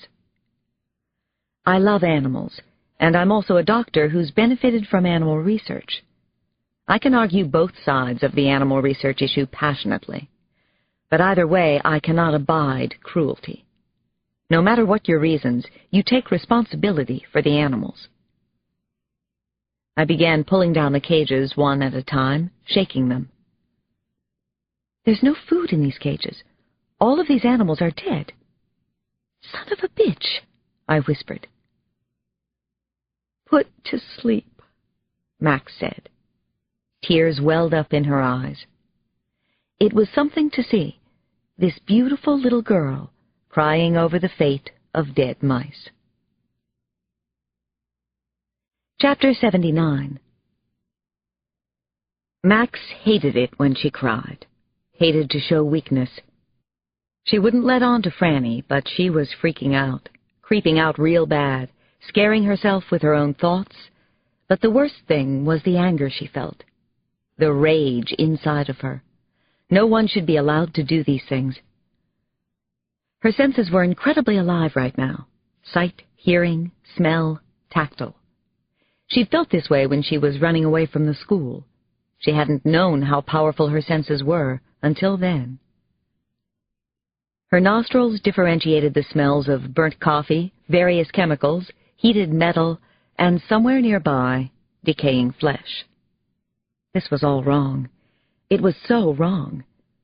How could Harding Thomas and the other cretins do this? Was it because she had run away? Had she caused these deaths? Oh, please, don't let it be that. Not because of me. The second hand of the clock hanging above the cryogenic tanks had stopped, and that made her think maybe time had died. She kept moving. She entered the familiar main office control and was seized with quick, flashing memories. Memories of Uncle Thomas, his large hand protectively on her head. He liked to remind her that he was a scientist at heart. He loved his little Tinkerbell, or so he always told her. She was such a smart girl. Precious little Tink. Liar, she thought. Murderer, creep, lower than a maybe. She felt like curling up and having a good cry. Where was everyone? Uncle Thomas and the others. Were they hiding on her? Were they watching? They loved to watch, then spring out and catch you when you least expected it. Her life here had been like a military school, or what she knew about them. Her days were always organized and controlled. She studied, worked, underwent tests, exercised or watched TV. She never received love, encouragement, satisfaction. She was one of their specimens, except she was smart enough to make herself useful, and to know somewhere inside her that she wasn't a specimen. Beyond the main office control, the corridor branched two ways. Automatically, Max turned right. She knew the way, every inch of this place. She could find her way around it blindfolded. 20 paces became 10, became 5. Ready for countdown. And finally she came to the heavy metal door of the nursery. She heard something behind her, and her breathing stopped. Her mind was racing like crazy. She definitely heard footsteps. Running, fast. More than one person was coming in a hurry. She turned to Frannie, fear in her eyes, prepared for the worst. Then she laughed. It was only Kit and Pip. What a relief. She could breathe again. She felt like they should all be together for whatever was going to happen next. We got in farther down the fence, Kit said between gasps. Max didn't know what to think. Right now, she didn't care. Kit, Frannie, she said, look here. This is important, please. It's why I came back. Max opened the door to the nursery, and she screamed. Chapter 80. I jumped back. What I saw inside the door made me want to scream too, and strange as it may seem, to thank God at the same time. There were 4 little ones lying in soiled blankets inside cages in the nursery. The small children were alive, and each one had wings. "Peter! Ick! Wendy!" Max shrieked as she ran to them. "Oz!" "Oh, poor Petey! Wendy!" she shrieked as she opened the cage that held 2 of the little ones. Peter and Wendy were entwined, hunched in the far corner, blinking against the sudden intrusion of light. "Come to me," Max called to them softly. "Come to Max." The sounds they made together were barely audible, but loving, a little like bird songs. Max went to the next cage. She opened the doors. A little boy came crouching forward, then staggered out of the terrible cage. "Ick," she said. "Icarus." "I brought help," she told him. "Where's Matthew?" he asked. "I don't know. Let's not talk about it now. How are you? You okay?" "Cool as a ghoul," said Ick. Finally he smiled. Amazing. The little ones fell over one another trying to reach Max. Once they found her, they clung to her. They whispered parched greetings, uttered sharp, high-pitched cries. And then, in a burst of relief, all the bird children began to cry. They cried as one. As I helped Max free the children from their cages, I was overcome with the shakes. The children were so beautiful, so exquisite in every way. It was like finding priceless treasure in the least expected place. Each of them was a miracle. I controlled my own nerves and astonishment long enough to evaluate the kids. They were malnourished and dehydrated, but that seemed to be all. It wasn't too bad, though it would have been soon. They had been locked in here to die like the others. 4 beautiful little kids left to die in cages. My eyes fell on a little boy who looked to be about 7. He had a stocky build. Most of his bulk was in his upper body. His wings were feathered dark brown, and pin feathers of the same color covered his neck and shoulders, merging at the hairline with glossy chestnut-brown hair. The boy's skin was damp, and his face was livid from crying, but his huge round eyes were bright and unafraid. "I'm Ozymandias," he said, with a belligerent thrust to his chin. "Who the heck are you? Are you a scientist? A stinking doctor?"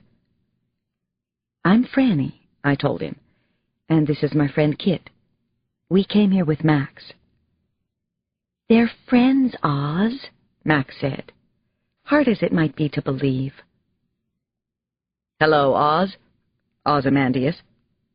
Kit offered his hand to the little boy, who, after a slight hesitation, shook it. Max pushed the little girl forward. She was a rosy-cheeked cherub of 4 or so, with black bowl-cut hair and almond-shaped eyes. The girl was wearing a sleeveless smock, like the one Max had worn the first time I saw her. She stretched out her wings toward me. They were white, tipped with blue. Beautiful. Her wing feathers made a swishing sound, like a taffeta skirt swirling around a dancer's legs. "Mama?" she said, in the most heartbreaking way. "She calls all older women Mama," Max explained. "She never had one. None of us did." My heart leaped toward the little girl. Tears came to my eyes again. I would never be able to explain to anyone what I felt at this moment. "She's Wendy. This is Frannie." Max made polite, almost formal introductions. Then Wendy spoke in a soft, squeaky voice. "You should see my twin." She pointed to her brother Peter, who was a nearly perfect copy of his sister, another masterpiece. An older boy, close to Max's age, hung back. His hair was fine ash blonde, and it hung all around his face and down to his shoulders. His frame was lean, his bones fine and long. It occurred to me that although these children had wings in common, their lineage was different. What could that mean? It meant something important, but I couldn't figure out what. I reached out to the boy, but he hissed when I touched his arm. Of course the boy was afraid of me. How could he trust anyone? How could any of the children trust us? Only with assurances from Max did this little boy named Icarus allow me to approach him. "I would never hurt you," I told him. "Heard that one before," he said. "That's how they all talk. Liars." Icarus pushed his blonde hair away from his face, and I saw then that his irises were an opaque bluish-gray. I looked at Max, and she told me what I already knew. "Icarus is blind," she said. "Yeah, I'm kind of a mistake," said the boy. "We all are." Chapter 81. Kit had left Frannie and Max with the smaller children. There was so much that he needed to know about this place. He entered an executive office. Some kind of higher-up worked here. A bold sign in Helvetica type caught his eye. "Assume nothing, question everything." "I'm already there," he whispered under his breath. Kit continued to be afraid for the children and for Frannie. The fear was growing exponentially inside him. He felt that he'd been given responsibility for another family, to make sure they got through this safely. He took the responsibility seriously, and it scared him more than anything else could. He surveyed the office. There were no photographs, no mementos on any of the table surfaces. Nothing personal was left out in plain sight. Whose office was it? It had to be somebody important in the scheme of things. The room was about 20 feet square, with a picture window opening out onto the lab. The floors were covered with plush, silver-gray carpet. The desk was old blonde oak. There was a corkboard on the wall above it. The papers on the corkboard mesmerized him. He stared at an amazing collection of pen and ink drawings of what looked to be theoretical improvements on human parts and organs. Whoever had done the drawings was a very good artist, he was thinking. He shuddered. A cold chill raced up his spine. Whoever did these line drawings wants to be God. He took down a manila envelope. Inside the packet were drawings of eyes of different shapes, with cross-section illustrations, both lateral and transverse. Da Vinci would have been proud of this artwork, Kit thought. There was a complex sequence of drawings of a human leg. The leg was shown in various positions, some requiring a flexibility that seemed impossible to Kit. There was a tight line drawing of an arm, the fingers outstretched. Over the arm was a transparency upon which a new arm had been sketched. A new arm? A better human arm? Is that what I'm looking at? The new drawing showed longer muscles and more streamlined digits. It certainly looked like an improvement on the current model. He hated to admit it, but it was actually quite thrilling. It seemed as if some kind of extremely talented corporate body part designer was sketching the new models for the coming season. He was so immersed in studying the drawings that he almost missed the bunch of little keys hanging from a metal pushpin. They'd been right in front of him all the time. He grabbed them, and the corkboard almost came off the wall. The keys were labeled in small, meticulous print. The first key was to the desk drawer. Kit pulled it so hard it fell out of the desk, its contents spilling all over the floor. He bent and rifled through the litter. Paper clips and coins and stamps and pens, the usual universal desk debris.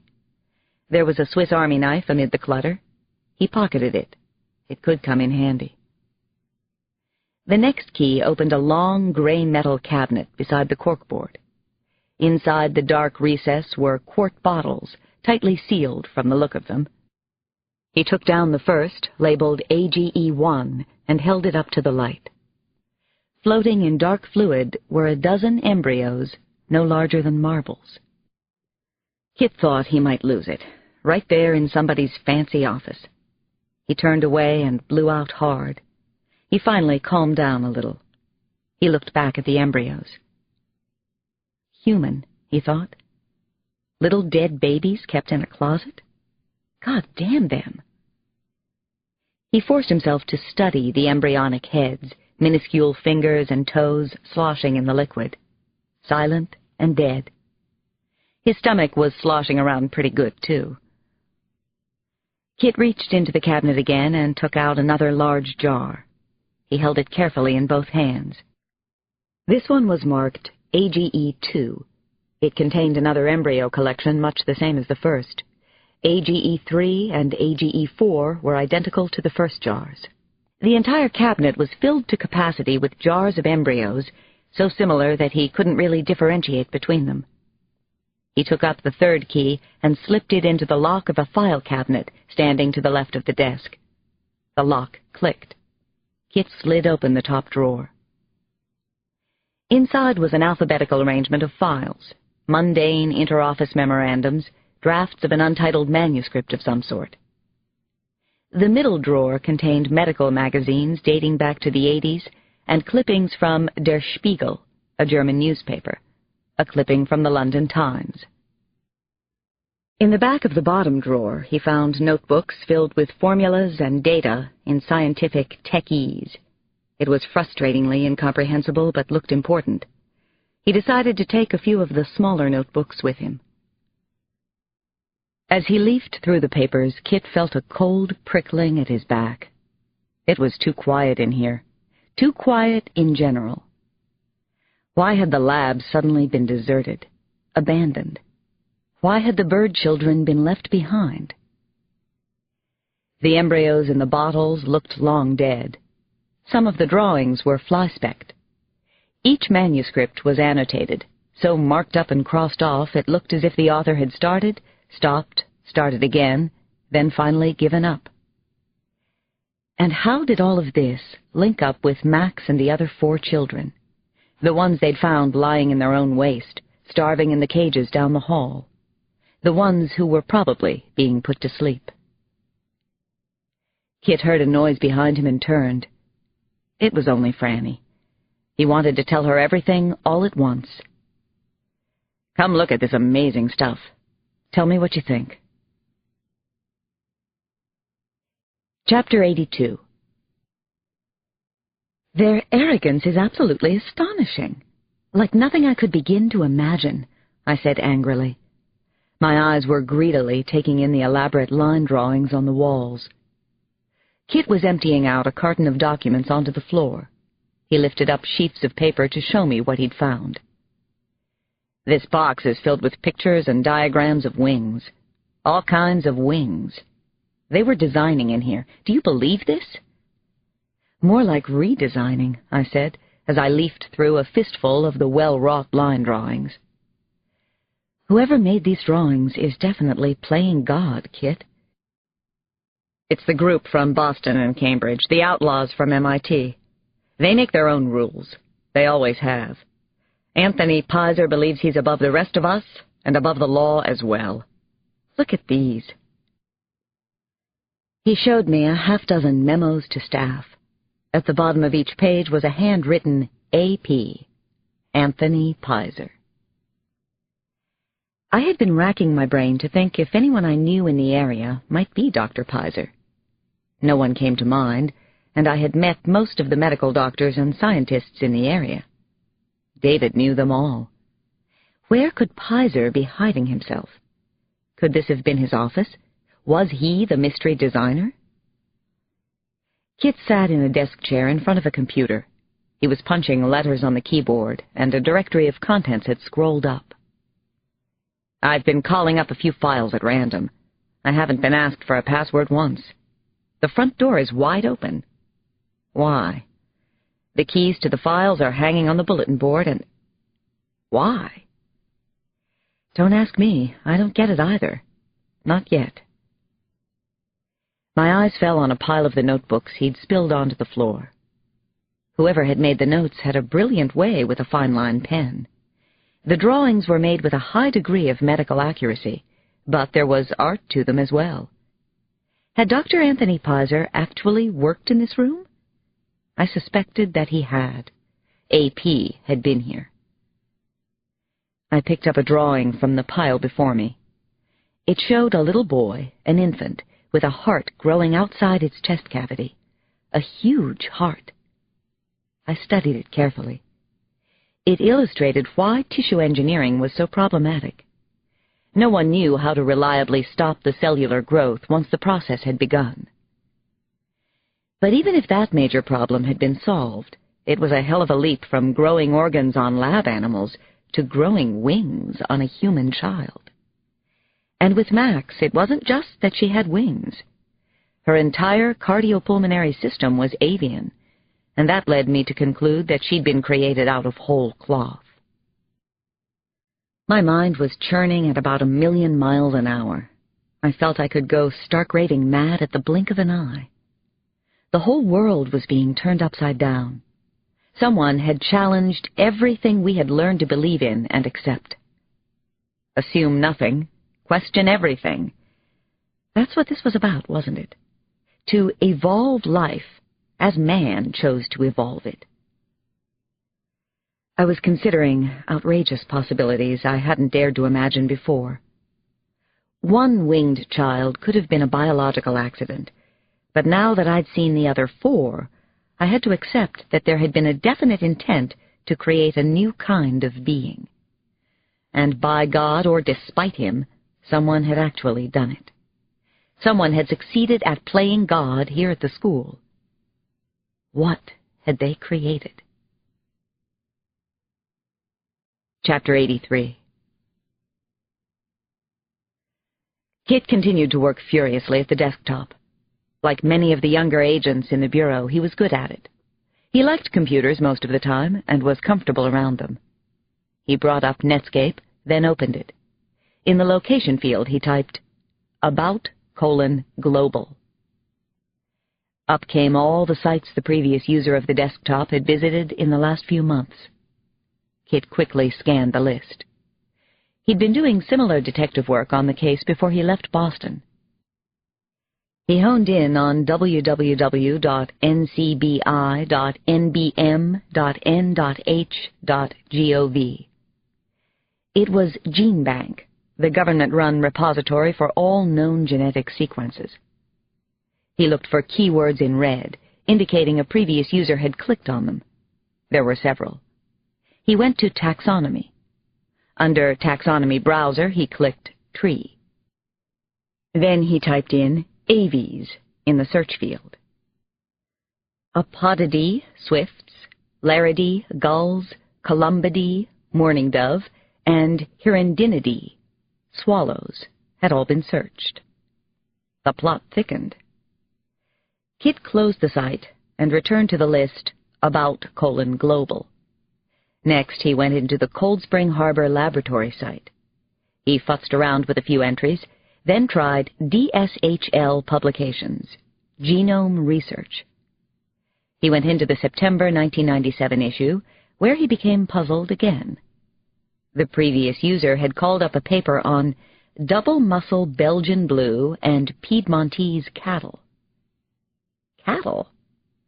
He stopped typing and thought about the curious entry. "Frannie, come here for a second," Kit said without looking away from the screen. He showed her what he'd been doing, then the last article he found. "What's all this stuff about cattle somebody from here was checking out? You understand it?" "Some," Frannie said. She read the rest of the article, then reread key parts of it. She thought about what she had just absorbed. "Son of a—" she finally said. "I think I understand. I'll give you a wild theory anyway." Kit nodded and listened. The article is about a mutated cow gene. Somebody produced double muscling in the chest of these cows. So here's the theory. Kit, I think this is how they could have made Max's chest muscles large enough to support wings and also carry her weight. This is part of how they made her. Chapter 84. We searched the computer files for a few more minutes, but found nothing else of interest, so Kit and I continued our tour of the school. The arrogance and amorality of the scientists working here affronted everything I believed in. I wanted to find one of them and strangle the person with my bare hands. I looked at the foreboding metal sign on the locked door before us. Authorized personnel only.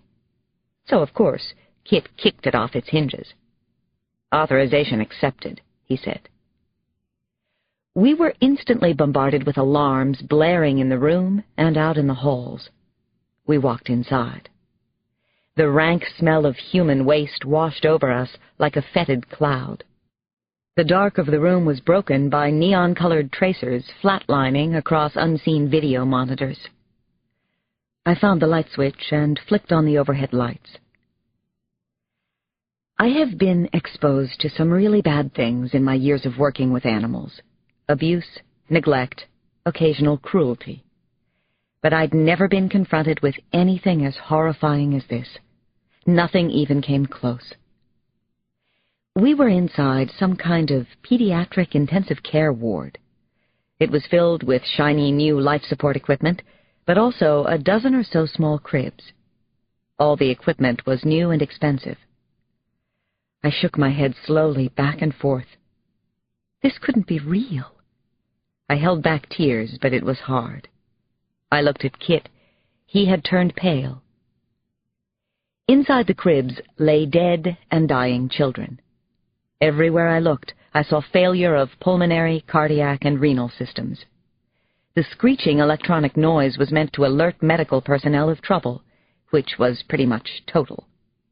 Empty IV bags, stalled ventilators and dialysis machines, vomit and excrement coated the tiny patients.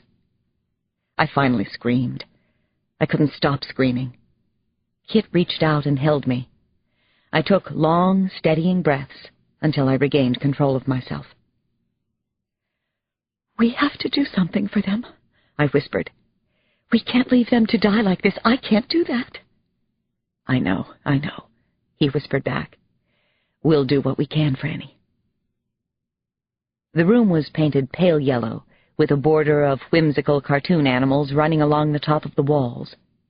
The cartoons made it worse, much worse. This book is continued on Disc 7.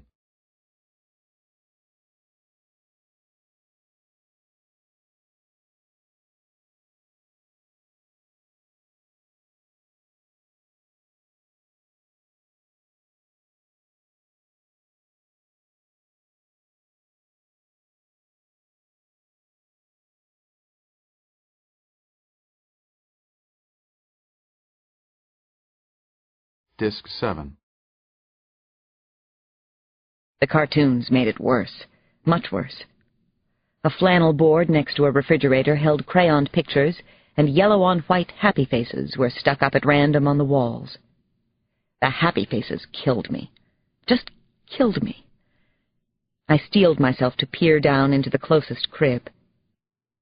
Inside, a naked female infant, about several months old, squirmed and waved her small, perfect hands in the air. The tiny baby had no face, no features at all. A feeding tube was inserted into her small stomach, but the attached bag was empty. I put my hand gently on the top of her head. The green line of the heart rate monitor beat faster. She was aware of me. "Hello, baby," I whispered. "Hello, sweet little girl." I threw open the fridge, then the cabinet doors. I shoved aside bandages and tubes and syringes, but there was no food anywhere. In mounting despair, I hurried to the next crib. The baby boy inside was already dead and decomposing. He had a head the size of a volleyball and the musculature of a child of 4 or 5. "You poor, poor thing." I pulled the plug from the monitor, ripped out the catheter in the little one's head. I covered his face with a blanket. The third crib held another dead child, a year-old babe with a body shape as ordinary as any little kid on the block, except that his skin was separated in irregular tears. The skin hadn't grown at the same rate as the child. The child's eyelids were inverted, and the sightless, bulging eyes stared up at me. I couldn't ever begin to imagine the pain he had endured before his death, possibly from sepsis. The fourth crib held year-old twins conjoined at the waist. One had died, and because they shared many organs, the other would be dead soon, too. I gently put my hand on the living child's cool cheek, and the eyes fluttered open. "Hi, baby. Hi there." There was nothing I could do for the living twin, nothing anyone could do without medical supplies. I was sobbing now as I went from crib to crib. A dialysis tube had once been hooked up, but was now dangling alongside the crib of a small being with simian features. The child was undernourished, dehydrated, comatose. Everywhere I looked were deformed, impossible children. If I was right, the most incredible tragedy was that these children had been grown from ordinary human zygotes. They could have been perfectly normal, but they'd been mutated. Human experiments had been performed in this room again and again. Kit was going from crib to crib, yanking out electrical cords and tubes.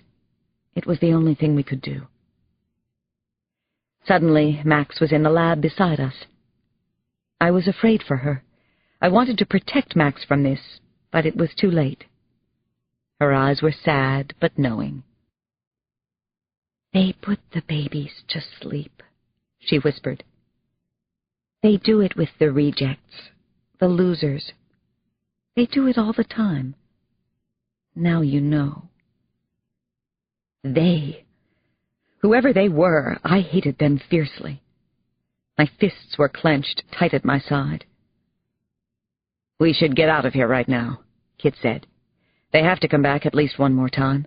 They can't leave all this to be found." I looked at Kit. Or any witnesses. Chapter 85.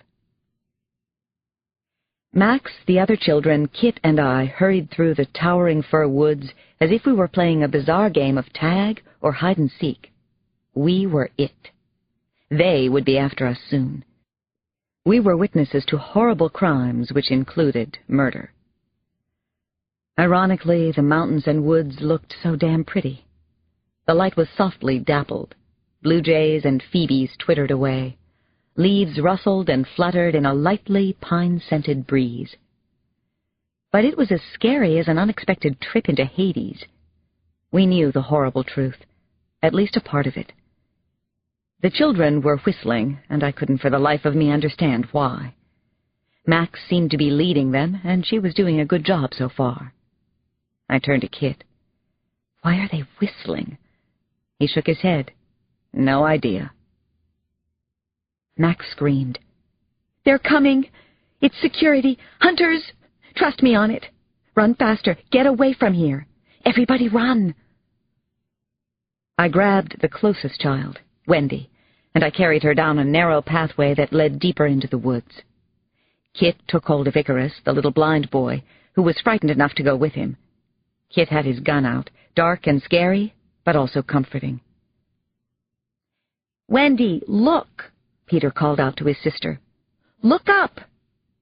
He was rooted to the ground, stunned by the sight of Max flying into the air. No matter how many times I've watched her fly, I was always struck dumb by the miraculous, indelible sight. I knew how Peter felt, but this was no time for gawking. I yelled, "Peter, come here! Right this minute, move it!" Still clutching Wendy, I plucked him up too. They clung to me. They weren't too heavy, but heavy enough. I found temporary cover in the bushes. Gunfire crackled around us. A dark hole opened in the thick trunk of a nearby tree.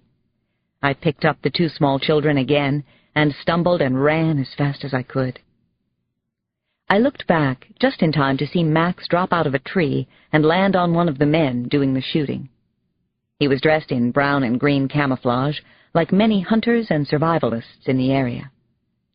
Max fell on the man incredibly hard. From 12 to 15 feet above, 80 pounds had the impact of a falling safe. Bone cracked. I heard it. The writhing man screamed in extreme pain. I had no pity for him. For a long moment there was quiet again, but it was almost as scary as the noise and echoing gunshots. How many of them were chasing us? Where were they? Then Kit dropped into a shooting crouch. A single shot burst from his semi-automatic. Another guard dropped, as if he were a felled tree. He held his shoulder. I felt sick. I was a witness. All of us were. The ground under my hiking boots suddenly bucked. It was a powerful explosion, and it shivered every tree and shrub and the forest floor itself. We were almost knocked off our feet by the shock and concussion. The air around us seemed to split open. The woods suddenly crackled with heat. Then I smelled smoke, and my heart sank. Fire. With a furious thundering, 2 deer streaked past us. Birds flew up in black clouds. The woods were suddenly alive with frightened animals, and even more frightened humans. "The school!" Max screamed. "It's back at the school!" "That was a bomb," Kit yelled to me. "They're getting rid of the evidence. They're burning the place down. Keep moving. Keep going. There's nothing we can do about it now." We gathered up the children, kept them moving. We slid and fell and scraped our way down the hillside into a small valley. Then we climbed painfully up the side of a facing hill. Then down the opposite side. We ran until we couldn't run any more, and then we ran some more. 5 children, 2 adults, 7 witnesses. Chapter 86. We finally stopped to rest and took cover under a formation of primeval-looking boulders. We were exhausted, wide-eyed, open-mouthed, and stunned to silence. Our recent small victory was only a brief respite. We had outrun a couple of security geeks, but so what? 5 minutes passed. 10 minutes. No one came up behind us. Not yet, anyway. Kit had climbed a high-branched tree to do some quick surveillance. He shimmied up and down expertly, and I was impressed with his agility. He was full of surprises. "I couldn't see anyone following us," he reported, "but that doesn't mean much. They know we've got a long way down with the kids in tow." Max was at my side, urgently tapping my arm. "I should teach them to fly," she said. "It will be easy for them, Frannie. I have to do it. They'll be safer from the guards. I was." Night would be coming soon, and I was anxious and frightened for the children. I didn't see how we could all safely make the trip down in darkness. Before today, I'd always thought of the woods as a personal refuge. No more. "It's getting dark pretty fast," I said to Max. I didn't want to scare her, but I hoped she would get my point. "It'll be okay for now," she answered. "There's a moon. Please trust me.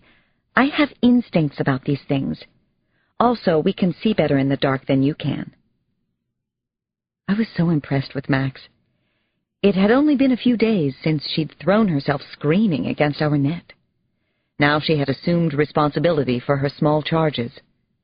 I did trust her judgment, her instincts. She felt it was time to push the little birds out of the nest. She was probably right about that. It would be a stunning thing to witness. First flight. Chapter 87. We clustered together on the shelf-like summit of a rocky outcropping. The moon was brilliant overhead. It seemed ominous, like the chandelier at the opening of Phantom of the Opera. It was a beautiful night, though thoroughly spooky because of the dangerous circumstances we found ourselves in. "This is how you do it," Max told the others in a firm voice. "It starts in your head. You send your mind up and out of your body. Then just let your wings do the work. It'll be great tonight. We'll fly right by the moon, like in E.T. You guys remember that scene in the movie?" "Cool!" Icarus yelled. "I'm E.T. I'm the hero. I called it." The other kids rolled their eyes, but nobody argued with Icarus. I could see that the children were unusually generous and supportive of one another. They had team, or maybe it was flock, instincts. I looked at the leaning tower of striated schist that stood about 15 feet off the ground. It was just high enough for a practiced flyer to achieve loft, but it could also make for a pretty bad fall if the smaller children weren't up to it. I held my breath a little. I trusted Max, though. "Watch me," she said to the other kids. "Do exactly what I do." First, she beat her wings in place. Then, when there was a good stiff breeze coming at us, she simply stepped off the high rock. "Wow," the other kids chorused. "Way to go, Max! Woo! That's really great." For a moment, Max hovered effortlessly in the air. She turned her head down to make sure that all eyes were on her. They certainly were. Then she took off to another level. She flew up toward the treetops, and it was just incredible. The hair on my neck stood on end. My legs were wobbly, but I wouldn't have missed this for anything. Using good sense, or instincts, she kept it real simple. No aerobatics and no showing off. She made one graceful circular loop and then came back down to the others. "I can do that," Peter bragged and thrust out chin and chest. "No problema. No big deal." "So can I then," Wendy said. "I've been waiting to fly all my life." "I fly in my dreams all day and all night," Icarus told us. They were so sweet and good with one another. How could anyone even think of harming them? "Better let me go first," Oz said, pushing past the smaller twins. "No, me," Peter insisted, holding his ground. "Come here, Peter," Max said firmly. "I'm going to be right next to you the whole time, every second. Don't mess around, you little messers. Come here." "Ooh, she's mad," Peter said, and he crossed his eyes. "On the count of 3, we'll jump together," Max told them. "Any objections? Well, keep them to yourselves." I stood directly behind the children. Actually, I wanted to say, "Me next." I wanted to fly, too. I was overwhelmed with a sense of the possible. It was a full moon, and I could see so clearly. The children suddenly pushed off from the rock, all 5 of them together. "Look at that," Kit whispered. "Uh-oh." Kit gently squeezed my fingers. I gasped. It was Peter. His first movements were understandably unsure. Then he simply plummeted. "Hey, help!" he called out. Max swooped beneath him. She deftly grabbed his lower torso, and the boy flapped his wings harder and harder. He was putting everything he had into it. "Push the air down," Max urged him. "Push that darned old air out of the way." She was teaching him what to do. "Relax, Peter. Don't tighten up. You were made for this." With that, Peter leveled off. Max had given him just enough confidence. He seemed to float. Then the boy rose steadily. The others were doing fine. The sky was a kind of plum blue and was a magnificent background for the air show. "My God, Frannie," Kit said beside me. "No one has ever seen anything like this. Not even those fricking scientists." "Will you look at them go?" There were no mishaps. The children flew as if they'd been doing it together for years.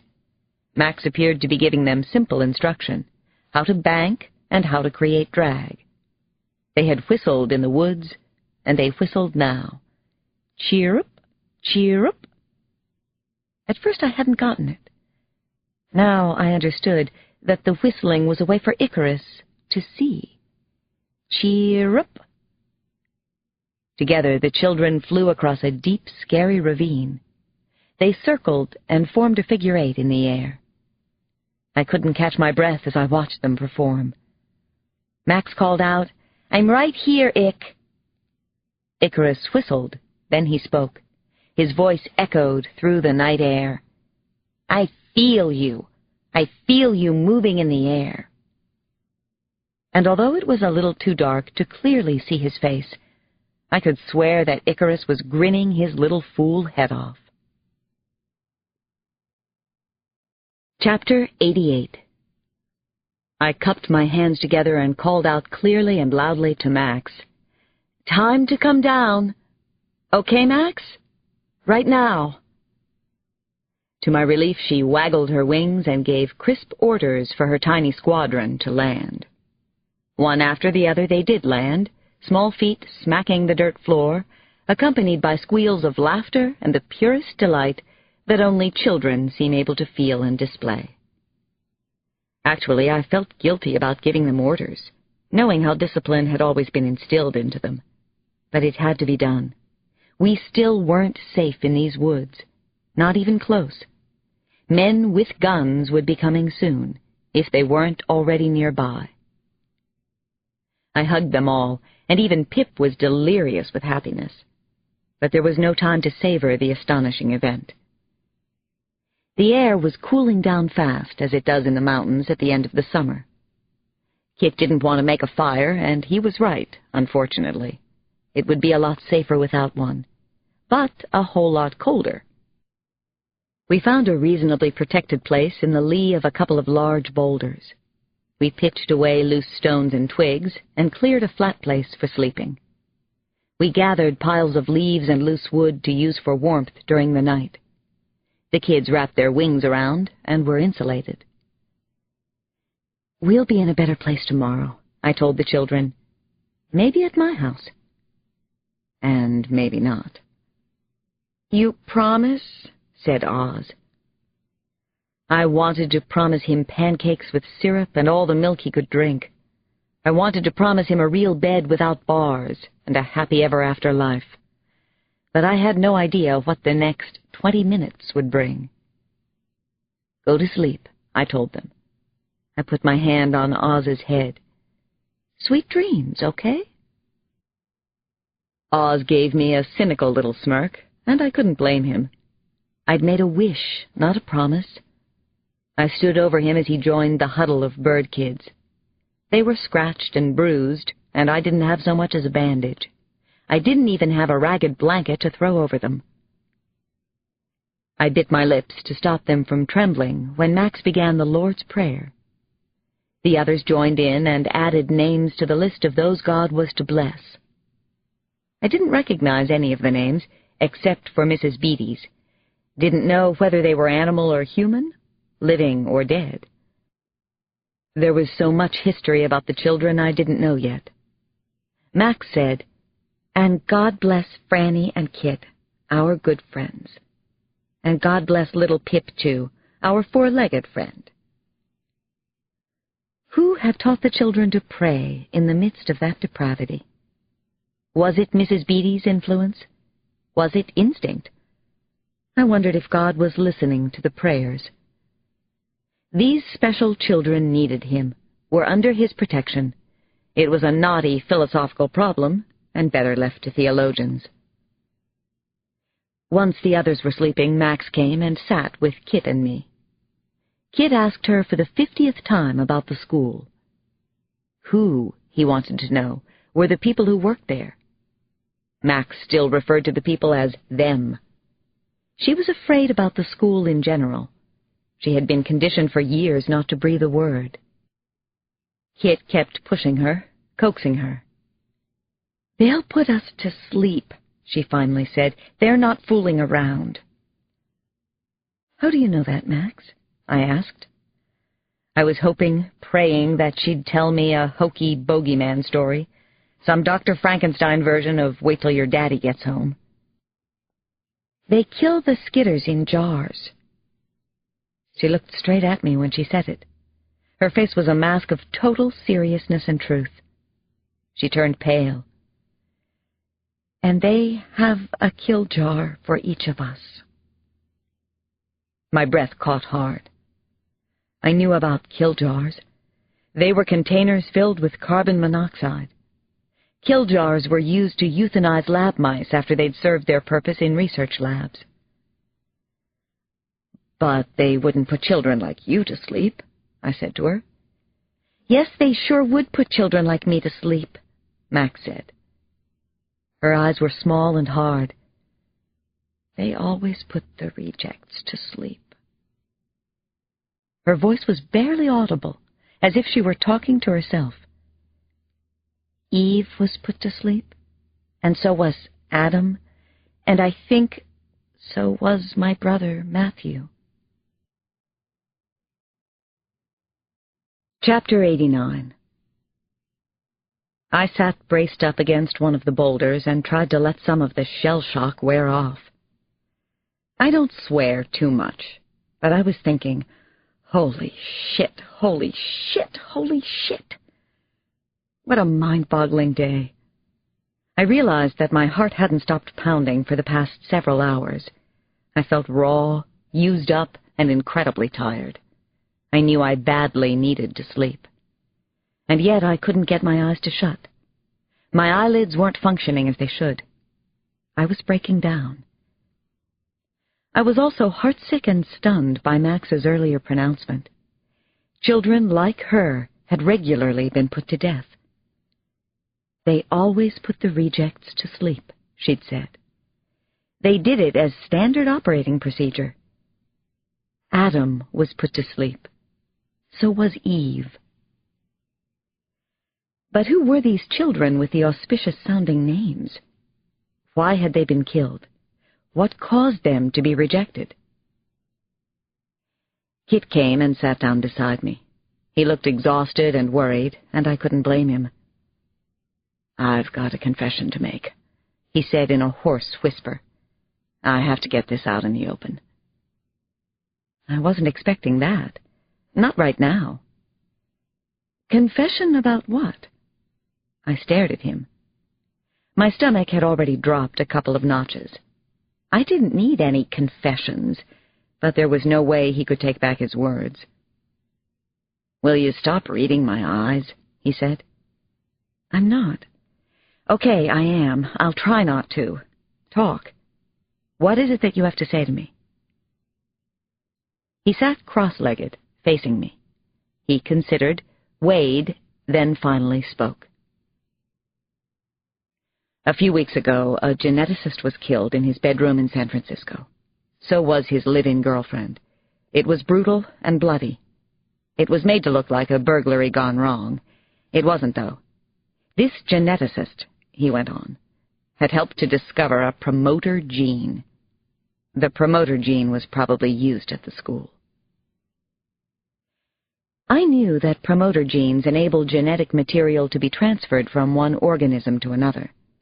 The promoter acts kind of like a key, opening a DNA lock, but it's not an all-purpose skeleton key. Different promoter genes are required for each type of genetic alteration. "Who told you?" I asked. "And why couldn't you have told me a couple of days ago, Kit? What else are you holding back?" "This has to come out my way," Kit said. I sighed. "Okay, do it your way. Hopefully, when I'm done, you'll understand." "Hopefully, I will." The geneticist, a man named James Kim, had confided to a friend of his at MIT that he and a select group of biologists were part of an underground lab network. They were doing illegal experiments, but highly profitable ones. He was working with a team whose hub was somewhere in the Boulder area. The leak of information cost him his life, and the life of the doctor at MIT. "Wait, Kit, are you saying you knew that human experiments were going on?" I asked. "Did you know that before we arrived at the school?" "Please tell me the whole truth." Kit shook his head. "No, I didn't know anything for sure. I came out here to find the underground research team, if they existed as a team, if they were here. I didn't know if I'd find them or what I'd do if I did. I still don't. And I had no idea beforehand about the horrors we discovered at the school, or about Max. Who could have imaged that? Who could have dreamed?" I sat up straight against the uncomfortable backrest of rock. Suddenly, I wasn't as tired as I'd thought. "Kit, will you tell me exactly what's going on? I feel like I'm going crazy. I know my life is in danger. I know these kids are in grave danger, too. Just tell me the truth. I deserve that, don't I?" "I'm trying to, Frannie. It's not black and white, though. Some of it is unbelievably hard to get at." "Why? Because you were such a good liar at first?" He sighed and slowly nodded his head. "Yes, because of that. And because I don't normally lie. And I guess because of why I felt I had to lie." I felt my throat backing up. I couldn't stop thinking about the terrifying crimes, the conscienceless murders, what I'd seen in that horrible pediatrics ward at the school. What was Kit trying to tell me now? What else did he know? "Kit, just talk," I finally said. He gave a deep sigh. "Okay. I believe that David was part of this. That's why they killed him. Your husband was murdered by the people he worked with." "Oh, God." I realized that I was holding myself tightly with both arms. "I'm just holding on," I thought. Barely. My head was reeling. Images from a year and a half ago were flashing through my brain. They seemed fresh and raw. David's death. I was staring at Kit in the chalky moonlight in disbelief. I was in shock and probably denial. How could David have been involved in something this bad? How could he have lied to me so convincingly and for such a long time? "What else?" I whispered. I sensed there was more. I could see it in Kit's eyes. "For one thing," he said, "I'm not here officially. The FBI actually pulled me off this case, and my real name isn't Kit Harrison." Chapter 90. I felt so betrayed and hurt. I wanted to run away from whoever, but I was too tired. Maybe I was in shock. I was also afraid of Kit Harrison. I could barely speak, but I managed a few words. "Please, leave me alone. My name is—" I waved him away. "I don't care. It isn't important." His temper flared suddenly. "I am from Boston. I worked in D.C. for a while, too. I was a senior agent with the FBI for 12 years. I was nearly fired off the job because I wouldn't back off this damn investigation. I'm not supposed to be here. They think I'm on vacation in Nantucket. I'm trying to do the right thing here, Frannie." I looked at him, stared hard into those deceptive blue eyes. "Nantucket was where your wife and children were going when the plane crashed?" He nodded. His face was flushed. His eyes were red-rimmed. "Frannie, I'm sorry about everything. I'm sorry about your husband, David. I'm not usually a liar. Actually, I never lie. I didn't have a choice. I'm obsessed with this case, I'll admit that. I've been tracking it for the past couple of years." "Are you sure about David?" I whispered. "Yes, I'm sure. I talked to another doctor at MIT. She knew about the outlaw group. She gave me your husband's name, and she swore that David was murdered. David's name came up in association with Dr. Kim in San Francisco. I'm sorry to have to tell you." I stared up at the dark, brooding sky. A false bottom had dropped out of my stomach. I needed to change the subject. "What do you think happened to the men who were chasing us?" Kit, or whoever he was, shook his head. "Maybe the fire and the explosion at the school distracted them. They know they'll catch us before we get down the mountain with 5 children in tow." "Maybe one of us should go ahead," I said. He shook his head. His eyes were so intense now. Frannie, tell me your thoughts about the labs at the school. Your bottom line, best guess, whatever you think is going on there. What struck you back there? I think it's important. I tried to think straight, to concentrate, but it wasn't very easy. Honestly, shock at first, then sorrow, a sense that my soul had been invaded. Obviously, they were experimenting on humans, among other terrible things. What other things? An idea had hit me very hard at the school. It was so horrifying I had wanted it to disappear. I still couldn't shake it off. No matter how these so-called scientists manipulated and combined genes, the children must have come from human stock. They weren't cooked up in lab beakers. A little of this, a dash of that. They got their hair, eyes, skin color, some of their intellectual capacity from their parents. Max, Oz, Peter, Wendy, Ick. They all have human mothers and fathers. I'm sure of it. His eyes were incredibly intense, probing, holding on to mine. Please go on, Frannie. I have to hear this. Anything you suspect at this point. I'm trying to put together a lot of pieces. There is no such thing as a test tube baby. Not yet, anyway. There's simply no way to grow a child in anything other than the real thing. Even biologically engineered mouse embryos have to be implanted into living female mice until they're developed. Max and the other children were nurtured in the wombs of women. They have human mothers. My eyes were finally closing. I couldn't keep them open a minute longer. Unfortunately, the nightmare... I nodded my head. I was close to tears, but I stubbornly held them off. An image of David flashed before my eyes. Me too, I said. Chapter 91. It was 9:30, and Kit Tom was thoughtful and brooding as he walked lookout on the perimeter of the hideaway. At least he was operating decently as an agent. So far, he'd been able to protect everyone, but for how much longer? He was worried about so many things right now, but he felt particularly bad about what happened earlier with Frannie. He hated that he'd let her down. Pop. Something hit him on the head, and he jumped back.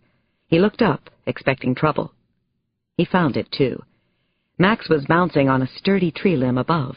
She had dropped a pine cone on him. "Funny girl. What's up, besides you?" he called to her. She smiled down. "I want to show you something." She pointed toward a distant hill that was outlined in glowing red. "The fire's still burning." Kit needed to see for himself. He braced his foot on the trunk. He reached for a low limb, pulled himself up to a crotch in the tree. He continued to climb quickly and expertly until he arrived at the crook where Max was sitting. "That's the hard way up here," Max said, and made a face. "I can't fly, Max. I'm not supposed to reveal that I'm Superman. Not yet."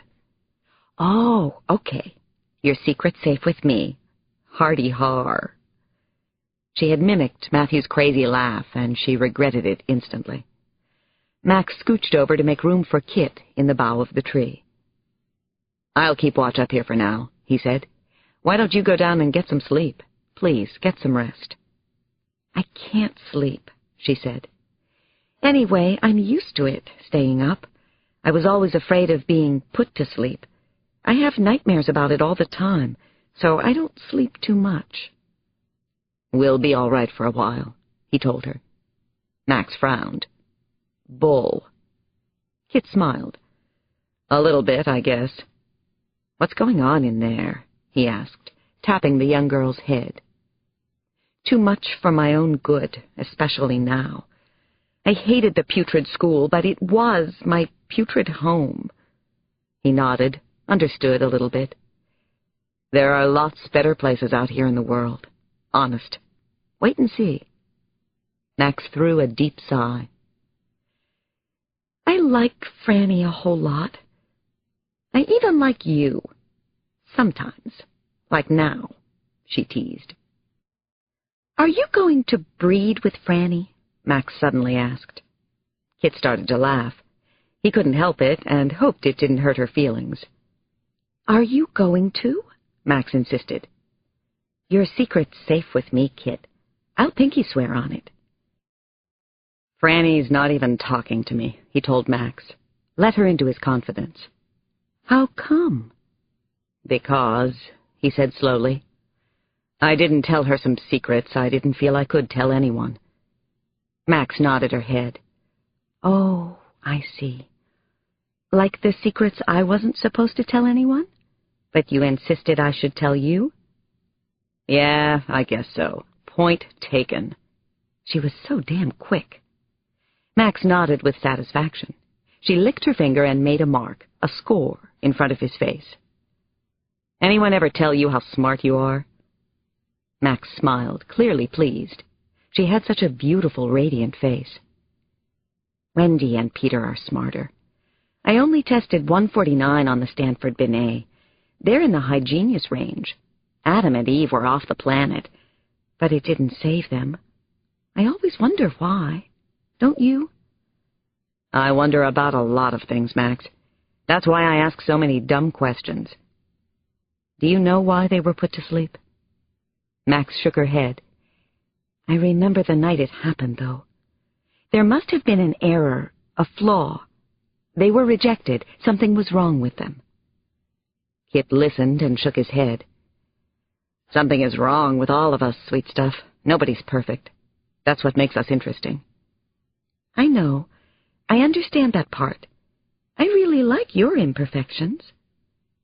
She leaned up against him. He felt incredibly warm feelings toward her. It was nice, almost father-daughter. Together they stared into the red-rimmed horizon. The fire was out there. Danger. Suddenly he was remembering Tommy and Mike, his own children. He didn't want to remember. Not now. "Seriously, I like you a lot," Max said to him. "You have kind eyes. I know you wouldn't hurt someone unless you had to. It's the way you are." "Thank you," he said, and nuzzled her cheek. "One of us should sleep for a while, though.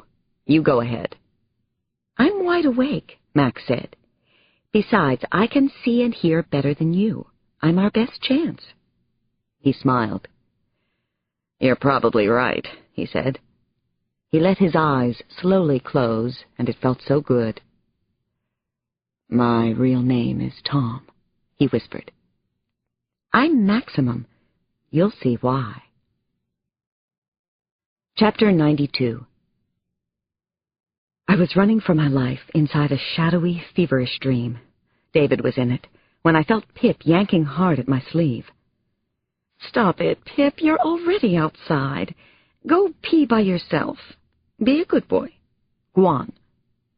Scolding and shoving him away didn't stop him. He was such a persistent little bugger, so I forced my eyes open. I half expected David to be there beside me, but he wasn't, of course. I sniffed the air. The smell was noxious, and I started to choke. As in my dream, the air was hot and black and stifling. I didn't know if it was day or night, only that I'd fallen asleep by moonlight, and now the moon was completely gone. I couldn't see a thing, not even the sky or the overhanging trees which had been there when I dropped off to sleep. It was like being stricken blind. I was in a blanket of heavy, nearly black fog. "Hello? Somebody?" I called out. With sickening clarity, I understood how bad things really were. Smoke had completely obliterated the moon and sky, even the overhanging trees. Smoke was all around, choking me, blinding me, making it impossible to see more than a couple of feet in any direction. The woods were on fire. Pip was barking, demanding that I follow him. I pushed myself up, stumbled over stumps and rocks, calling, "Kit! Kit, where are you? There's a fire!" He finally answered. "Here. Over here. The wind must have shifted." The fire was on us like that. I still couldn't locate Kit. I couldn't see any of the kids either. My eyes stung and watered. My visibility was only about 3 or 4 feet. I felt trapped, claustrophobic, completely closed in. I heard something, An elk. I was looking right into the huge animal's eyes, glazed and frozen.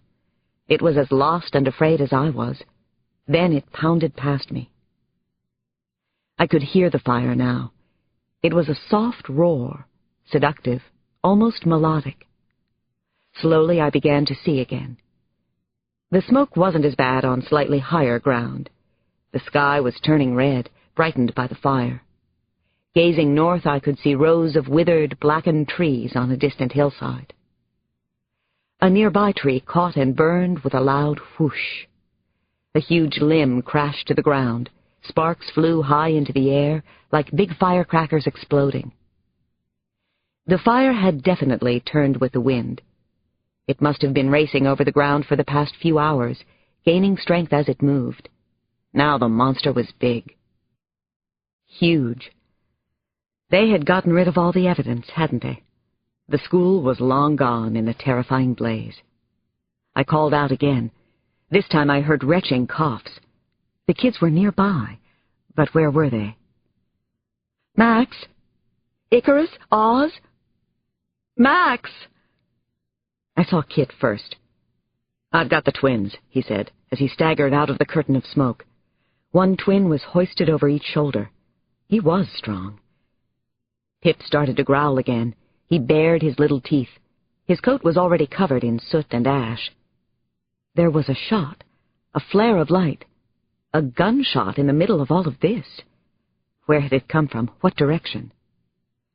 Another tree limb fell in a blaze of orange and gold sparks. Pip yelped. "Let's go! Let's go!" Kit yelled. We started to run for it. Chapter 93. Wendy was wrapped tightly in my arms.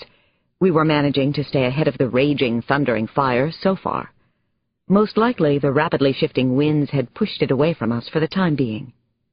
I was trying to get my bearings when I heard Max shout, "Look! Look out! More guards!" I could see 2 men were poking around in the valley below us. I was stunned. To my absolute shock, I recognized them. I knew both men standing down there. They were from Boulder Community Hospital, colleagues of David's. The taller of the 2 was wearing a blue satin L.A. Dodgers baseball jacket, a cap, rimless glasses. He had salt and pepper hair and a full beard. The other man was shorter, but weighed more, a Humpty Dumpty in plaid shirt sleeves and baggy khakis. The taller man was Dr. Michael Vaughn. He was in neurology. The man with the spare tire was Bobby something. He was head nurse in the OB/GYN unit. I'd seen him at a party once, entertaining people with photos of babies whose deliveries he'd assisted. His babies, he'd called them. They were David's friends. We had socialized with them. Tears welled up in my eyes, and it wasn't from the smoke. It was a sense of betrayal I felt. Maybe they were just volunteers looking for survivors of the fire. It would be a great thing if Dr. Vaughn and Nurse Bobby were a couple of concerned citizens, wouldn't it? All we'd have to do is whistle to them, and we'd be heading out of the wilderness toward antibiotics, clean sheets, and warm food. But a strange, intuitive feeling stopped me from yelling, "Hey, we're over here!" Kit and the children were being very quiet, too. Then Kit pointed to the left, and I saw our salvation. A black Jeep. Our Jeep. Unfortunately, Vaughn and the male nurse had discovered it, too. They were trying the doors. Kit forced a clip into his gun. His face was grim, stretched tight. His concentration was total. He kept his gun in shooting position. They finally walked away from the Jeep. They were looking for something. Us? Their eyes kept scanning the surrounding woods. Thank God they didn't see us. I threw a deep, audible sigh. Something bright flashed in my peripheral vision. I jumped back. What now? Kit was holding up the car keys. "Whatever made you lock the car?" Flashing a grin I hadn't seen in a while, he said, "It's what city kids do." Chapter 94. We hoped against hope that no one was looking for Kit's Jeep. We hoped they didn't know who he was, or why he was out here in Colorado.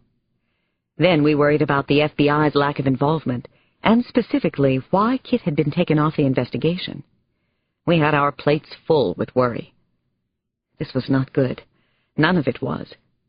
We piled into the Jeep and Kit drove fast, almost dangerously, down the narrow, twisty mountain road we'd come on. The kids loved it, urging him to go even faster. As we rounded a sharp curve over a ravine, I saw a small group of men and women standing by one side of the road. Hikers? They looked harmless enough. Then I recognized them and my heart nearly stopped. They were from the hospital in Boulder, too. Some of them were wearing headphones with tiny mics near their mouths. 3 men and a woman, all of them doctors at Boulder Community, wearing headphones to go hiking? Damn, I didn't think so. I wasn't real big on conspiracy theories, but I had a lot of faith in what I saw with my own 2 eyes. "Get down, please, get down," I told the kids. "Get down below the window." The suspicious doctors looked up at our speeding Jeep, but the children stayed down, and the docs from hell didn't seem to notice anything wrong. "They're from Boulder Community Hospital," I told Kit the latest bad news. "This is getting so damn creepy I can't stand it. I wish I was being paranoid." He stepped up the speed, and the kids hooped and hollered again. Even under the circumstances, it was a joyride to them. They were absolutely fearless. Somehow we made it to the bottom of the mountain in one piece, and as far as we knew, without being spotted. I remembered that Oz, the twins, and Icarus had never been outside the school before this. It was all brand new to them. They were on overload, complete overstimulation, maybe even more than me. "Welcome to Bear Bluff, Colorado," I said. I looked back and tried to make a happy face. "It's actually a pretty nice place to live." "It's even creepier than the school," Max said in a deep, croaky voice. She laughed. "Just kidding, Frannie and Kit. It is nice. If you like to eat red meat. You'll love it, guys. Not." "I'm really, really scared," Wendy trilled. Her brown eyes were bulging, and she did look petrified now. "So am I," said Peter. "Care Bear stare," Max said to them. Obviously, it was something they shared, a lucky saying, a charm. "Care Bear stare," the others chorused. "Care Bear stare, Care Bear stare." Unfortunately, Max was right about the creepy part. Now 2 Army Jeeps were approaching in the opposite direction. Army Jeeps? Was the Army part of this, too? How could that be? Who were they? Everybody but us? "Down in back," I whispered, and the kids ducked again. I ducked down as well. We passed by the grunting and groaning U.S. Army Jeeps without incident. "Kit, please tell me this can't get any worse," I said, as we got on the last stretch toward my place. I needed to stop at the inpatient for medical supplies. I had to treat the lacerations and bruises from our flight down the mountain. "If you recognize any more hospital personnel, old friends and acquaintances and such, be sure to let me know," he said. We curled around the last familiar bend approaching the inpatient. Kit almost stopped. Then he sped up. He stepped on the gas hard, and the Jeep lurched forward. We barreled right past the inpatient, past my home. "Kit, stop! We have to stop!" I yelled. "Kit, stop this Jeep, now!" I repeated. "Frannie, no. It's not good. We can't stop," he said, and kept speeding down the road. The rear of the Jeep was fishtailing badly. I knew Kit was right, but I couldn't believe what I saw. I thought my heart was finally going to break. They had burned down my house, my hospital, my everything. They had torched the inpatient. All of my poor animals were inside. Book 5. When the Wind Blows. Chapter 95. We streaked past the inpatient at better than 60 miles an hour. I felt hollow and sick inside. I knew Kit was right to speed by my place without stopping, but that didn't make it any easier. Max leaned in close from the back seat. "Oh, Frannie, I'm so sorry. It's all my fault." "We're sorry, Frannie," the other kids joined in. In the back of the Jeep, little Pip was in a highly agitated state. Pip was barking and whining as we passed our old house, or what was left of it. Damn them. Damn them to hell. Who had done this? Who was responsible? I wanted to do terrible things to them. I felt I had the right. I'd never felt anything close to this kind of anger and disgust. "I know where we can go." I finally managed to speak after we got a mile or so up the road where I used to live. "I know where we'll be safe for a little while at least, until we can figure something out." I gave Kit directions to my sister Carol's. She lived in the town of Radcliffe, which is about 20 miles southwest of Bear Bluff. We'd be okay there for the rest of the day anyway. Carol had moved out to Colorado from Milwaukee after she split with her husband Charlie. She lived on a small working farm with her 2 daughters, Meredith and Bridget, and their dogs, 2 geese, Graham and Crackers, and a house-trained rabbit named Thumper. People can tell right away that we're sisters. I would have gone to Carol's earlier, at least to talk to her, but she and the kids had been on a 2-week camping trip to Gunnison National Forest. I wasn't even sure if they were back now, which might be even better. But I spotted Seabird working in her vegetable garden as we approached the house. She was nearly lost among the droopy-headed sunflowers. Bumblebees danced around her. "Kit, would you stop here? Let me walk to the house. I have to sort of prepare Carol for this." "Doesn't she like kids?" Max cracked from the back. "Yes, she does, and animals too," I said. I climbed out of the Jeep and walked toward my sister. I wasn't sure I was doing the right thing now. I wasn't sure about anything anymore. In the last few hours, I'd learned there were a lot of folks in the area who I couldn't trust. I also had a better appreciation for what Kit had been going through with this case. My sister Carol is 5 years older than I am and a great, great person in every way. Her husband Charlie, a radiologist, was such a jerk to lose her and his kids. Carol summed it up. "You snooze, you lose." "Instant family?" she said, looking toward the Jeep. She had on muddy gardening boots, plaid shorts, an old denim shirt, and a floppy straw hat. Sunblock was smeared unevenly on her forehead and cheeks. Behind her, a clothesline was heavy with towels and bathing suits from their trip. "Of course you can bring them for a little unexpected visit, Francis. Who are they, though? Is that a man in the driver's seat?" I nodded. "His name is Kit. It's Tom." Carol's eyebrows raised several inches. "Uh-huh. He's Kit, Tom, whatever. And the others?" Man, oh man, oh man. The others? "Carol, this is very strange. I'm your sister. You trust me, right?" "Up to a point." "You didn't get married to someone with a huge family, Frannie? Please tell me you didn't." "Oh, hell, I don't care if you did," Carol said, and pushed strands of loose hair away from her face. "You didn't." I put my hand on her arm. No, that wasn't enough for me right now. I needed more. I hugged my sister tightly in the middle of her garden. "Sweetie, are you all right? You're trembling," she said against my cheek. "You're trembling all over." "Someone is after us," I whispered. "I'm not kidding. I'm not making a joke. And those children in the car. Carol, oh, God, Carol, oh, hell, they have wings and they can fly." Chapter 96.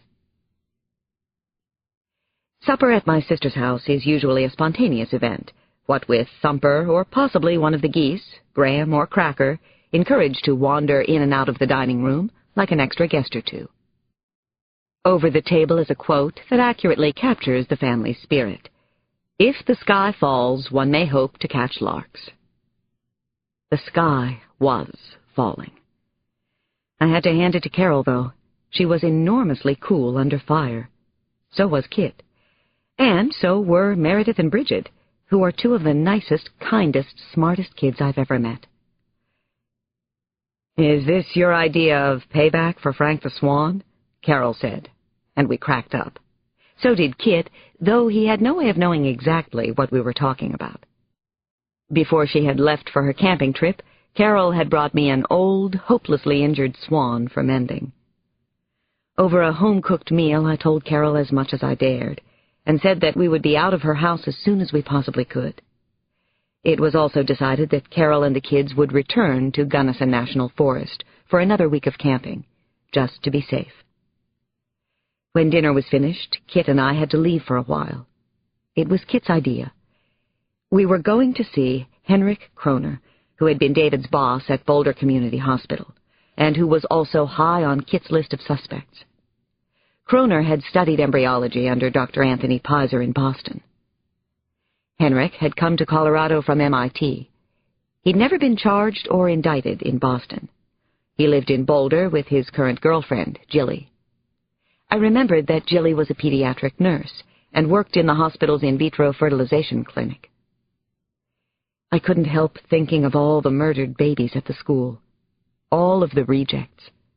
A pediatric nurse? It couldn't just be a coincidence. We were afraid that Kit's Jeep might be easily recognized by now, so we borrowed Carol's Chevy 4x4. We were at Dr. Kroner's before 9:30. If he and Jilly were home, they'd be up. I remembered seeing Henrik at the McDonough's the night Frank had been murdered. Another coincidence? I doubted it. The lights of the expensive and grossly oversized mountain cottage were shining brightly. Henrik Kroner's triple-black Mercedes convertible was parked in the drive. The two of us walked up a flagstone pathway. We stood outside the screen door and rang the front bell a couple of times. Nobody came at first. I could see into the living room, pine furniture and brightly colored throw rugs, Audubon prints, shaker doors, wide-board pine floors. No Henrik and Jilly, though. A little scary. Everything was now. "Dr. Kroner," I finally called. "It's Frannie O'Neill." "Henrik Kroner, Jilly, are you in there? Is anybody home?" Total silence in the house. Only the loud shrilling of crickets and cicadas in the yard. "Let's go round back," Kit said. He started around the edge of the house. I took a deep breath and followed him. I didn't want to be alone. "I'm 2 steps behind you, Kit." Kit stopped suddenly, and I nearly walked into him. "Oh, Christ," he whispered. "Stay there, Frannie. Stay back, please. It's bad." I could see Henrik and Jilly from where I stood. They were lying face-up on a pair of bright yellow chaise lounges. Blood was puddled around the chairs and seeping into cracks between the flagstones. Blood stained the lounges as well. I could see that Jilly had been shot in the hollow of her throat. Henrik had been shot through the right eye. My heart constricted and my mouth was very dry. I wanted to cover my eyes, but I didn't do it. I needed to see everything now, to describe it if I had to. If I was going to be a witness, I might as well be a good one. Kit lightly touched my arm. "You okay, Frannie?" Not really. I had seen a lot of animals die, but it hadn't prepared me for the sight of a viciously murdered man and woman, especially people who I'd known. "I'm doing all right, I guess. Still on my feet, anyway," I whispered. 2 shots for each victim. Entry an inch or so apart, Kit muttered. "Kit, this just happened. Neither body is rigorous or discolored. We just missed the killers. Or they just missed us." Neither Henrik Kroner nor Jilly had been friends of mine, but I'd known them. I didn't like Henrik, but David and I had come to a couple of parties at this house. I had sat in one of these yellow lounge chairs. I wondered if Dr. Anthony Pizer had ever been here. Could he be responsible for these deaths? Bad thoughts were repeating in my brain. That happens under stress. I couldn't help remembering that I saw Kroner at Frank McDonough's the night Frank drowned, or that Henrik Kroner had visited my house in Bear Bluff after David was killed. It was so awful, and none of it seemed coincidental. "We have to go back to Carol's," I said, grabbing Kit's arm. "We have to get her and the kids out of there now." They were killing all the witnesses. Chapter 97. Kit was afraid, but he was trying not to show it for Frannie's sake. He pulled over at a 7-Eleven on Baseline Road in Boulder. The last 24 hours were testing everything he'd learned as an agent, and some things he hadn't. He did remember an old saying from his training at Quantico: "Fall 7 times, stand up 8. "I'll be quick," he said as he ripped open the 4x4's door. "I'm going to try to talk to Peter Stricker at the FBI. I've got to make him believe me, which might not be so easy." "Okay," Frannie said. "But please hurry. I'm worried about Carol and the kids." Kit walked quickly toward the payphone outside the brightly lit convenience store. He was still feeling alone in all of this. That's just the way it was. Realistically, there was only so much one agent could do. Why in hell had they shut him down? It made no sense, and it was scary as hell. He didn't want to call Peter Stricker, not even now. It was like asking to be insulted and browbeaten and turned down again. It had been going on for more than a year, the same thing over and over. Even though it was past 7 in Washington, he decided to try Stricker at his office first. He had Stricker's home phone number. They had been friends, right? But calling there was a last resort. Not a really good move. Peter's secretary was still working at the office. She picked up after one ring. "Cindy, this is Tom Brennan on the line. I have to talk to Peter. It's an emergency." "Mr. Stricker's on the road," the secretary said. "I'll give him your message when he calls in." Kit yelled into the phone. "Damn it, Cindy, people are dying. You beat Peter's number right now. I'll hold the line. I'm not going away this time. Tell him there have been more deaths, and it's his goddamn fault."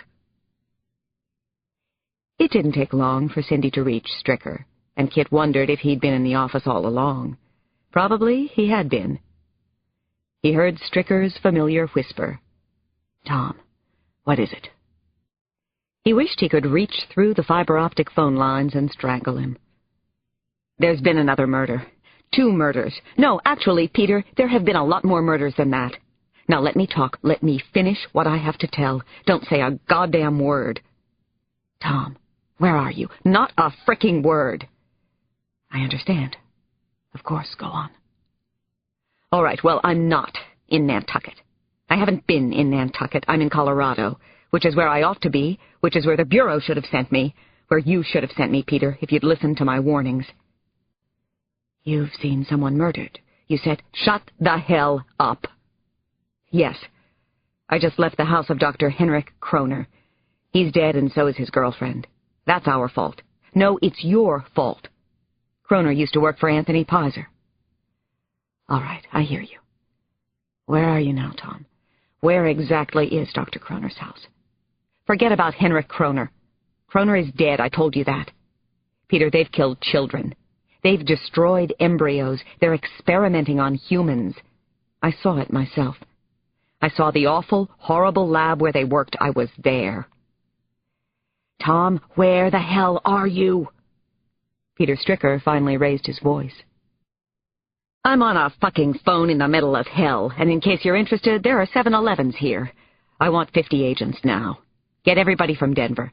Tell them to head to Bear Bluff, Colorado. Go to what used to be the Inpatient. It's an animal hospital. They can't miss it. Somebody burned it to the ground. I'll make contact with them, not the other way around. I'm running this now." Stricker sighed. "All right, I hear you. We'll send people in." Kit hung up the payphone and took a deep breath. That was pretty damn good. The cavalry was coming. Chapter 98. I saw Kit get off the phone after a very animated conversation. He jogged back to the car, and he actually looked better. He had some of his color back. He told me that his old boss had finally listened. I don't know how much he believed, but he believed some of it. He's sending agents here. The feeling I had, The crazy imagery in my head was that I had been thrust into a real-life scenario that roughly paralleled the one in Invasion of the Body Snatchers. I was beginning to think I could no longer trust anyone in Boulder or the surrounding towns. We hurried back to Carol's house from Boulder. Carol saw the car lights and was waiting for us at the front door. "Everything's cool here, Frannie," she said. This book is continued on Disc 8.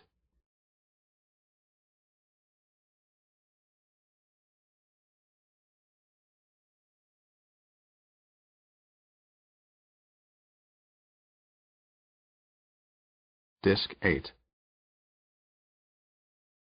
"Everything's cool here, Frannie," she said.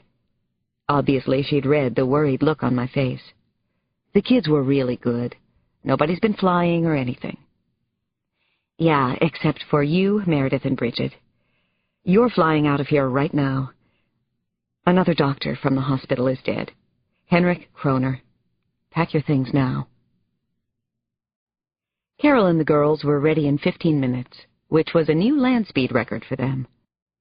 I felt guilty about involving them, but I knew they would be anyway. Whoever was after me could easily find out who my sister was, if they didn't already know, and where she lived. Camping in Gunnison National Forest was the safest place for Carol and her girls to be right now. We hugged furiously hard and tried not to cry. Then everybody waved sad goodbyes in front of the house. My sister and her girls drove off into the night. I prayed they would be safe, that all of us would be. But I didn't really believe it.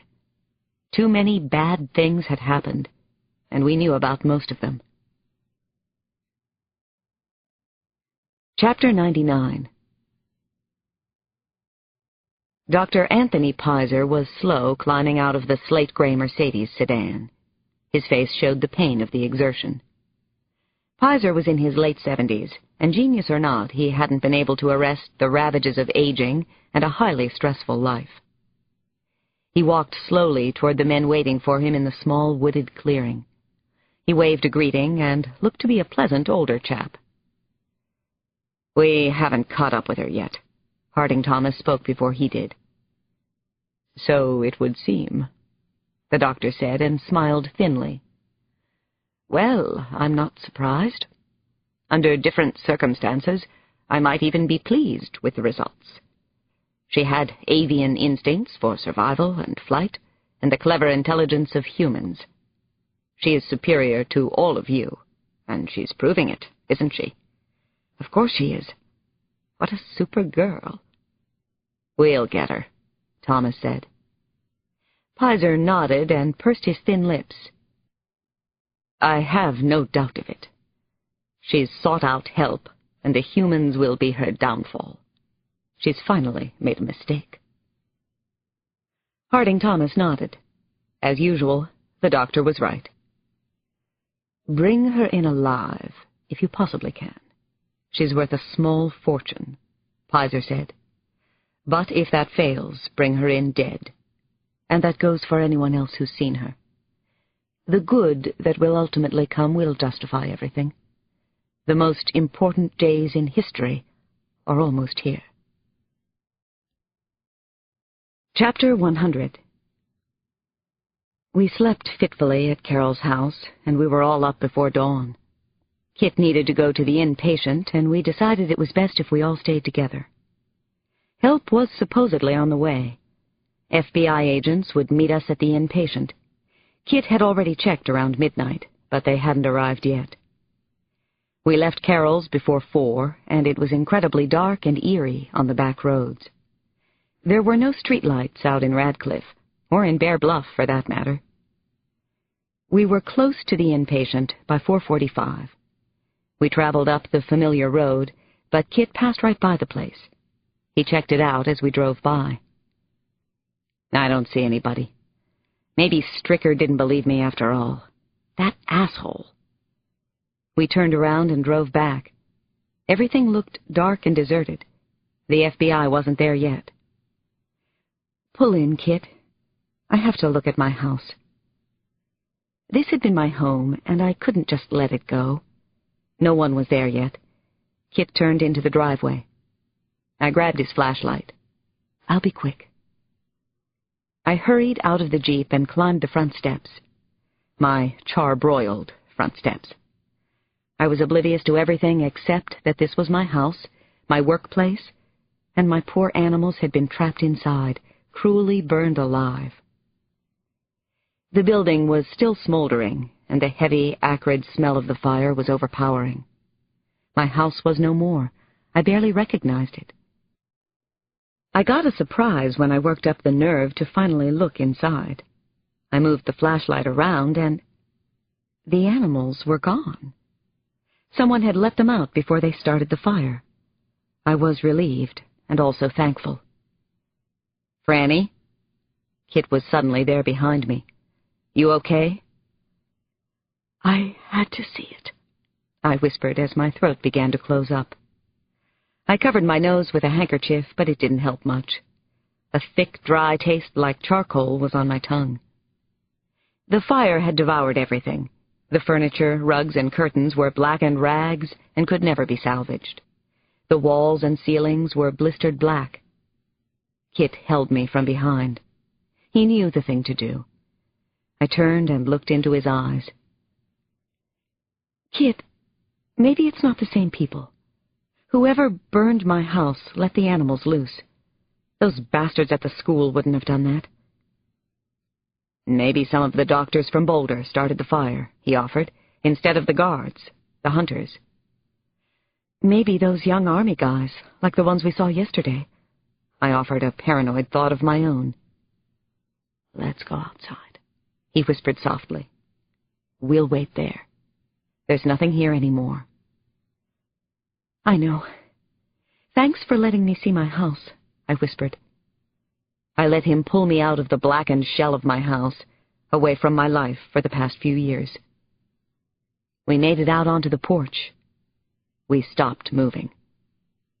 They were waiting for us. Not the FBI. The hunters, the guards from the school. Half a dozen of the home burners, the child murderers, were standing in my driveway. They had Max and the other kids. Chapter 101. "Take your hands the hell off them," Kit called down from the porch. "They're just kids, they're children." I liked that. Loved it, actually. They had rifles and handguns, and here was Kit barking orders. He was standing up to them. The two guards holding Ozymandias and Max actually let them go, and even took a few steps back.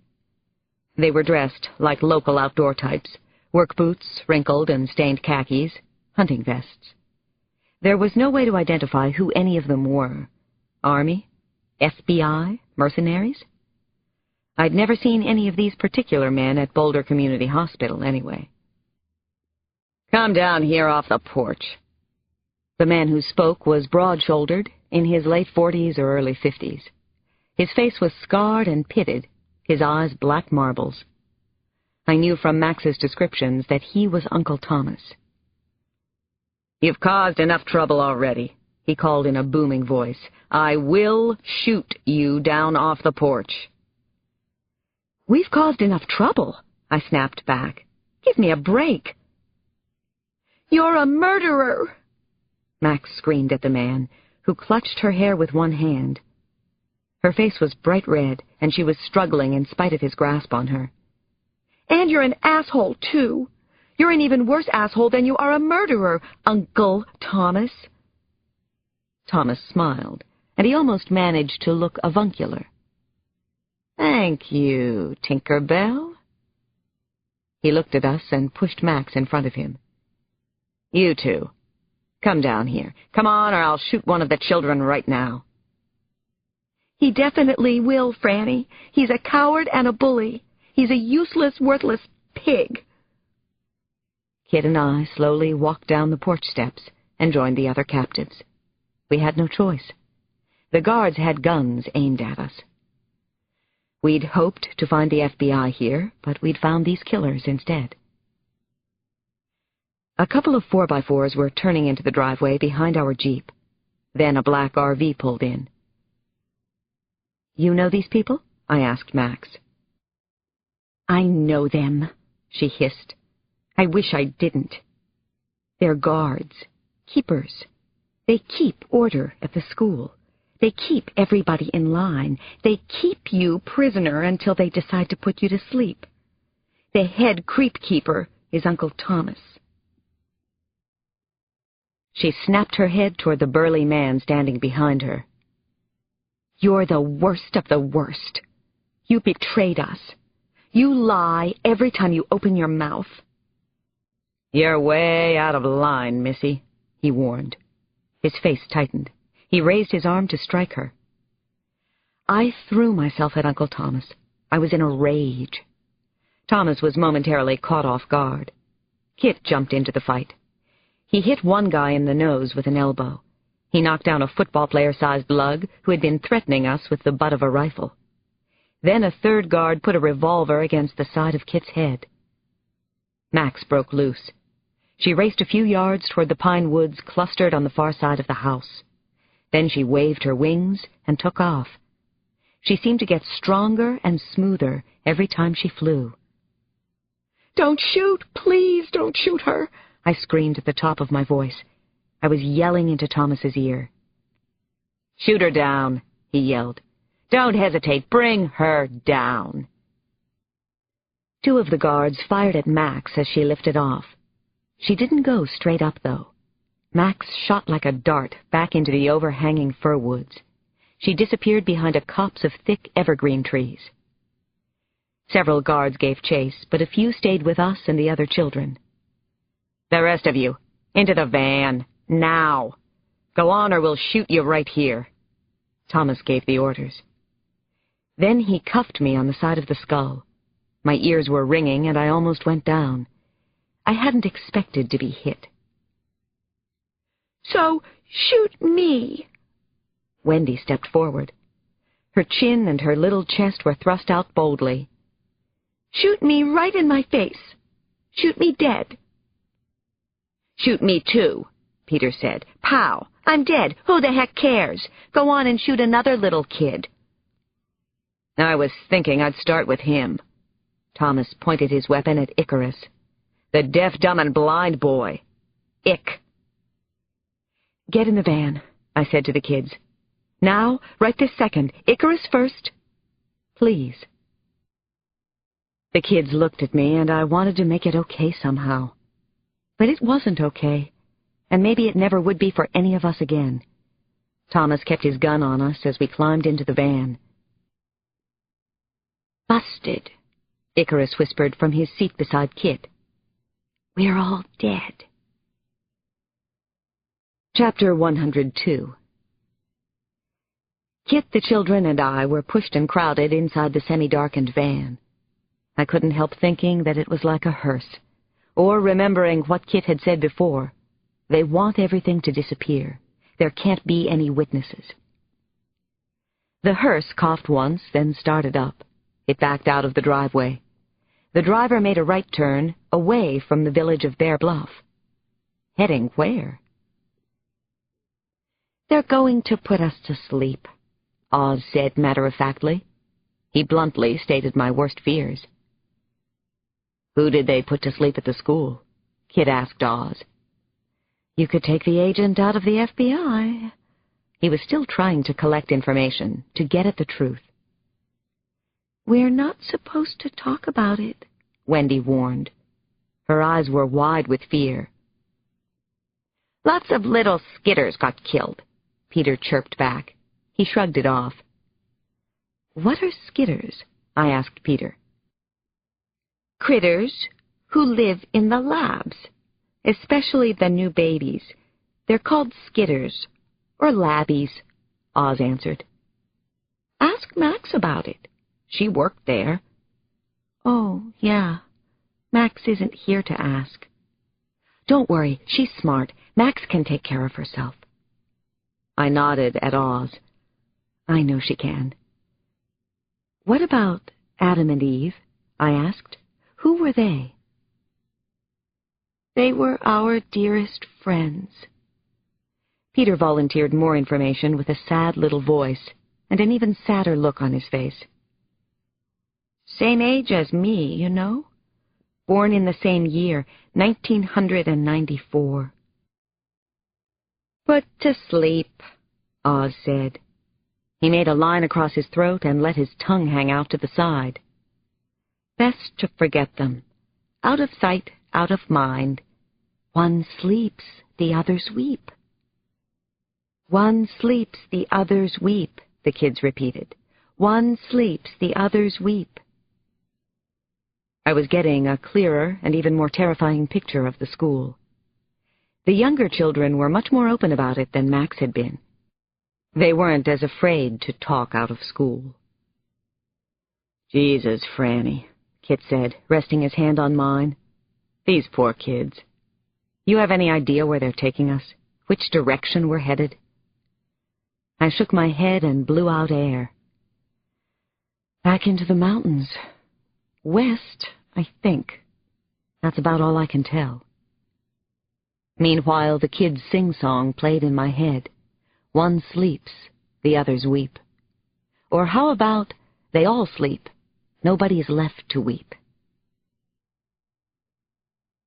Chapter 103. The van struggled up a steep, nearly continuous grade for about half an hour. Then it jerked to a sudden stop. The engine shut down and I froze. We were here, wherever that was. Not the school, but where? I could hear car doors slamming, shoes and boots crunching gravel, the static of gruff male voices outside the van. Wherever we are, we're less than an hour from your place, Kit whispered. We both sat very still in the rear of the van. There was nothing either of us could do now. It was killing me. You guys all okay? I asked the kids. I tried to sound confident and somewhat in control. I found I was having powerful maternal feelings since I'd been around them. We're not anywhere near that shitty school again. I can feel we're not there, Oz said, with equal parts of boyish conviction and enthusiasm. We're someplace bad, Ick said. It feels real bad. I can always tell. Feels icky, right, Ick? Oz cracked. He made a face at his blind friend. The van's door was unlocked and it swung open with a high-pitched whir. We blinked at the bright sunlight bursting in on us. Men with guns were standing outside. They were staring in with faces like moon pies. The odds were hopelessly against us. You don't have to point those guns, I said. We come in peace, Ick said. One of the men issued an order. Step out of the vehicle. He sounded like... I looked around at the kids again. Their faces were screwed pretty tight, but they didn't show too much of their fear. Perhaps the terrifying atmosphere at the school had conditioned them to accept whatever might happen to them. Okay, we're coming. Out of the van, boys and girl, I said. But as I climbed from the van, the words died on the tip of my tongue. If there had been any doubt about it, I had just entered the Twilight Zone. I felt as if I couldn't move another step. I could see where we were. I didn't understand, and I didn't think I wanted to, but I knew exactly where I was now. Oh, God. I know this place. Oh, Kit, I muttered. What is it, Frannie? I shook my head back and forth in disbelief. I couldn't speak. We were at Jillian's place on the west side of Sugarloaf Mountain. We were at my friend's house, with the big shimmery blue pool I'd been swimming in just a couple of days ago. I could see the Continental Divide off to the west and 4 Mile Canyon to the north. The large, familiar parking area was filled with trucks, cars, and guards with guns. I also spotted half a dozen people I recognized from Boulder Community Hospital. One of them caught my attention as I stood rooted to the ground. He was climbing out of a navy blue Land Rover. I noted a hospital sticker in the left corner of the windshield. David and I used to have stickers like that. David had been one of them, though, hadn't he? David had been a horrifying creep, too. Oh, David, David, how could you? That's Dr. John Brownhill. I pointed him out to Kit. Brownhill wouldn't even look at me, wouldn't look our way. We've met. What's his specialty? Infanticide? Kit asked. He's the head of the in vitro fertilization clinic at Boulder, I muttered to myself. The children had human mothers. I couldn't help thinking again. Real birth mothers were involved, and that's why Dr. Brownhill was here. It had to be the reason. Then I saw Jillian Puris appear on her front porch. My friend. She looked so stern and unapproachable. I could have almost convinced myself that I didn't know her. Standing next to Jillian was her little boy. Michael was waving from the porch, and I thought he was waving at me. He wasn't. Chapter 104. It's Adam! Adam's okay! There he is on the front porch! Adam's alive! Wendy and Peter crackled and shrieked in their high-pitched voices. They were incredibly animated and excited to see the boy. Jillian's son. They knew him, and I could guess from where. The school. Michael had been at the school, too. Michael was Adam, wasn't he? Suddenly, the little boy twisted back and forth and broke loose from Jillian. He was strong, too. He ran toward Peter and Wendy, lickety-split. They continued to holler, "Adam! Adam! Here we are!" Jillian looked alarmed at first, but then just angry, infuriated, in fact. "Michael, stop!" she yelled. But the slim blonde boy continued to run like a streak toward his friends, his long-lost compadres, his school pals. Michael was laughing and grinning, and he looked so innocent and free. I'd never seen him act like just a little boy. Then he and Wendy and Peter began to hug and dance for joy in the driveway. They made nonverbal sounds that only they seemed to understand. I looked away from them and back at Jillian. She was still watching the scene with such cold, unforgiving eyes. It was a look I'd never seen before, and I wasn't prepared for it now. Who was this person I thought I'd known? My stomach was falling. She'd only pretended to be my friend, hadn't she? She was watching me after David's death. "He's Adam! He's our friend!" Icarus shrieked in my ear. In his excitement, he flew a few feet off the ground. The amazing little boy hovered. "Adam's alive! Isn't it great? Isn't it the best thing yet?" Suddenly, Icarus was struck. One of the guards had punched him on the side of the head, punched the little boy with a closed fist. Poor Ick fell to the ground and lay in a pathetic heap. He wasn't moving. The blow was more than Kit could stand. He swung out at the attacker, connected solidly with jawbone. Cursing, 2 other guards began to strike at Kit. Then they held him at gunpoint, but Kit wouldn't calm down. He screamed at them. The kids were yelling, too. I was already down on my hands and knees, checking out poor Icarus. I worried about damage to his head, but his eyes were open. He was shaking it off and seemed alert. "Big bully," he finally taunted the guard, spit out his fury, showed what a tough little trooper he was. "Not much of a punch, though." "Attaboy, Ick," I told him, "but cool it a little." "Flying is forbidden," the guard screamed at the children, but especially at Icarus. The man's face was red. Even the thick veins on his thick neck stuck out. "You know the rules. Flying is forbidden. You've been told 1,000 times." Ick just stared up at the menacing guard. He wasn't giving any ground. "Not anymore," he snarled. "The rules have changed." I held Icarus close to me, trying to protect the boy from further harm. My maternal feelings were still coming on strong. Jillian was in the driveway now. She was walking briskly toward me. "This wasn't supposed to happen, none of it," she said. "I'm sorry, Frannie." "Right," Just bad timing, I snapped, and realized I was just as furious as she looked. Too bad for David and for Frank McDonough. Just bad timing. I wanted to scream at Jillian and at the horrible monster called Uncle Thomas, but I forced myself to keep calm, not to show my anger, my rage. It was too dangerous now. Guards with guns were standing around everywhere. They seemed to be looking for an excuse to let loose. "Hi, Aunt Frannie," I heard from down close to the ground.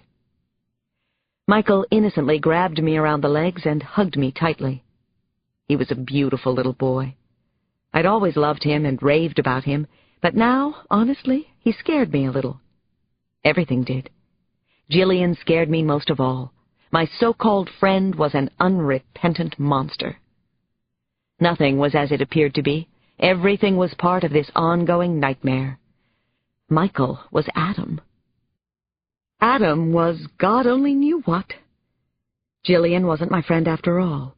We had talked and laughed and cried together. All the time she was a horrible enemy, the worst of them. Maybe she'd even thought about killing me. I bent low to Michael and kissed the side of his face. "So you and Peter and Wendy are friends," I said. "We're best friends," he gushed. Jillian interrupted us in a loud, stern voice. I'd never seen this side of her. "I want you to go straight to your room until I tell you to come out. Go ahead, Michael. Now." The little boy stared up at his mother. At his biological mother, I wondered. He seemed confused and hurt, and I couldn't blame him one bit. "Mommy," he asked in total innocence, "are you going to put them to sleep? Please don't do it. They're my friends. They'll be good." Then the little boy began to sob uncontrollably. He was frightened, and the tears were real and touching. Jillian seemed to soften a bit. I saw the tiniest hint of the person I'd known. Then she pointed back toward the house. I said, "Go to your room. Now go. Mister, go," she shouted. "That's an order." I looked in that direction and sucked a sharp intake of air. "Oh, Jillian, no," I said. On the porch was another small child, a girl. She looked nearly identical to Michael. She was Eve, wasn't she? I remembered the dying children at the school, the failed experiments, the rejects, and now this. The nightmare just wouldn't stop.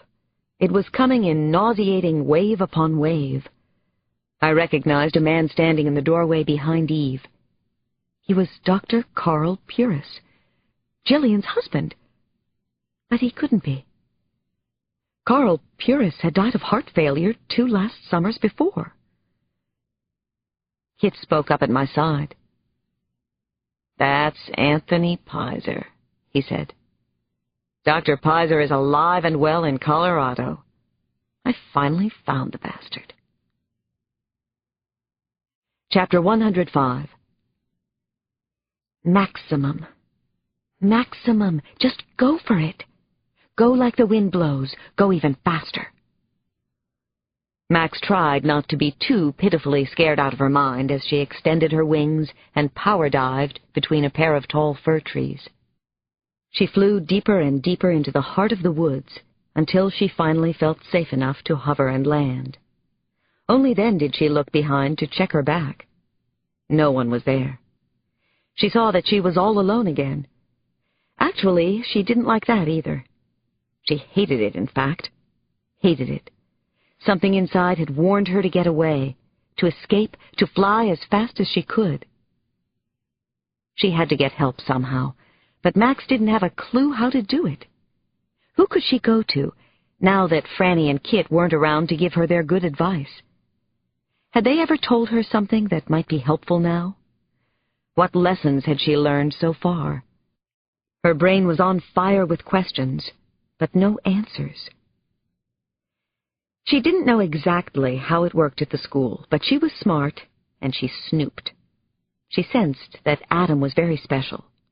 She had thought he'd been put to sleep, but obviously that wasn't true. Adam was at that big house in the mountains, the house where Frannie's friend lived. Did that mean Frannie might be involved? Or Kit? Who could she trust? How could she get help? How? Think, girl. But nothing came to her. Her mind drew a big, fat blank. Finally, she decided to pray. Dear God in heaven, dear Father, please help me and my friends. We pray to you every single day, but nothing good ever seems to happen. I'm not complaining, but now is a good time to start. Okay? She knew about God, and she liked the idea of him pretty much. She had gone to church every Sunday morning for years, on the TV. Now she needed proof that there really was a God.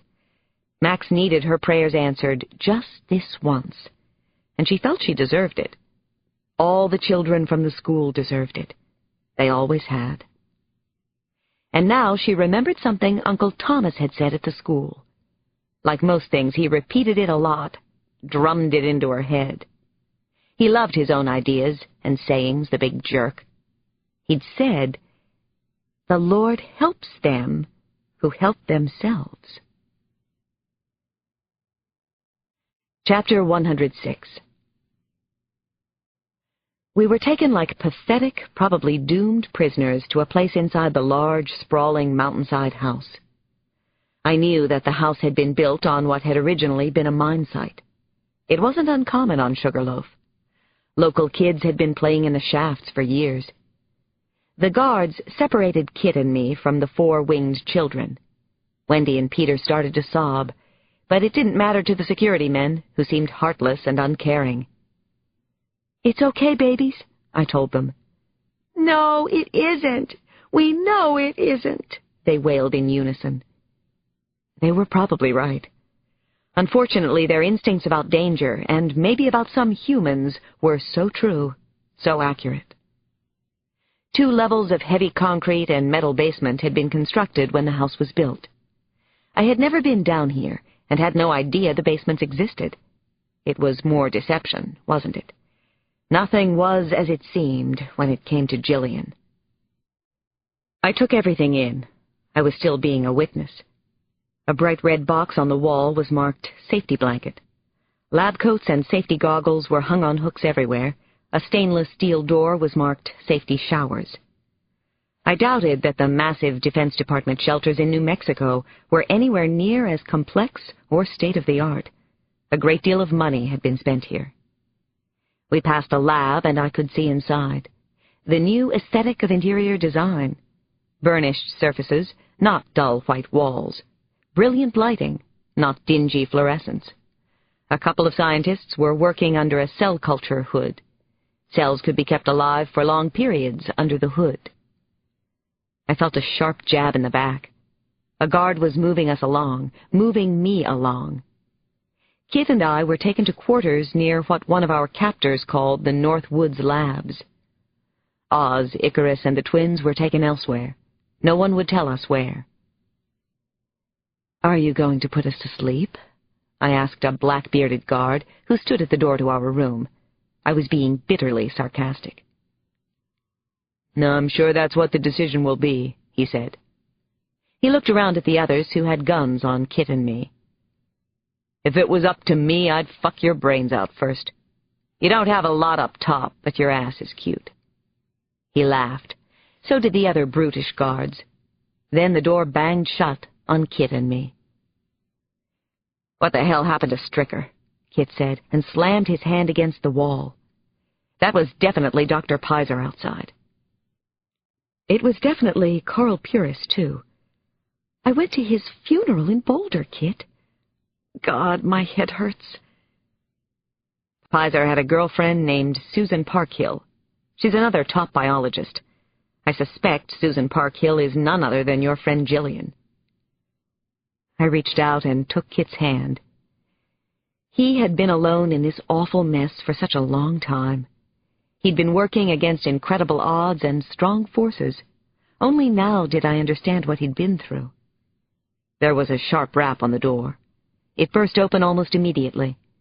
One of the guards was there in the hallway. "Jillian wants to see you," he said. "Just you, Dr. O'Neill." Chapter 107.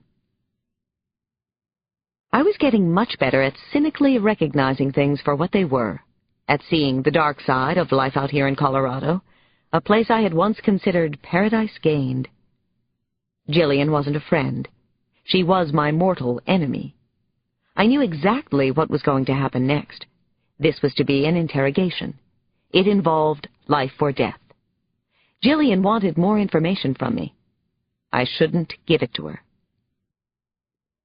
"I do like you, Frannie," Jillian began with one of her calculated, bold-faced lies. Who knows, maybe she even meant it.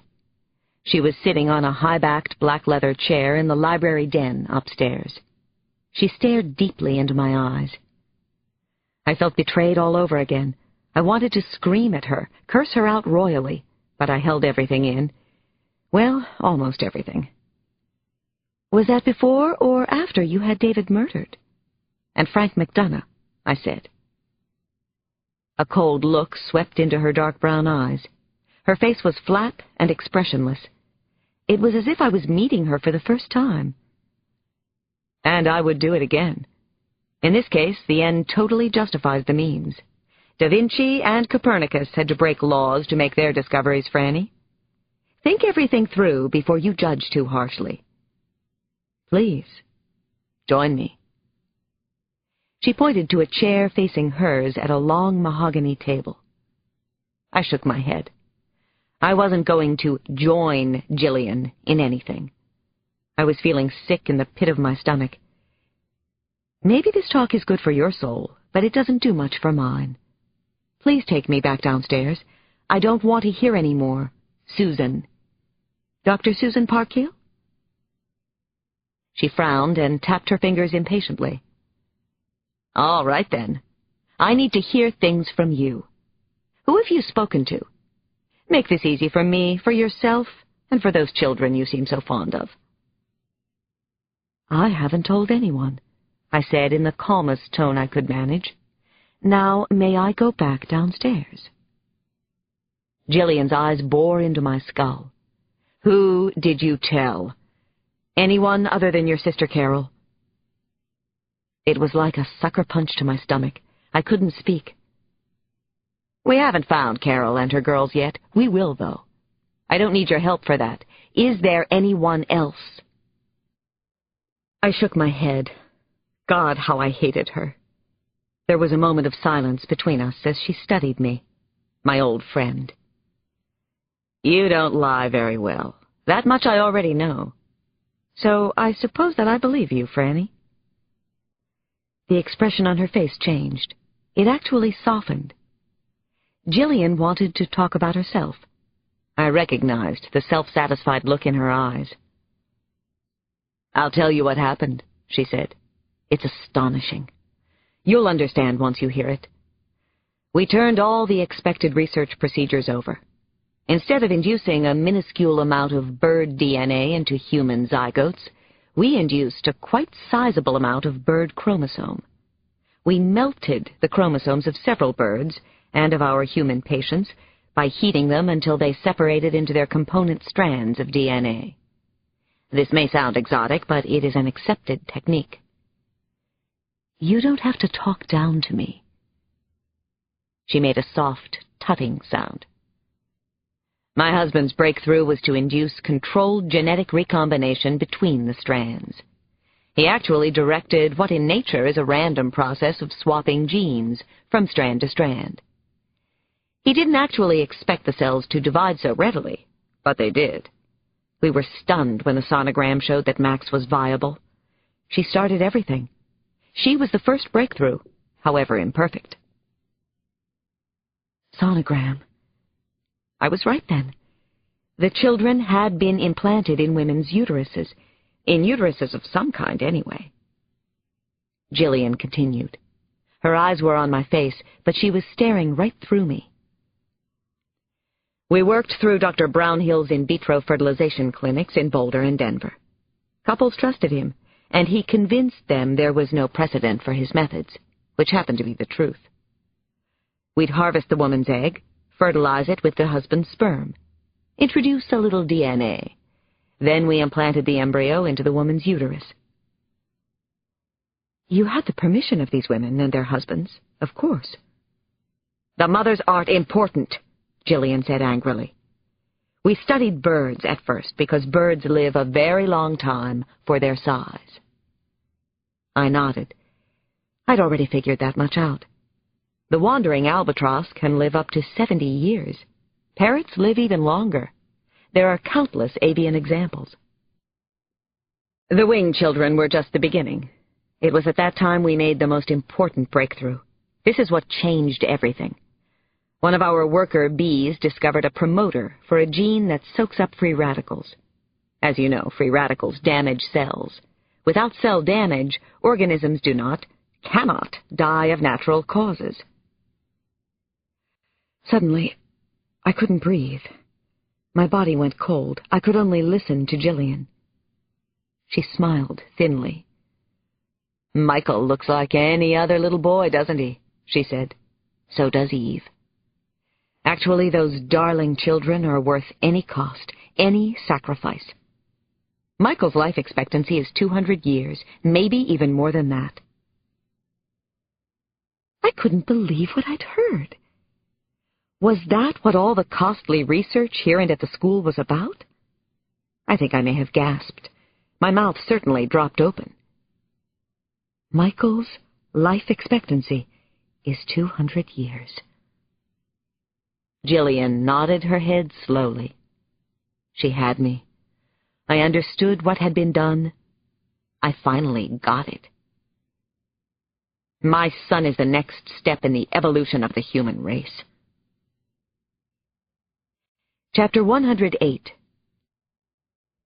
Kit had probably been involved in 100 interrogations before, but he'd never been on the wrong end of one. My name is Thomas, the man sitting across from him said. He was very much at ease, very sure of himself. I've heard a lot about you, Kit said. I'll bet you have. I'll tell you my side, as long as we're just talking here. Sure, why not? I was in the Air Force. I wanted more than anything to be a pilot. Nice to have dreams, Kit said, and nodded agreeably. He was biding his time, trying to figure out how to gain some advantage. Sure it is. Unfortunately, my eyesight wasn't quite up to Air Force specs. I don't even have to wear glasses, but I couldn't be a pilot. I wound up teaching. Those who can't, you know. What level? Did you teach kids? Kit asked. Oh, for a short time. But then I got an assistant professorship at the Air Force Academy. Taught biology there. To future pilots. Very nice. It was. Ironic, though. You know, you're good to talk to. A man's man. Oh, hell, I don't know about that. You're a good talker yourself. Seem like a nice guy. Oh, yeah. That helps now and then. Dr. Pizer came to the academy and recruited me. Because of the background in biology? Oh, hell no. His people are way out of my league as scientists. However, my science background did help me to understand his vision. That's how he works, you know? Looks for people with the capacity to understand and to believe. Then he offers them the opportunity of a lifetime. Financially? You bet financially. But also in terms of satisfaction, knowing you're doing something important. So, anyway, from what I understand, you had the talent and other qualities to be an outstanding FBI agent yourself. But I didn't believe in the vision. At least, not the version of the vision that I heard. Thomas nodded. That's what I hear. So, tell me, Kit, who have you told so far about the school? Simple question. Requires a simple answer. Then we can both get out of here. Nobody, Kit said. I told nobody. Which was when Uncle Thomas went nuclear. and when Kit finally understood how fear really worked at the school. And he also understood why the kids hated Thomas, because he sure did. He hated Thomas more with every vicious punch he took. But Kit didn't talk, didn't confess, didn't tell. Not a word. Chapter 109. Max instantly recognized some of the hideous creeps from the school. They had been the keepers, the guards, the bullies. They were tramping all over the woods now, looking for her, trying to kill her if they could. Well, screw them. She was hiding at the tippy top of one of the thickest pine trees, but there was still danger up there. If she needed to fly in a hurry, it would be hard to take off from a wobbly branch in a tree. She knew she needed to get up some decent speed first. It was better if she could run first. She might have trapped herself here in the tree.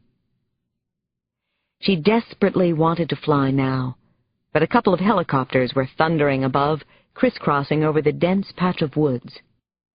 She could hear their thudding roar, and occasionally saw one hovering above in the purplish-black night sky. The helicopter door was wide open, and she saw two men with rifles inside. Everybody was looking for her. The awful creeps. Kit had called the news helicopter they'd seen near Denver the good guys, but Max was sure he didn't mean the ones fluttering through the woods now. The men up there wanted her dead. She could see their guns. They were hunters, and she already knew how horrible it was to be shot. No, they sure weren't the good guys. They were the worst scum of the earth. Such cowards, such rotten, stinking bums. She hadn't been this afraid since the beginning, since she was running away from the school with Matthew before she had flown for the first time. She didn't like being out here all alone again. She missed her brother, Matthew, and Oz, Ick, the twins. She missed Kit and Frannie, too. She had trusted them with her life. When she thought about the two of them, she felt something she had never experienced before. The feeling made her heart beat faster. It made her choke up as if she were going to cry. She absolutely, positively refused to cry now. Max's heart skipped a beat. A soldier was coming. Some kind of mean, nasty slug. He was down below her hideout. He was wearing funny-looking goggles, and she thought she knew what they were. Night glasses, so he could see in the dark, like a vampire. She was so angry now. She wasn't going to die like this. No way was she going to cooperate with that lousy plan of theirs. Max flapped her wings fast and real hard at the last possible second. The soldier or guard raised his head to look. "Geronimo, asshole!" she yelled. Max dropped from the tree. It was almost a free fall. Fwap. Fwap, fwap, fwap. Fwap, fwap, fwap, fwap, fwap. Max hit the man like a large falling rock. His goggles flew off his face. The big bad rifle spun away, too. He lay on the ground, out cold. Now that was dumb. What's that supposed to prove? She was thinking. That you're just like him? But she knew the answer from somewhere deep inside. She could fight back. She raised her arms into the air, raised her wings high, and she whispered real loud, "Yes! I can fight them!" But then she heard the roaring thunder of approaching helicopters. She looked up. There was more than one. Now she wasn't so sure. Chapter 110. Kit had cuts and lacerations and purplish bruises all over his face. His upper lip was split and streaking blood. His nose was bleeding, and probably broken at the bridge bone. He had been beaten up, really knocked around. He had been somebody's punching bag, and they'd had quite a workout. "What happened to you? What happened, Kit?" "I didn't talk," he was able to say. He tried to smile with his fat lip and partly succeeded. I sat down beside him on the bed. I wished I had a first aid kit. I gently touched one of the bruises, and he winced. "I'm all right. I'm fine," he said. "I've taken a few punches before." He was pissed off about the beating. He was like an animal that had been caged and mistreated. He was going to get even somehow, and I loved his spirit. He never seemed to give up. He told me about his visit with Uncle Thomas. Then I told him what I had learned upstairs with Jillian. Kit slid his arm around me. He moaned as he did. I leaned my head against his shoulder, and we were quiet for a couple of minutes. "I'll never forget the first time I saw you," Kit said against my cheek. I thought that he was smiling. I could hear it in his voice. "When I was screaming at you to get off my property, to pack up and clear out, you said, 'A deal is a deal.'" Kit nodded. "I believe that, and also that a handshake's a handshake. You struck me as brave, wise, adventurous, obstreperous as hell, not to mention extremely beautiful." "Right, I remember how glamorous I looked. I had blood and guts from a deer smeared all over my smock." "Yep. Blood on your blouse, fire in your eyes. God, you were a pretty sight. You are so pretty. I hope to hell we're going to get through this, Frannie. I don't exactly see how they can let us go, though. We're eyewitnesses to everything."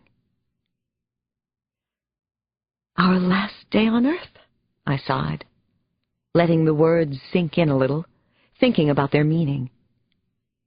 How incredibly weird. What do you regret never having done? What would you do now if you could? "I'd like to fly with Max," Kit said without hesitation. He sighed. "I'd like to have said goodbye to Kim and my 2 little boys. It kills me that I didn't get the chance. I'd like to go on a camera safari to the Serengeti and Masai Mara. Maybe live for a couple of months in Tibet, in spite of the Brad Pitt movie. Go to Florence for a month or 2. "Yeah, beam us to Florence, Scotty," I said. I don't know why we were talking that way at such a bad time, oddly at peace, a little giddy. We were, though. Probably the thing I regretted most was that we wouldn't be with each other anymore. Kit and I were just beginning, and now we would suddenly end. It seemed unfair and wrong. "I really couldn't bear to die unless I did this," Kit whispered. Even though his lip must have hurt, he kissed me very softly on the lips. It was the sweetest thing. He kept surprising me like that. I whispered, "I wanted to do that too, really wanted to, right from the first time I saw you." "You sure had me fooled," Kit whispered back. "What else did you want to do?" "Let me show you. Come here." We kissed again, tenderly but urgently. We pushed against each other's bodies. What else did I want to do? I wanted to undress him very slowly and luxuriously, and have him do the same to me. There wasn't enough time for us, and we knew it. It changed everything, changed every priority we might have had. Maybe it ordered our priorities correctly for the first time. I gently touched his face, kissed the cuts. I tasted the blood off his lip. I was learning all about him, memorizing, hoping to never forget anything about him. This was about the only thing we could do now, the only good thing that made sense. It was better than worrying, blaming ourselves for mistakes, banging on doors and screaming. I reached and tugged at his wide leather belt. I was a little shy with him, but when I realized how foolish that was, I yanked hard on his belt. Everything between us had happened so fast, but at least it had happened. He was the sexiest, the best man I had ever known. I was so sure of it. Oh, I was sure. The seconds passed slowly. I let them, wanted them to move slowly. There was nowhere for us to go, no better place to be. I felt a little dizzy, suddenly returning to intimacy like this. There was no guilt for me, though. Not anymore. Kit's face tilted toward mine. He held my chin tenderly with his fingers. He kissed my lips, then my cheeks, my nose, my eyes. His blue eyes never left mine. I couldn't remember anyone ever kissing my eyes before. He kissed the hollow place in my throat. I loved that, loved the way he touched me. Maybe this shouldn't be happening now, but I couldn't stop. Didn't want to. It seemed so incredible that the two of us were together. My breathing was shallow, my breasts rapidly rising and falling. I wanted Kit so much. I ran my hands across his hard back, his shoulders, the insides of his muscular legs. He was aroused now, very hard, and I loved that he wanted me. I wanted him too. A fire had been rekindled inside me. It was spreading quickly. Kit entered, and we began to rock slowly, then more quickly, much more quickly.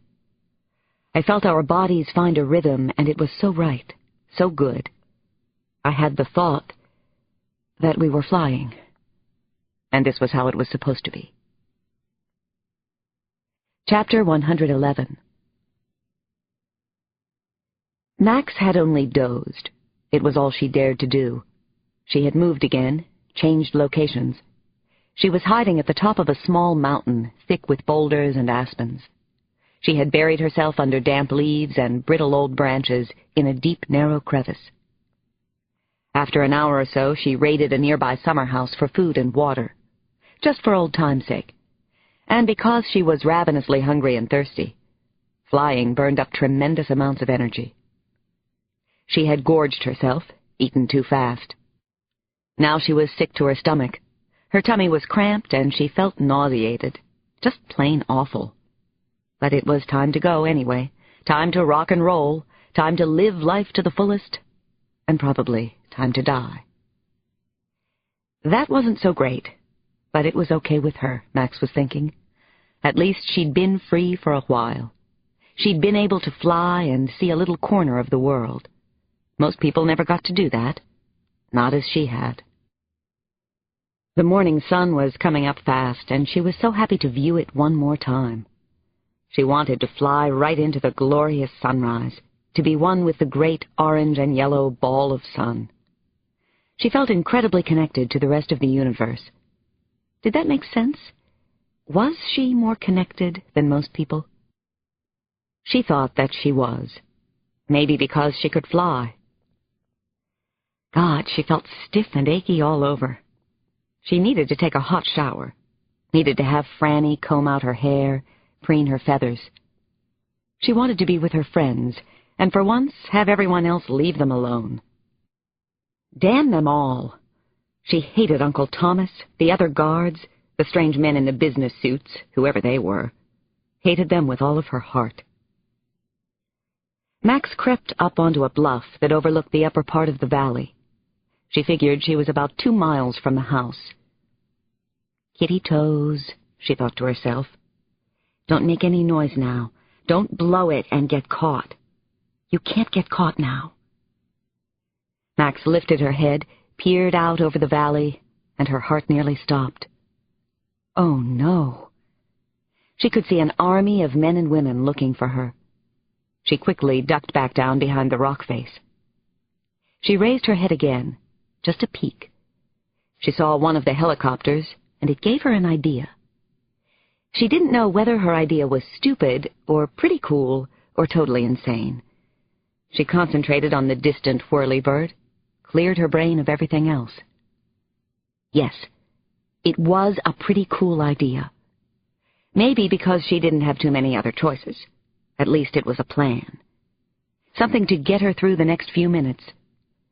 She stretched out her limbs, and wicked pain punched through her body. She ignored it. She got herself as limber and loose as possible. She prepared herself mentally. God, she still felt nauseated. The food she'd found must have been partly spoiled. She warned herself. Get up in the air fast. No fear, no hesitation. Stay inside the trees. Fly very, very fast. No fear. Stay low. God save anybody who gets in my way. Max stood up quickly and started to run to beat the brass band. Her heart was beating fast and very hard. Too hard, in fact. It was threatening to break right out of her chest. She felt as if she might blow apart. She saw no one as she lifted off the ground. Where were the searchers? She expected to be shot at.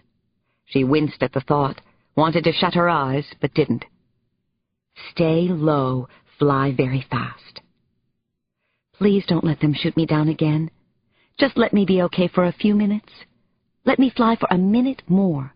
Let me fly for 10 more seconds. Oh, no. It was too late to slip in behind the trees.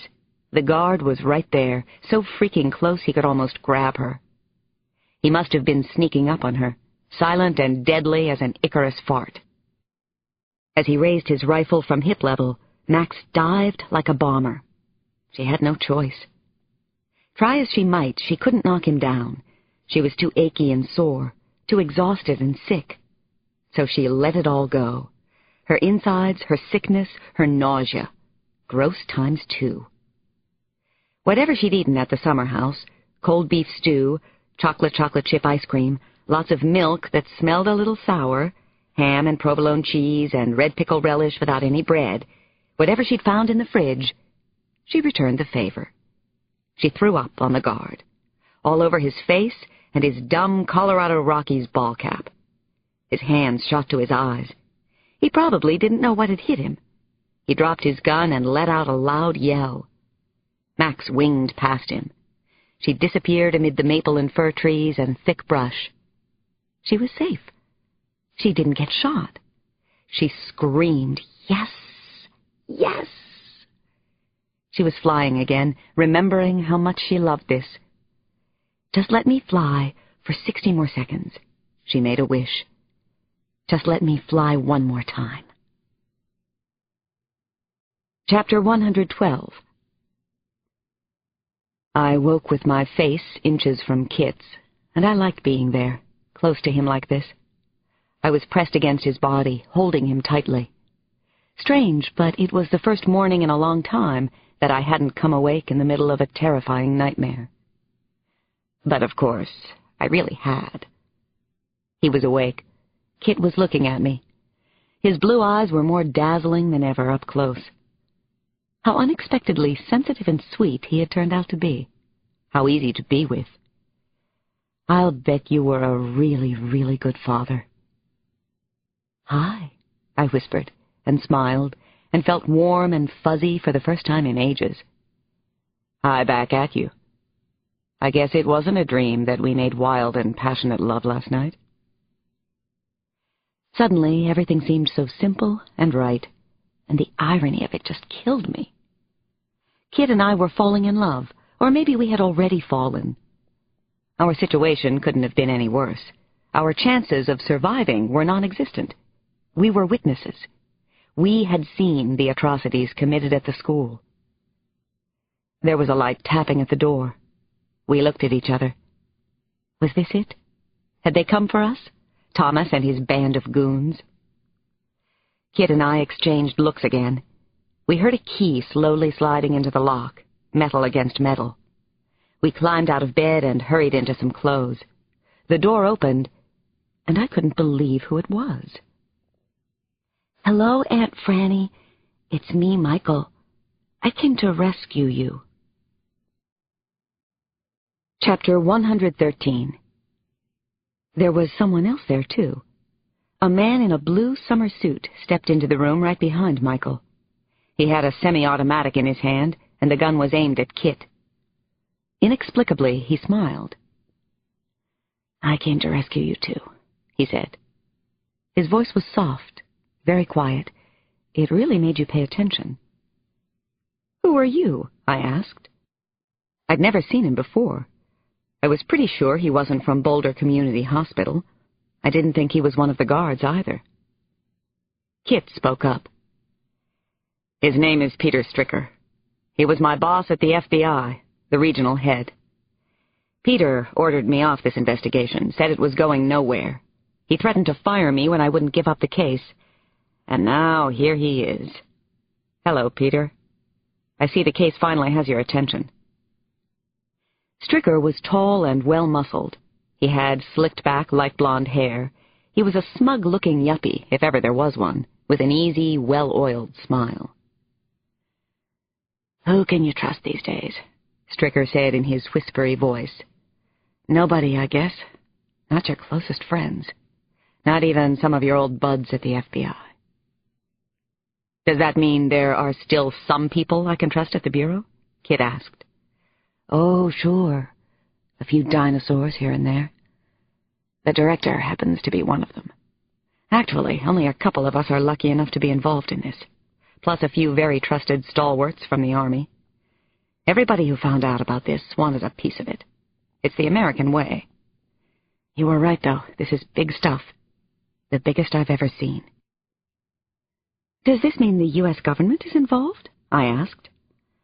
"No, let's not get carried away. No need for too many paranoid fantasies or conspiracy theories. Certain people in the government are aware of what's going on here in Colorado, and before that in San Francisco and Boston. We're involved as private citizens only. There are only about 50 of us, and we have a great deal at stake. There was a little insurrection among a few of the doctors. Attacks of conscience, but we're past that now. We eliminated the problem." "You're greasing the way for progress, and being paid for your efforts," Kit said. "That is the American way." "Very well paid, but don't forget our work is important. I stopped you from interfering, didn't I? Did my part for the cause. I happen to believe in it, by the way. I think Dr. Piser's work is critical for us all." "So are you here to shoot us yourself?" I asked Stricker. "Are you the one?" As I spoke, I moved a step or two away from Kit, put a little distance between us. "That wasn't my plan when I came down here. Of course, it could change at any moment. Don't do that, Dr. O'Neill. Not a real good idea." I kept moving laterally. "What isn't a good idea?" "You never were a field agent," Kit said. "Never got your hands dirty, Peter. Stayed behind a desk all these years. That's why I wouldn't have promoted you to the regional job." "All right, stop right there." Stricker finally raised his voice and shifted the gun until it was pointed at my chest. This book is continued on Disc 9.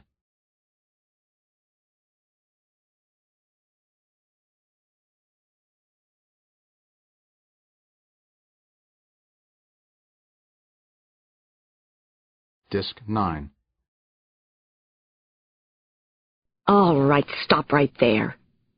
Stricker finally raised his voice and shifted the gun until it was pointed at my chest. "I can do dirty work just fine, Tom. Watch me." Kit took a lightning-fast step in and threw a hell of a punch at Stricker's jaw. It was a crushingly hard shot, and the agent went down hard on one knee. But he came bounding right back up. That surprised me. Stricker was stronger and a lot tougher than he looked. Kit came back with a short, powerful uppercut. A haymaker, I guess you'd call it. He knocked the smug and satisfied look right off Stricker's face. I almost cheered. Then he crunched another quick, hard shot into Stricker's stomach. Kit was tougher than he looked, too. A whole lot tougher, and Kit looked tough to begin with. I knew nothing about the Golden Gloves, and whatever time Kit had put into amateur boxing, but it was paying huge dividends now. He fired a lightning-fast punch that landed right between Stricker's eyes, smashing his nose at the bridge. The agent went down, and this time he didn't get up. He was out cold on the floor. Kit reached down and took the handgun. He wasn't even out of breath. Clearly, he'd enjoyed the one-sided fistfight. Me too. "Let's get out of here." Michael had been watching with rapt attention. "That was real good," he said. "Wow, that was cool. You're a good fighter." "Thanks, Michael. Now show us where Oz and Icarus and the twins are," I told him. The next step in human evolution grinned. just like any other 4-year-old would. He even took my hand. "I know where they are, Aunt Frannie. I'll show you the way." Chapter 114. Michael was my hero. He led the way for us. We hurried down a short corridor that ended at a foreboding-looking metallic gray door. I prayed the other children hadn't been hurt or put to sleep. "End of the road?" Kit muttered as we came to the door. "Where to now, Michael?" "We can go this way. It's faster," Michael said. "Don't worry. I'm smart for my age." "You sure are. Here we go, then," said Kit. He shoved open the heavy-looking door, and we entered a large lab that took my breath away, shattered what was left of my senses. Lab equipment was lying out everywhere. Graduated cylinders, Pasteur pipettes, microcentrifuge tubes with a vortex mixer, rockers, machines that shake test tube racks because certain bacteria needs to grow while being shaken. There were incubators the size of washing machines. I had no idea what they were here for, but they were scary. An autoclave was built into the wall to sterilize whatever needed it. 3 young women were lying on hospital beds on the far side of the room. It was obvious that each of the women was pregnant, probably past 8 months, close to term.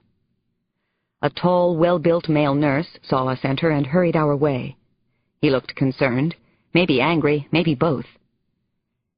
"Are you here for the inspection, the tour of our facilities? You know, you can't be down here unescorted," he said. Kit never said a word. He just hit him with an uppercut right that came looping from around his knees. The big thug didn't have a chance against Kit. He hit the floor with a heavy thud. His large head bounced off concrete, then rolled to one side. Michael said, "We should get out of here. Please?" Michael was right, but I couldn't take my eyes off the pregnant women as we hurried through the room. They looked to be in their teens and early 20s, good, healthy specimens. What were they doing down here? What kind of babies were they carrying? Silently, they watched us, and I finally saw the leather straps on their legs. The women were secured to their beds, tied down, bound. They couldn't get up and leave. "We'll get help for them," Kit whispered at my side. "Let's go, Frannie." "We'll bring help. I promise," I told the women. There was no way we could bring them with us now. Michael was pulling me forward toward another steel door in the rear. "We'll come back for you," I promised a pregnant woman who couldn't have been more than 18. "I think I'm going into labor," she said fearfully. Human experiments. Chapter 115. Most humans are like stones along the ground, useless to themselves and others, waiting for the next 60 seconds to reveal itself, Jillian said in soft, confident tones. Fortunately, that depressing description doesn't fit any of us. Welcome to all of you. This small, very select group is incredibly important to mankind. We are ushering in a new era today. I promise you that, and I shall deliver on the promise. Jillian and Dr. Anthony Pizer stared out at the audience from a long work table positioned at the front of the conference room. Dr. Pizer spoke without rising from his chair. "It's just 8 o'clock in the morning, and everything is proceeding on schedule. Everything is going just about perfectly, I would have to say. Clearly, what we have assembled here are the shining stars of genetic engineering. As you can see, news of my departure from our planet are a bit premature. As you can also see from my tremble, I had a stroke. I'm healthy now. Actually, I've found a way to add 10, maybe even a dozen years to my miserable lifespan. More on that later in the proceedings. Believe me, it's a mere footnote compared to what else we have in store for you this morning." There were nods and faint smiles from the 17 men and women who had been invited to the inspections, and now, the most important auction of all time. An auction. Each of the 17 represented a major biotech company, or in some cases a country. One wealthy individual had come prepared to finance a major new corporation based on the morning's results. These stars of genetic engineering seemed reluctant to look into each other's eyes. They were there to bid competitively on the most spectacular scientific discoveries in history, and appeared afraid or ashamed to reveal their common lust. Truman Capote had once called J. Edgar Hoover and Roy Cohn killer fruit. If so, these were killer nerds. Dr. Pizer continued to address the group. You've all read the dossiers and previewed the lots. Each experiment, each miraculous child is unique and valuable beyond measure. All the documents and data relating to the provenance of the lots will be provided to the actual buyers. We have established a reserve or minimum figure at which we will sell each lot. This is also known as an upset price, probably because we will be upset if we have to sell at it. Anyway, if there are no further questions, we'll start the bidding process now. Jillian rose from her seat. She offered a polite smile, then placed a sheaf of papers before her on the table. She adjusted the wire-rimmed glasses that helped give her the look of a successful woman CEO. The world was changing, after all. Oh, yes, the world was changing faster than any of these self-important executives could ever guess. She finally announced, "The auction is officially begun. From this moment, no one else will be allowed to enter the bidding. There will be no telephone bids, no sealed bids. The winner shall be indicated by the simple fall of the gavel." One of the competitors, a slope-shouldered, balding man in a dark pinstriped suit, leaned forward. He had a sharp upturned nose and a pugnacious lower lip. He was from New Jersey, a wealthy suburb near AT&T headquarters. "Can we take possession of the lots right away?" he asked. "And the scientific papers?" "Yes, of course you can. Do you wish to open the bidding, Dr. Warner?" "What about the increments?" came another voice, an impressive-looking man with a sandy brown Dutch boy haircut. "What are the bid increments?" "The bids, Dr. Muller, shall be in multiples of $100 million, Jillian announced. There was a flurry of discussion, mild protests, fear that one competitor or another might have just gained some advantage. "Gentlemen, ladies," Jillian banged her gavel once. "These proceedings will be civilized." The bidders settled down. They were well-mannered, polite. Good citizens, one and all. Jillian ran her eyes down the list of lots and back up to the spellbound audience again. The room remained silent, the competitors poised as if at an unseen starting gate. She paused briefly, as if she were considering something that she'd forgotten to tell them. Actually, she was playing with their heads, toying with their overinflated egos. She thought that this must be how Prometheus felt, right after he had stolen fire from the gods. The atmosphere in the conference room was charged with tension, excitement, even fear. It was possible that man was about to leap forward rather than crawl, as he always had in the past. Jillian finally spoke again. "The reserve is $800 million cash on Item 1, AGE 243, also known as Peter. Peter is 4 years of age. He has very high intelligence. He's in excellent health. He can fly. Do I hear 800 million? A stentorian voice rose in the back, one of the German bidders. $1 billion for AGE 243, little Peter, and his precious scientific papers. Chapter 116. Matthew was alive, and he looked very well under the extreme circumstances he'd suffered during the past few days. I had never seen Max's younger brother before, but there was no mistaking who the boy was. He had the same blonde hair as Max, though he was broader around the chest and shoulders. He had white wings with silver and blue markings. This was definitely Max's brother, and he was impressive in his own way. "I'm Matthew," he said. His smile was a lot like Max's. We had entered another room where the children were being held. The only way in was through the maternity ward. The other doors were locked up tight. "You must be Frannie and Kit. And look who else! Adam's back from the dead!" Jillian's little boy shook his head sadly. "They call me Michael now." "Yeah, well, screw them. Right, guys? Right, Adam?" Oz, Icarus, and the twins were being kept in the smallish room. They loudly cheered and whooped. "Screw them!" "We're moving out of here." Kit interrupted the celebration. He had definitely taken charge. "We have to go right now, kids." There was no argument from any of us.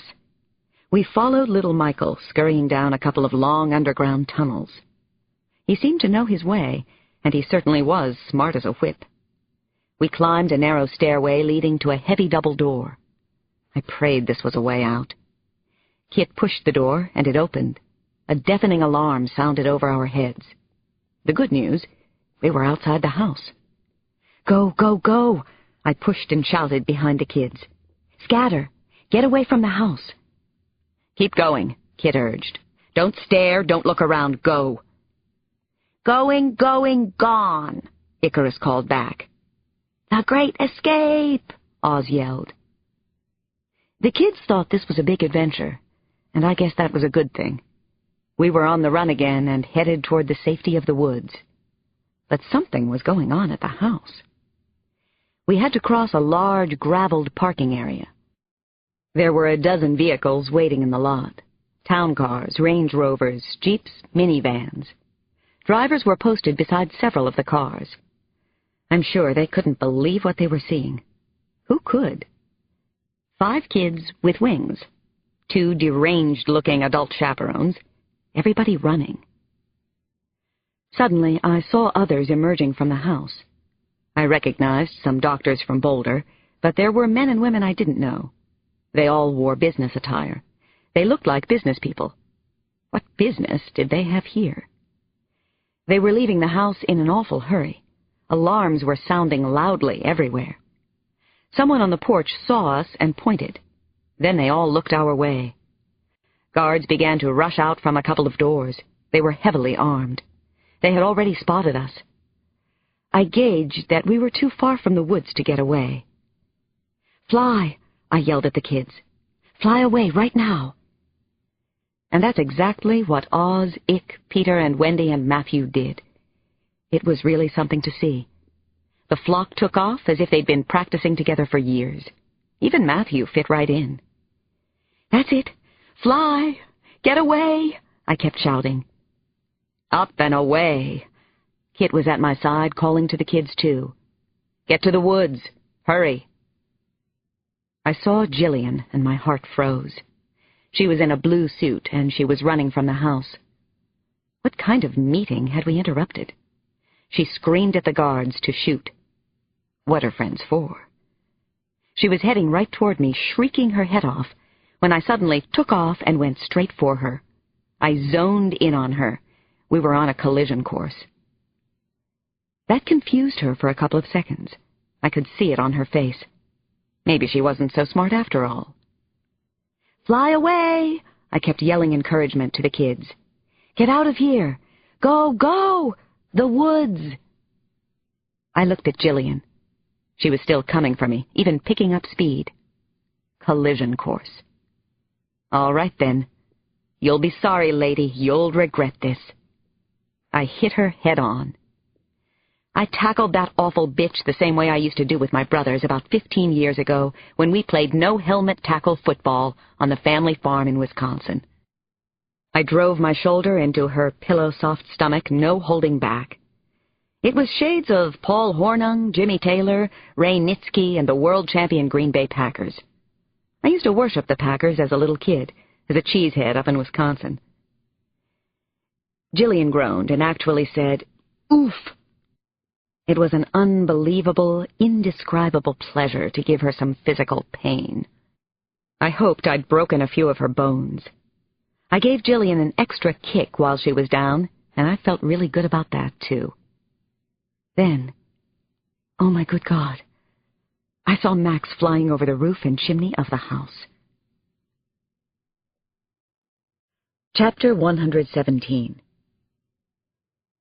A balding, rugged-looking man named Eddie Friedfeld was piloting the KCNC Live News 4 chopper. He was in charge, and he was used to making fast, reasonably smart decisions. He usually could think over the hammering noise of the Bell-Jet Ranger's blades. Suddenly, it wasn't possible for him to think in straight lines, though. Not now. Not anymore. His mind had been short-circuited. He grabbed the control stick that was between his legs, the cyclic that steered the chopper. He held on tight as he could. He glanced down at his primary instruments: airspeed indicator, vertical velocity indicator, compass control, radio. All the controls looked okay. There was nothing wrong inside the cockpit. He was doing about 105 miles per hour. Everything normal, right? Wrong, wrong, wrong. There was nothing even close to normal about what was happening to him this morning. He had spotted the girl at about 150 yards off the chopper's right side. He almost had a coronary, almost lost his cookies in the cockpit. He blinked his eyes shut and open a few times. She was still there. The little girl was flying. It wasn't possible, but there she was. She had the most beautiful white and silver blue wings. It sure looked like she had wings. And she sure as shit looked as if she were flying under her own power, as if she were the biggest, proudest hawk or American eagle he had ever seen. "Randy," he whispered into his mic. His 22-year-old camera woman, Randy Wittenauer's voice, was in his headset. "Are you seeing what I think I see? Please tell me I'm hallucinating, Eddie." "We're both hallucinating, pal. That must be the explanation. Has to be."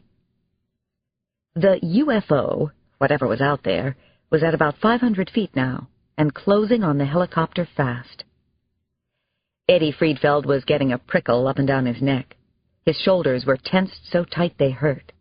Like just before combat. Like Desert Storm. Jesus. She was flying right at him. He touched the collective gently, slightly changed the angle of pitch. The thing he loved about flying helicopters was that it was a constant test of dexterity and sensory perception. That had never been any truer than right now. He keyed the intercom. "Randy, she's coming at us at 3 o'clock. I'm gonna rudder pedal around so you can get a better look." Of course, he knew Randy was already shooting film. If this was real, she was getting it for the morning news. So he slammed the cyclic hard right, and the copter slid 33 sideways. He slowed the Jet Ranger back around so he could see the UFO again himself. There she was. She was pulling ahead of him now. Jesus, she was a pretty little girl. With wings. Beautiful, goddamn wings. This had to be a prank. But what the hell? Who could pull this son of a bitch off?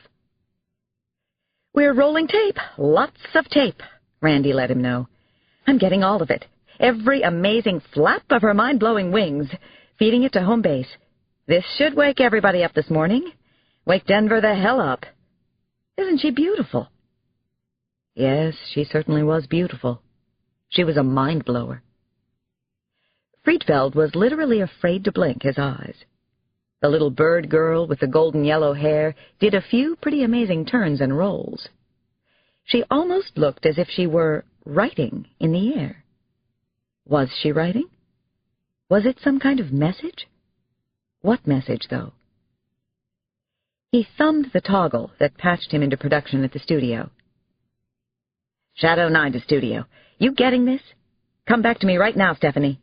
Do you see this amazing shit? Or am I dead and on my way to heaven? Am I looking at an angel?" He heard a voice in his earphones. "What is this, Eddie? Is this a joke? What the hell are these pictures you're sending us?" Stephanie Apt's voice crackled loudly in his headset. Steph was usually a realist, a cynical, no-nonsense newswoman. Friedfeld figured her mind was already blown to smithereens. Join the party. His mind certainly was gone. "You're looking at exactly what I'm looking at," he said. Get the state troopers and EMS and anybody else you can think of. We're maybe 3 miles north of the Hoover Road cutoff. I repeat, what you see is what we see. She's heading due north now. We're following her lead. She is definitely flying. I make her out to be 11 or 12 years of age. Looks like a regular Denver or Boulder or Pueblo grade schooler, but with wings. And she is flying. On the soul of my dear deceased grandmother, this is really happening. The girl has beautiful white and silver blue wings. Believe me. She's leading us somewhere, and frankly, I'd follow her anywhere. This is a News 4 special report, and this is history. A girl is flying. Chapter 118. Max believed in the thinking, feeling place in her heart that she was about to crash and burn and die, and that she had to die soon. Too bad, but it was her assigned fate in life. It was the way the universe wanted it. She had known it since the day she escaped. Matthew had probably known it too. The keepers couldn't allow her to live. She was a witness to everything they had done, all of the terrible murders and other crimes. She was Tinker Bell, Stinky Tinky, just another lab specimen. They were the stinky ones, though. She knew all of their dirty little secrets. At least she had seen what the real world was like. Some nasty, ugly things, but so much that was unbelievably beautiful, too. The outside world was way beyond her ability to imagine it at the school. It was 100 times better than in books, or on TV, or even in the movies. So here goes nothing. Or here goes everything. Same thing, right?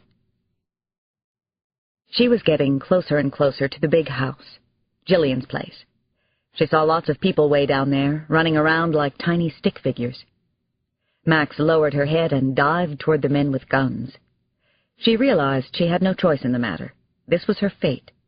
They were trying to shoot at Oz and Icarus, who were flying away so beautifully and bravely. The other kids were flying to safety. God bless them.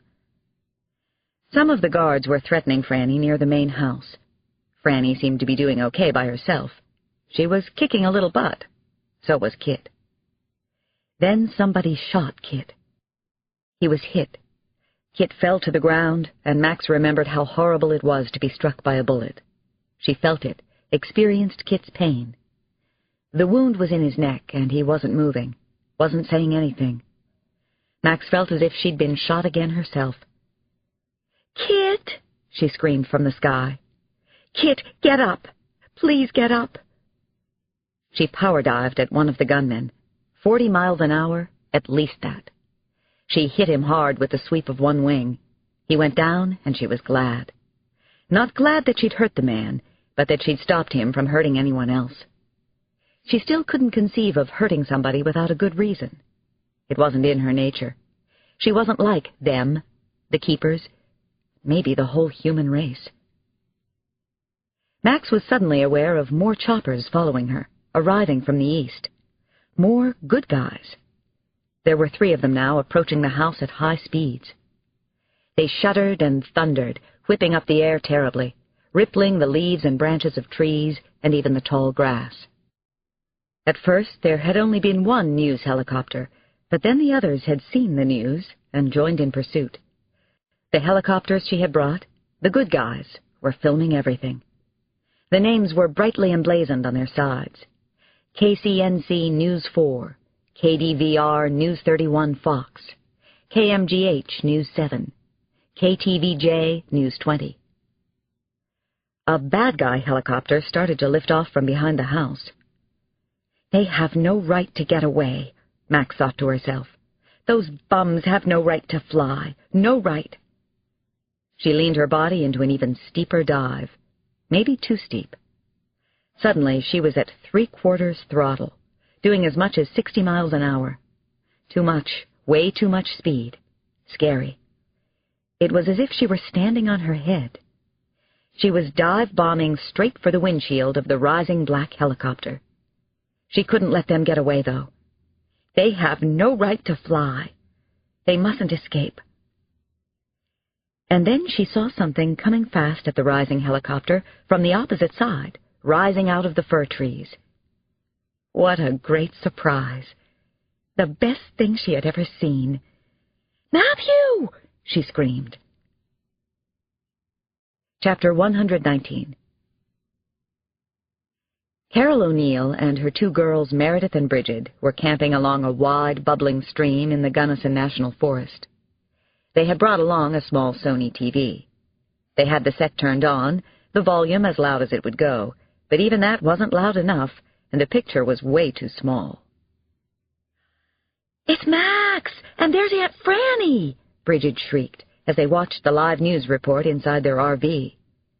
"Mom, what is going on? What's happening? Can you believe this?" "Shh! Shh!" Carol spoke above the TV and her daughter. "I want to hear this. Shh, girls." Carol did a lightning-quick station check on the TV. The same startling, mind-blowing pictures were on every channel she reached. Something incredible was going on at Jillian Purvis's house. What was it? Carol couldn't believe her own eyes. Of course, she hadn't been able to believe her eyes for the past 24 hours. Max was doing a dangerous kamikaze dive at a helicopter. She was going to crash right into the chopper. Carol winced, and she held her breath. What was going on? Frannie was punching Jillian Purvis. Could that possibly be? Why would her sister hit Jillian? Oh, my God. It looked as if Kit had been shot. He was lying on the ground. He wasn't moving. Men with rifles were running everywhere. Thousands and thousands of TVs in the populous greater Denver area were receiving the same live pictures with a voiceover description. Thousands more sets were switched on as word of the newscast traveled. Entire families gathered around their TVs. Late sleepers were hauled out of bed to come see. People surrounded TV sets at hotels, breakfast cafes, early bird taverns, places of business. Within a few minutes, the networks had patched in the live news feed from the Denver stations. Excited newscasters delivered the story in either high-pitched or very hushed tones. The amazing, stunning pictures of the flying girl began to be transmitted around the world, to every continent, every country, big city, and small village. The striking image of the flying girl seemed spiritual to some. An angel, awe-inspiring, supernatural, once in a lifetime, a miracle, were ways that people tried to describe what they saw and felt.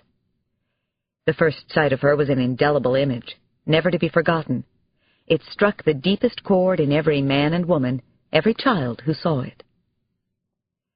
"The future has just arrived," intoned one of the British news journalists, "and we've got the pictures to prove it." Chapter 120. I saw everything as it developed from ground level. Kit was down, and I was trying to comfort and aid him. He'd been shot below the clavicle, and there was a great deal of blood on his neck and staining his shirt. He insisted that he wasn't hurt badly. I didn't believe him. I was shaking with fear. "She brought the good guys," he said in a low voice. "She's a smart girl." She was also poetry in flight. I was so proud of Max, only I was also deeply disturbed and frightened for her. She was taking too many chances near the whirling helicopter blades, not to mention the guns. She was fearless. The noise overhead was deafening and confusing.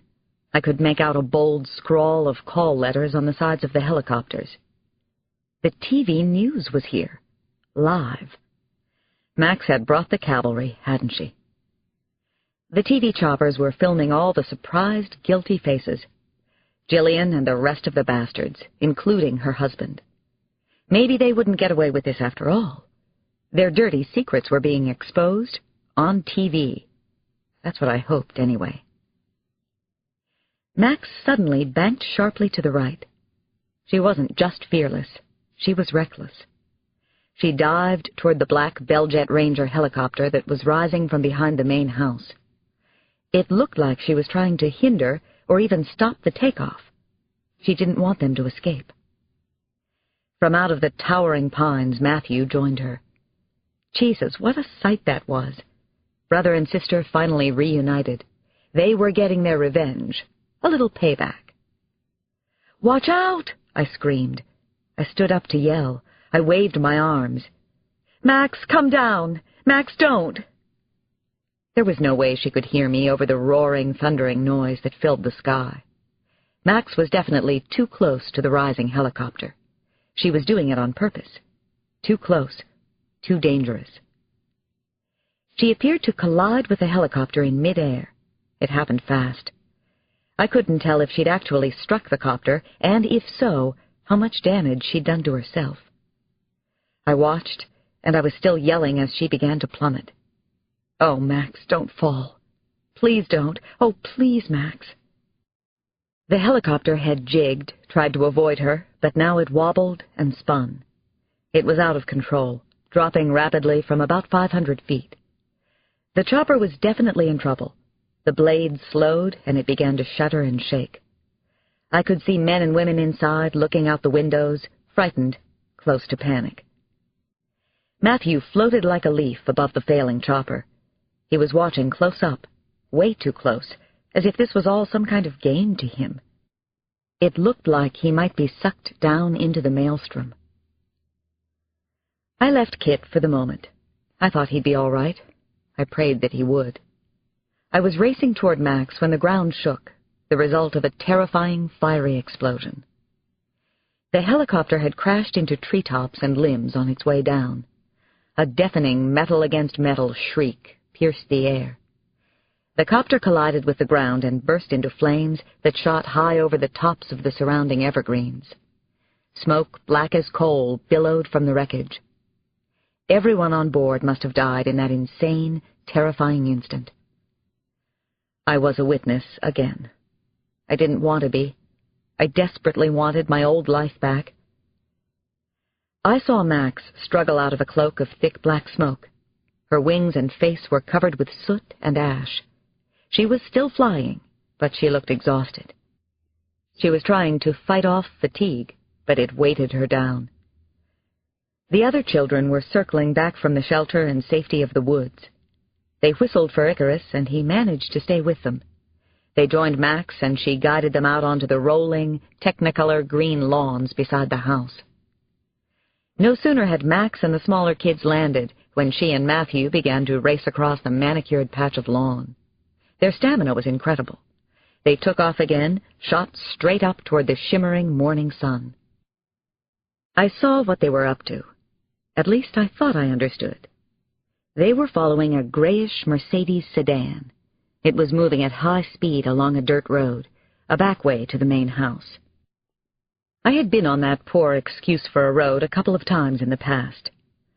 I knew who was crammed inside the gray S600. I'd seen them climb in. Jillian, Dr. Pizer, little Michael, a driver, and Harding Thomas. Except for Michael, it was the family from hell. Thomas was riding shotgun. They were getting away again. A dusty Land Rover was idling a couple of yards from where I stood. I had no idea whose vehicle it was, but for now I decided it was mine. I borrowed the car. I got in and chased after the speeding sedan. I didn't want to be a hero, didn't want any part of that. I just wanted to stop Max and Matthew somehow. I didn't want them to die. Chapter 121. I guess I was trying to follow the sage advice of Sophie Tucker. Keep breathing. The Rover was built to handle most of the deep ruts and bumps in the dirt road. Almost 50 yards ahead, I could see the Mercedes speeding ahead. The S600 was severely punishing its suspension. The driver was trying to go faster than he should on the mottled makeshift road. Max and Matthew were diving and swooping too close to the car. They were like angry gnats. Without a doubt, they were disturbing and irritating the driver, though. Then Max did a power dive. She struck the center strut on the roof of the Mercedes, a caroming hit that made a dent. She and Matthew were acting crazy, acting like children. "Max, no!" I yelled out the side window. I stuck my head and shoulders out as far as I could. Wind whipped into my face, making me squint. I drove the Land Rover as best I could from the scary position. I hit the horn hard with the heel of my hand. I sounded the alarm, the warning, over and over. Max never looked back. Neither did Matthew. They must have heard my car horn. They must have known I was there. They just didn't care anymore. I pressed down on the gas, had it to the floor. Trees rocketed past me on either side of the narrow, twisting road. I was going too fast, double the speed that would have been safe. Max finally turned. She saw the Land Rover with me hanging unceremoniously out the side window. I hadn't known how really connected I was to Max until that moment. All my maternal feelings had been building up, layering on, thickening around my heart. I couldn't bear it if she got hurt, if I lost her, or Matthew, or any of the children. I saw what was about to happen, but Max couldn't. She was busy looking back at me. "The car window! Max!" I was screaming at the top of my voice again. "Look out! Max, turn around!" She couldn't hear me. Couldn't, or wouldn't. She was smiling, laughing at the danger around her. The side front window of the sedan was sliding down. Harding Thomas stuck his head out. Then I could see his hand. He had a gun outside the window. He was taking aim at Max or Matthew, who were both flying too close to the car. Max finally saw Thomas. She and Matthew darted off toward the thick evergreens and pines on the side of the road. The daring kids whipped back through the trees at a tremendous, dangerous speed. They were laughing at Uncle Thomas, taunting and mocking him.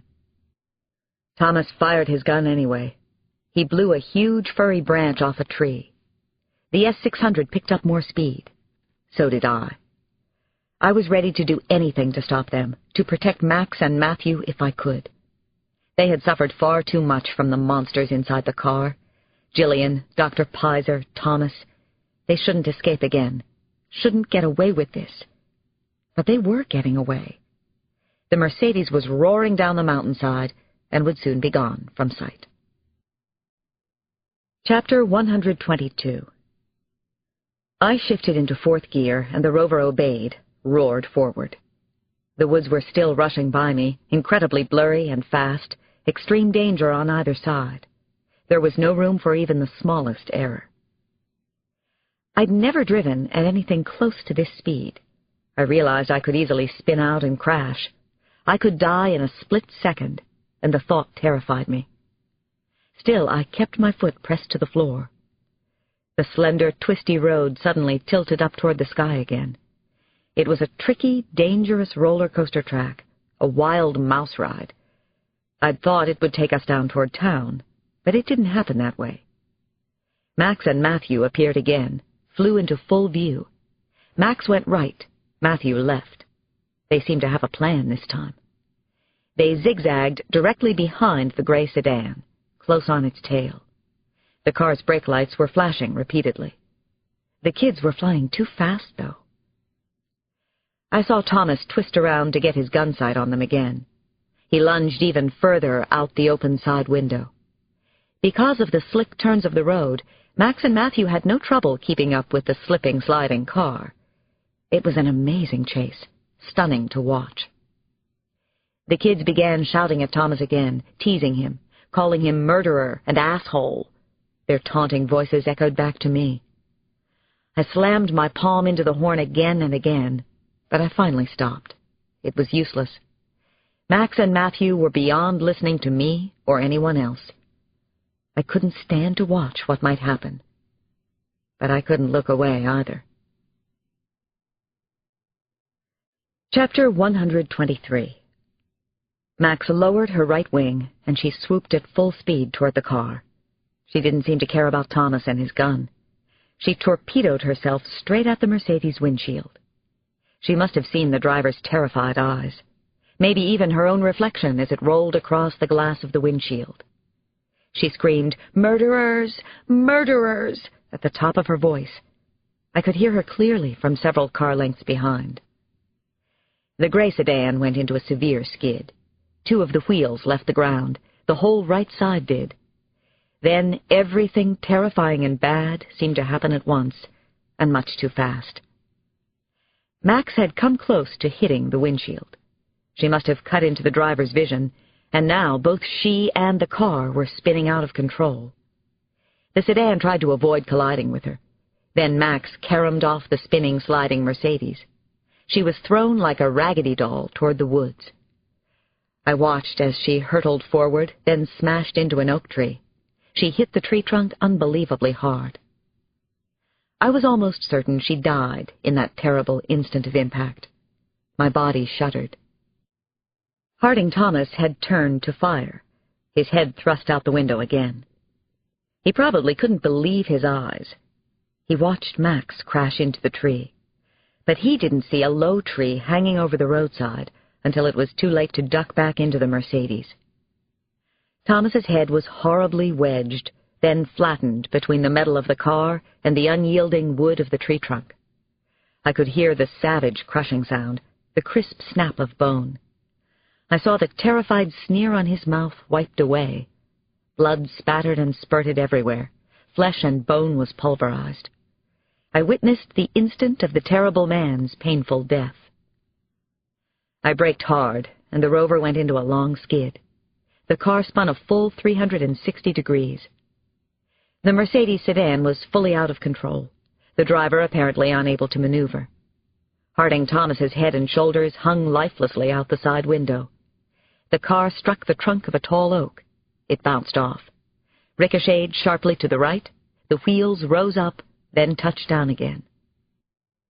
The powerful car plowed over large and small bushes. Then it rattled and bumped down a steep incline. The rocky ravine seemed to rise up to meet it. I saw Jillian's face pressed against a side window, her mouth open in a scream. I could also see the face of Dr. Anthony Pizer trapped inside.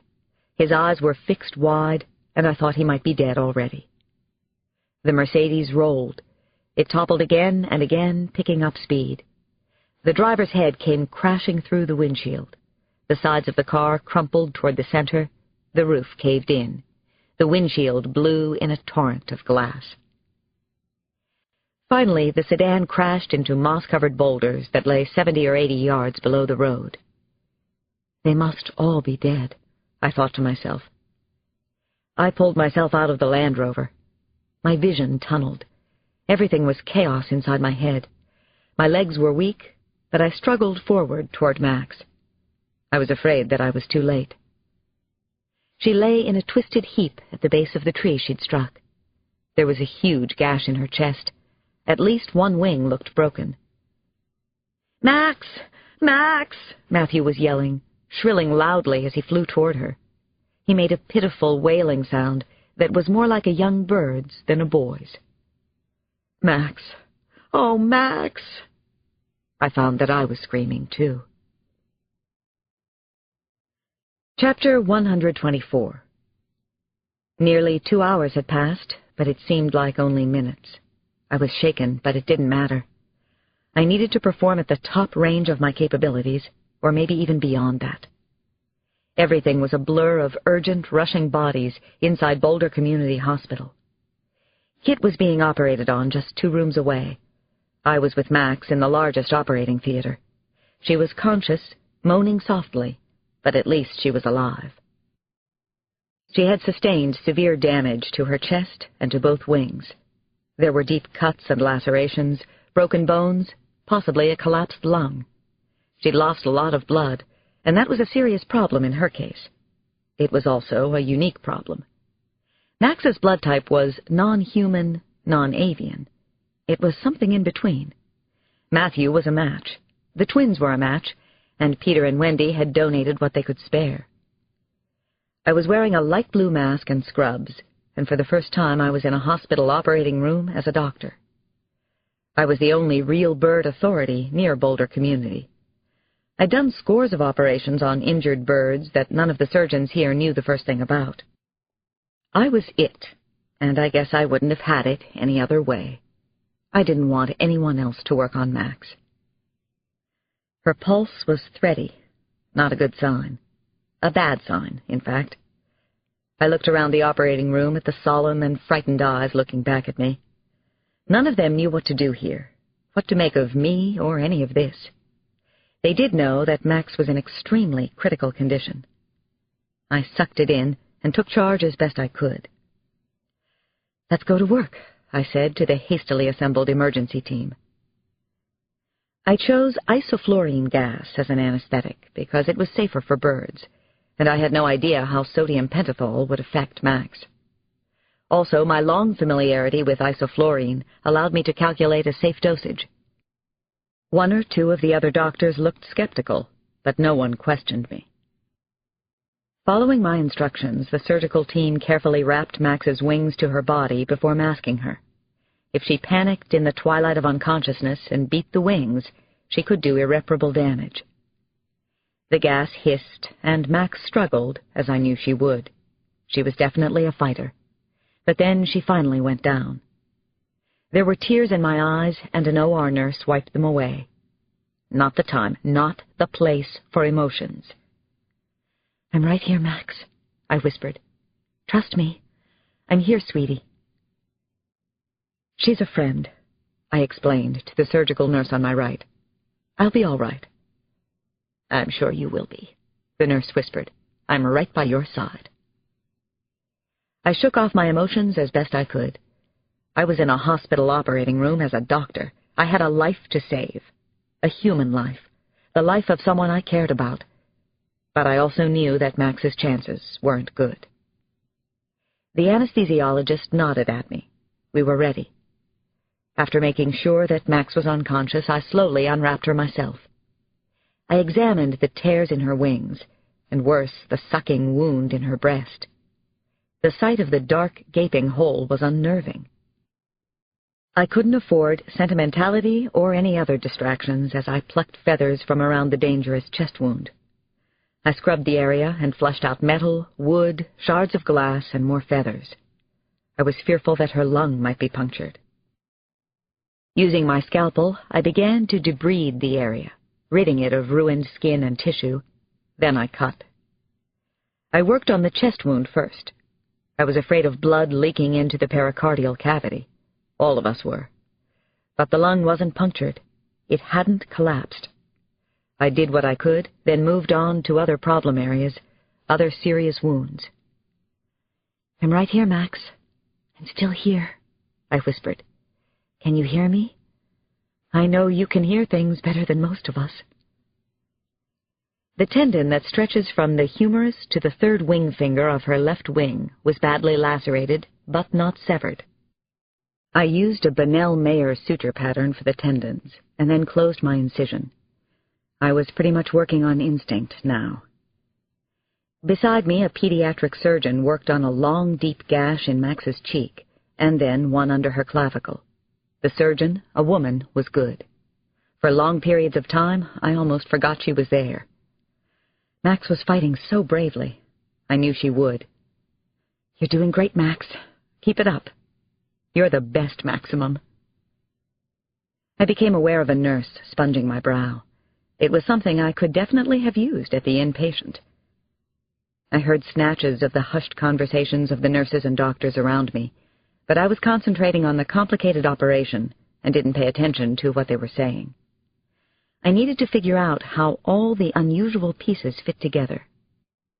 This operation wasn't in any anatomy books, not at the University of Colorado, not at Berkeley or Harvard or Chicago.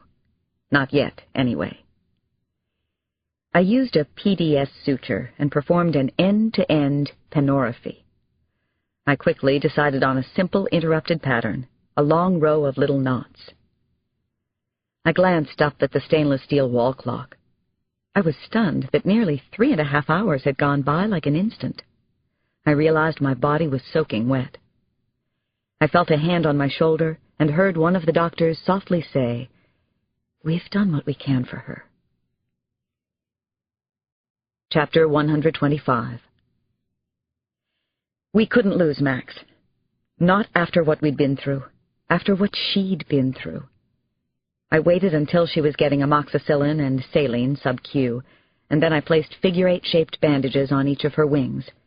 This would help protect her if she went ballistic when she came to. It was a small thing, but I had done everything else I could for her. I hoped it was enough. I was close to tears, but I wouldn't allow them to come. Not here, not with the hospital nurses and doctors looking on. I shed my scrubs in the surgeon's locker room and quickly washed up. Then I found my way to the ICU. Kit had been operated on by a second team of surgeons, the best doctors available. He was plugged into so much monitoring equipment that it was hard to tell where the man ended and the tubes began. His chart had him down with a broken clavicle, 2 broken ribs, punctured lung, and pleurisy. He was receiving a blood transfusion and antibiotics, and all of his vitals were being monitored. His signs were all strong, the opposite of Max's. I pulled an armchair up to his bedside, and I collapsed into it. I sat there for a long time, trance-like, just looking at him. I finally let myself cry. Tears streamed down both cheeks, and I couldn't make them stop once they had started. I remembered the first time I ever saw him at the inpatient, when there was an inpatient, and then the magic moment when he sang so beautifully at Villa Vittoria, and our last night on Earth in Jillian's basement. So much had happened to us in such a very short time. We'd been through so much together. I whispered, "I love you, Kit, Tom, whoever you are. I love you so much." I must have dozed off after that. I don't know for how long. I felt Kit softly stroking my hair. "Oh, Kit," I said when I saw he was conscious. I kissed him on the cheek as gently as I could, and he smiled brilliantly. "How is she?" he asked. "She's extremely critical. I don't know what will happen. There's no precedent for the operation we did." I stayed in Kit's room for what seemed a long time, several hours. I didn't have a home to go to anyway. Then I slipped upstairs to see about Max. She should be coming out of the anesthetic right about now. I said a few prayers as I climbed the stairs from the 3rd floor to the 5th. I was lost in thought, wondering about God and how the recent advances in medicine and science fit into the grand scheme, if there was a grand scheme, or any scheme at all. A phrase was running through my head, "all God's creatures." I wondered what it meant now. I was thinking, don't let Max die. She's a good little girl and she's special. Please don't let her die. Are you listening, Lord? Max was still asleep when I entered her room. She looked so vulnerable and innocent. Seeing Max sick like this was like watching a falling star. I sat beside her and began a vigil. Don't let Max die. Don't let this little girl die. It was early morning, and I was still with Max when her eyelids finally fluttered open. She looked up at me, and I felt that my heart could break. "Hi, Max." "Hi there, sweetheart." "Hi. Where am I?" she whispered. "Somewhere safe. A hospital in Boulder. You're with me." "I heard you talking to me during the operation, Frannie," she said. Her voice was very low, and I had to strain to hear her words. I gently kissed her cheek, then her forehead, her other cheek. "Don't let this little girl die," I kept repeating in my head. I was shaking with fear. She smiled softly. "Did you miss me?" she whispered. "We all missed you so much. Where were you, sweetheart?" "Oh, I was really flying." Max was quiet again, and I could hear that her breathing was strained. She let me hold her hand, but she didn't say anything else for several minutes. I stroked her damp forehead, her hair. I kissed her warm cheek again and again. She whispered, "It really is like flying. It's nice. I like it there, Frannie." And then Max lightly squeezed my hand. She closed her eyes. Max slept. Epilogue. Angels. Chapter 126. Sometimes late at night I sit in the dark on an old-fashioned rope swing in the front yard. I push myself higher and higher, hoping I might take off and fly. I think about what's happened and try to make sense of it. I know that plenty of others are trying to do the same.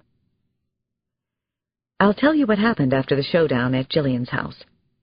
Weeks after the trouble, Kit and I did what we thought we had to do, what we felt was right. We disappeared with the kids. Matthew, Oz, Ick, the twins, and Max. I won't tell where our home is, but it's safe for right now. Even though it's temporary, it's a good place to live. The government just didn't know what to do with the winged children, or with Kit and me and the things that we know. We didn't know what to do with the government, who to trust, who to fear. A group of conscienceless scientists, at least a couple of powerful people in Washington, and unscrupulous and greedy higher-ups at some important biotech companies committed unthinkable crimes. They murdered people, including my husband David. They experimented on humans. Several of the outlaw group of scientists are dead. Jillian, or rather, Dr. Susan Parkhill, is gone. So is her son Michael, who had a life expectancy of 200 years. He perished at 4 years of age. Dr. Anthony Pizer also died in a car crash near the house in Colorado. Paranoid theories abound, but the government was involved in some way, and nobody knows exactly how yet. Maybe we never will. There were soldiers in Bear's Bluff. To this day, no one has explained why they were there. A handful of FBI agents were involved. Powerful companies were prepared to bid huge sums of money for the first forbidden fruits of the biotech revolution. Eve survived. She is at a secret army base in North Carolina. No word about the girl has been released to the public. I guess maybe the public doesn't have the right to know. There was a recent story in the New York Times about the offspring from the 3 young pregnant women at Jillian's house. According to the report, the infants were born without faces. They were purposely designed that way by Dr. Pizer and his team. The experimental children were created for parts. Meanwhile, we're out here in the woods. We're far, far from the civilized world. I suppose it's like a witness protection program, only it's much better for the witnesses. Much better for us, anyway. The kids love it, and so do Kit and I. The fresh air, the sprawling blue skies, our favorite swimming hole, the natural beauty of the land, the freedom to be ourselves without any scrutiny. You can't beat it. But then, somebody found us. Of course. Chapter 127, the final chapter. It was a bright, sunny, hopeful Saturday afternoon when we arrived at the Army base in North Carolina, where the surviving experimental children were being kept. The base was located on over 40,000 acres of woods, which were perfect for Army training exercises, as well as hiding the children away from the press and others. We got there at 1200 hours, and were due at the general's quarters by 0200. Everyone at the military post was extremely nice. The MPs, the general's adjutant, a lieutenant colonel named James Dwyer, the soldiers themselves. The children were allowed to go to the affair in casual clothes, which they loved. I wore a beige cowl-neck sweater and blue jeans, while Kit had on khaki pants and a blue blazer. We were incredibly nervous and jumpy as the momentous hour approached, and so were the kids. This would be the biggest day in their lives. At 0200, we pulled up in front of a large plantation-style house on a tree-lined road. Up and down the neat, pretty street were magnolias and pines, as well as several large brick houses. The general's house was the most impressive, the handsomest, the obvious choice for the upcoming event. "We're in the Army now," Matthews sing-sung a little ditty as we climbed out of the military base's khaki-green van. General Hefferon and his wife came out to meet us in the driveway. The Hefferons had warm, friendly smiles. but several of the MPs were holding M16 rifles, and that brought back bad memories. "Flying is probably forbidden here," Max turned and said to me. "I don't feel so good about this place anymore. It's creeping me out." "Give it a chance," I whispered to her. "This is a good idea, Max." "People are already gawking," she said. "That's because you're so beautiful." Just then, the front door of the house opened wide. Several men and women walked out onto the porch, single file. They stood there looking stiff and uncomfortable, nervous and afraid. I couldn't help thinking that they mirrored our own body language. "Let's go up to the house, children," the general's wife suggested.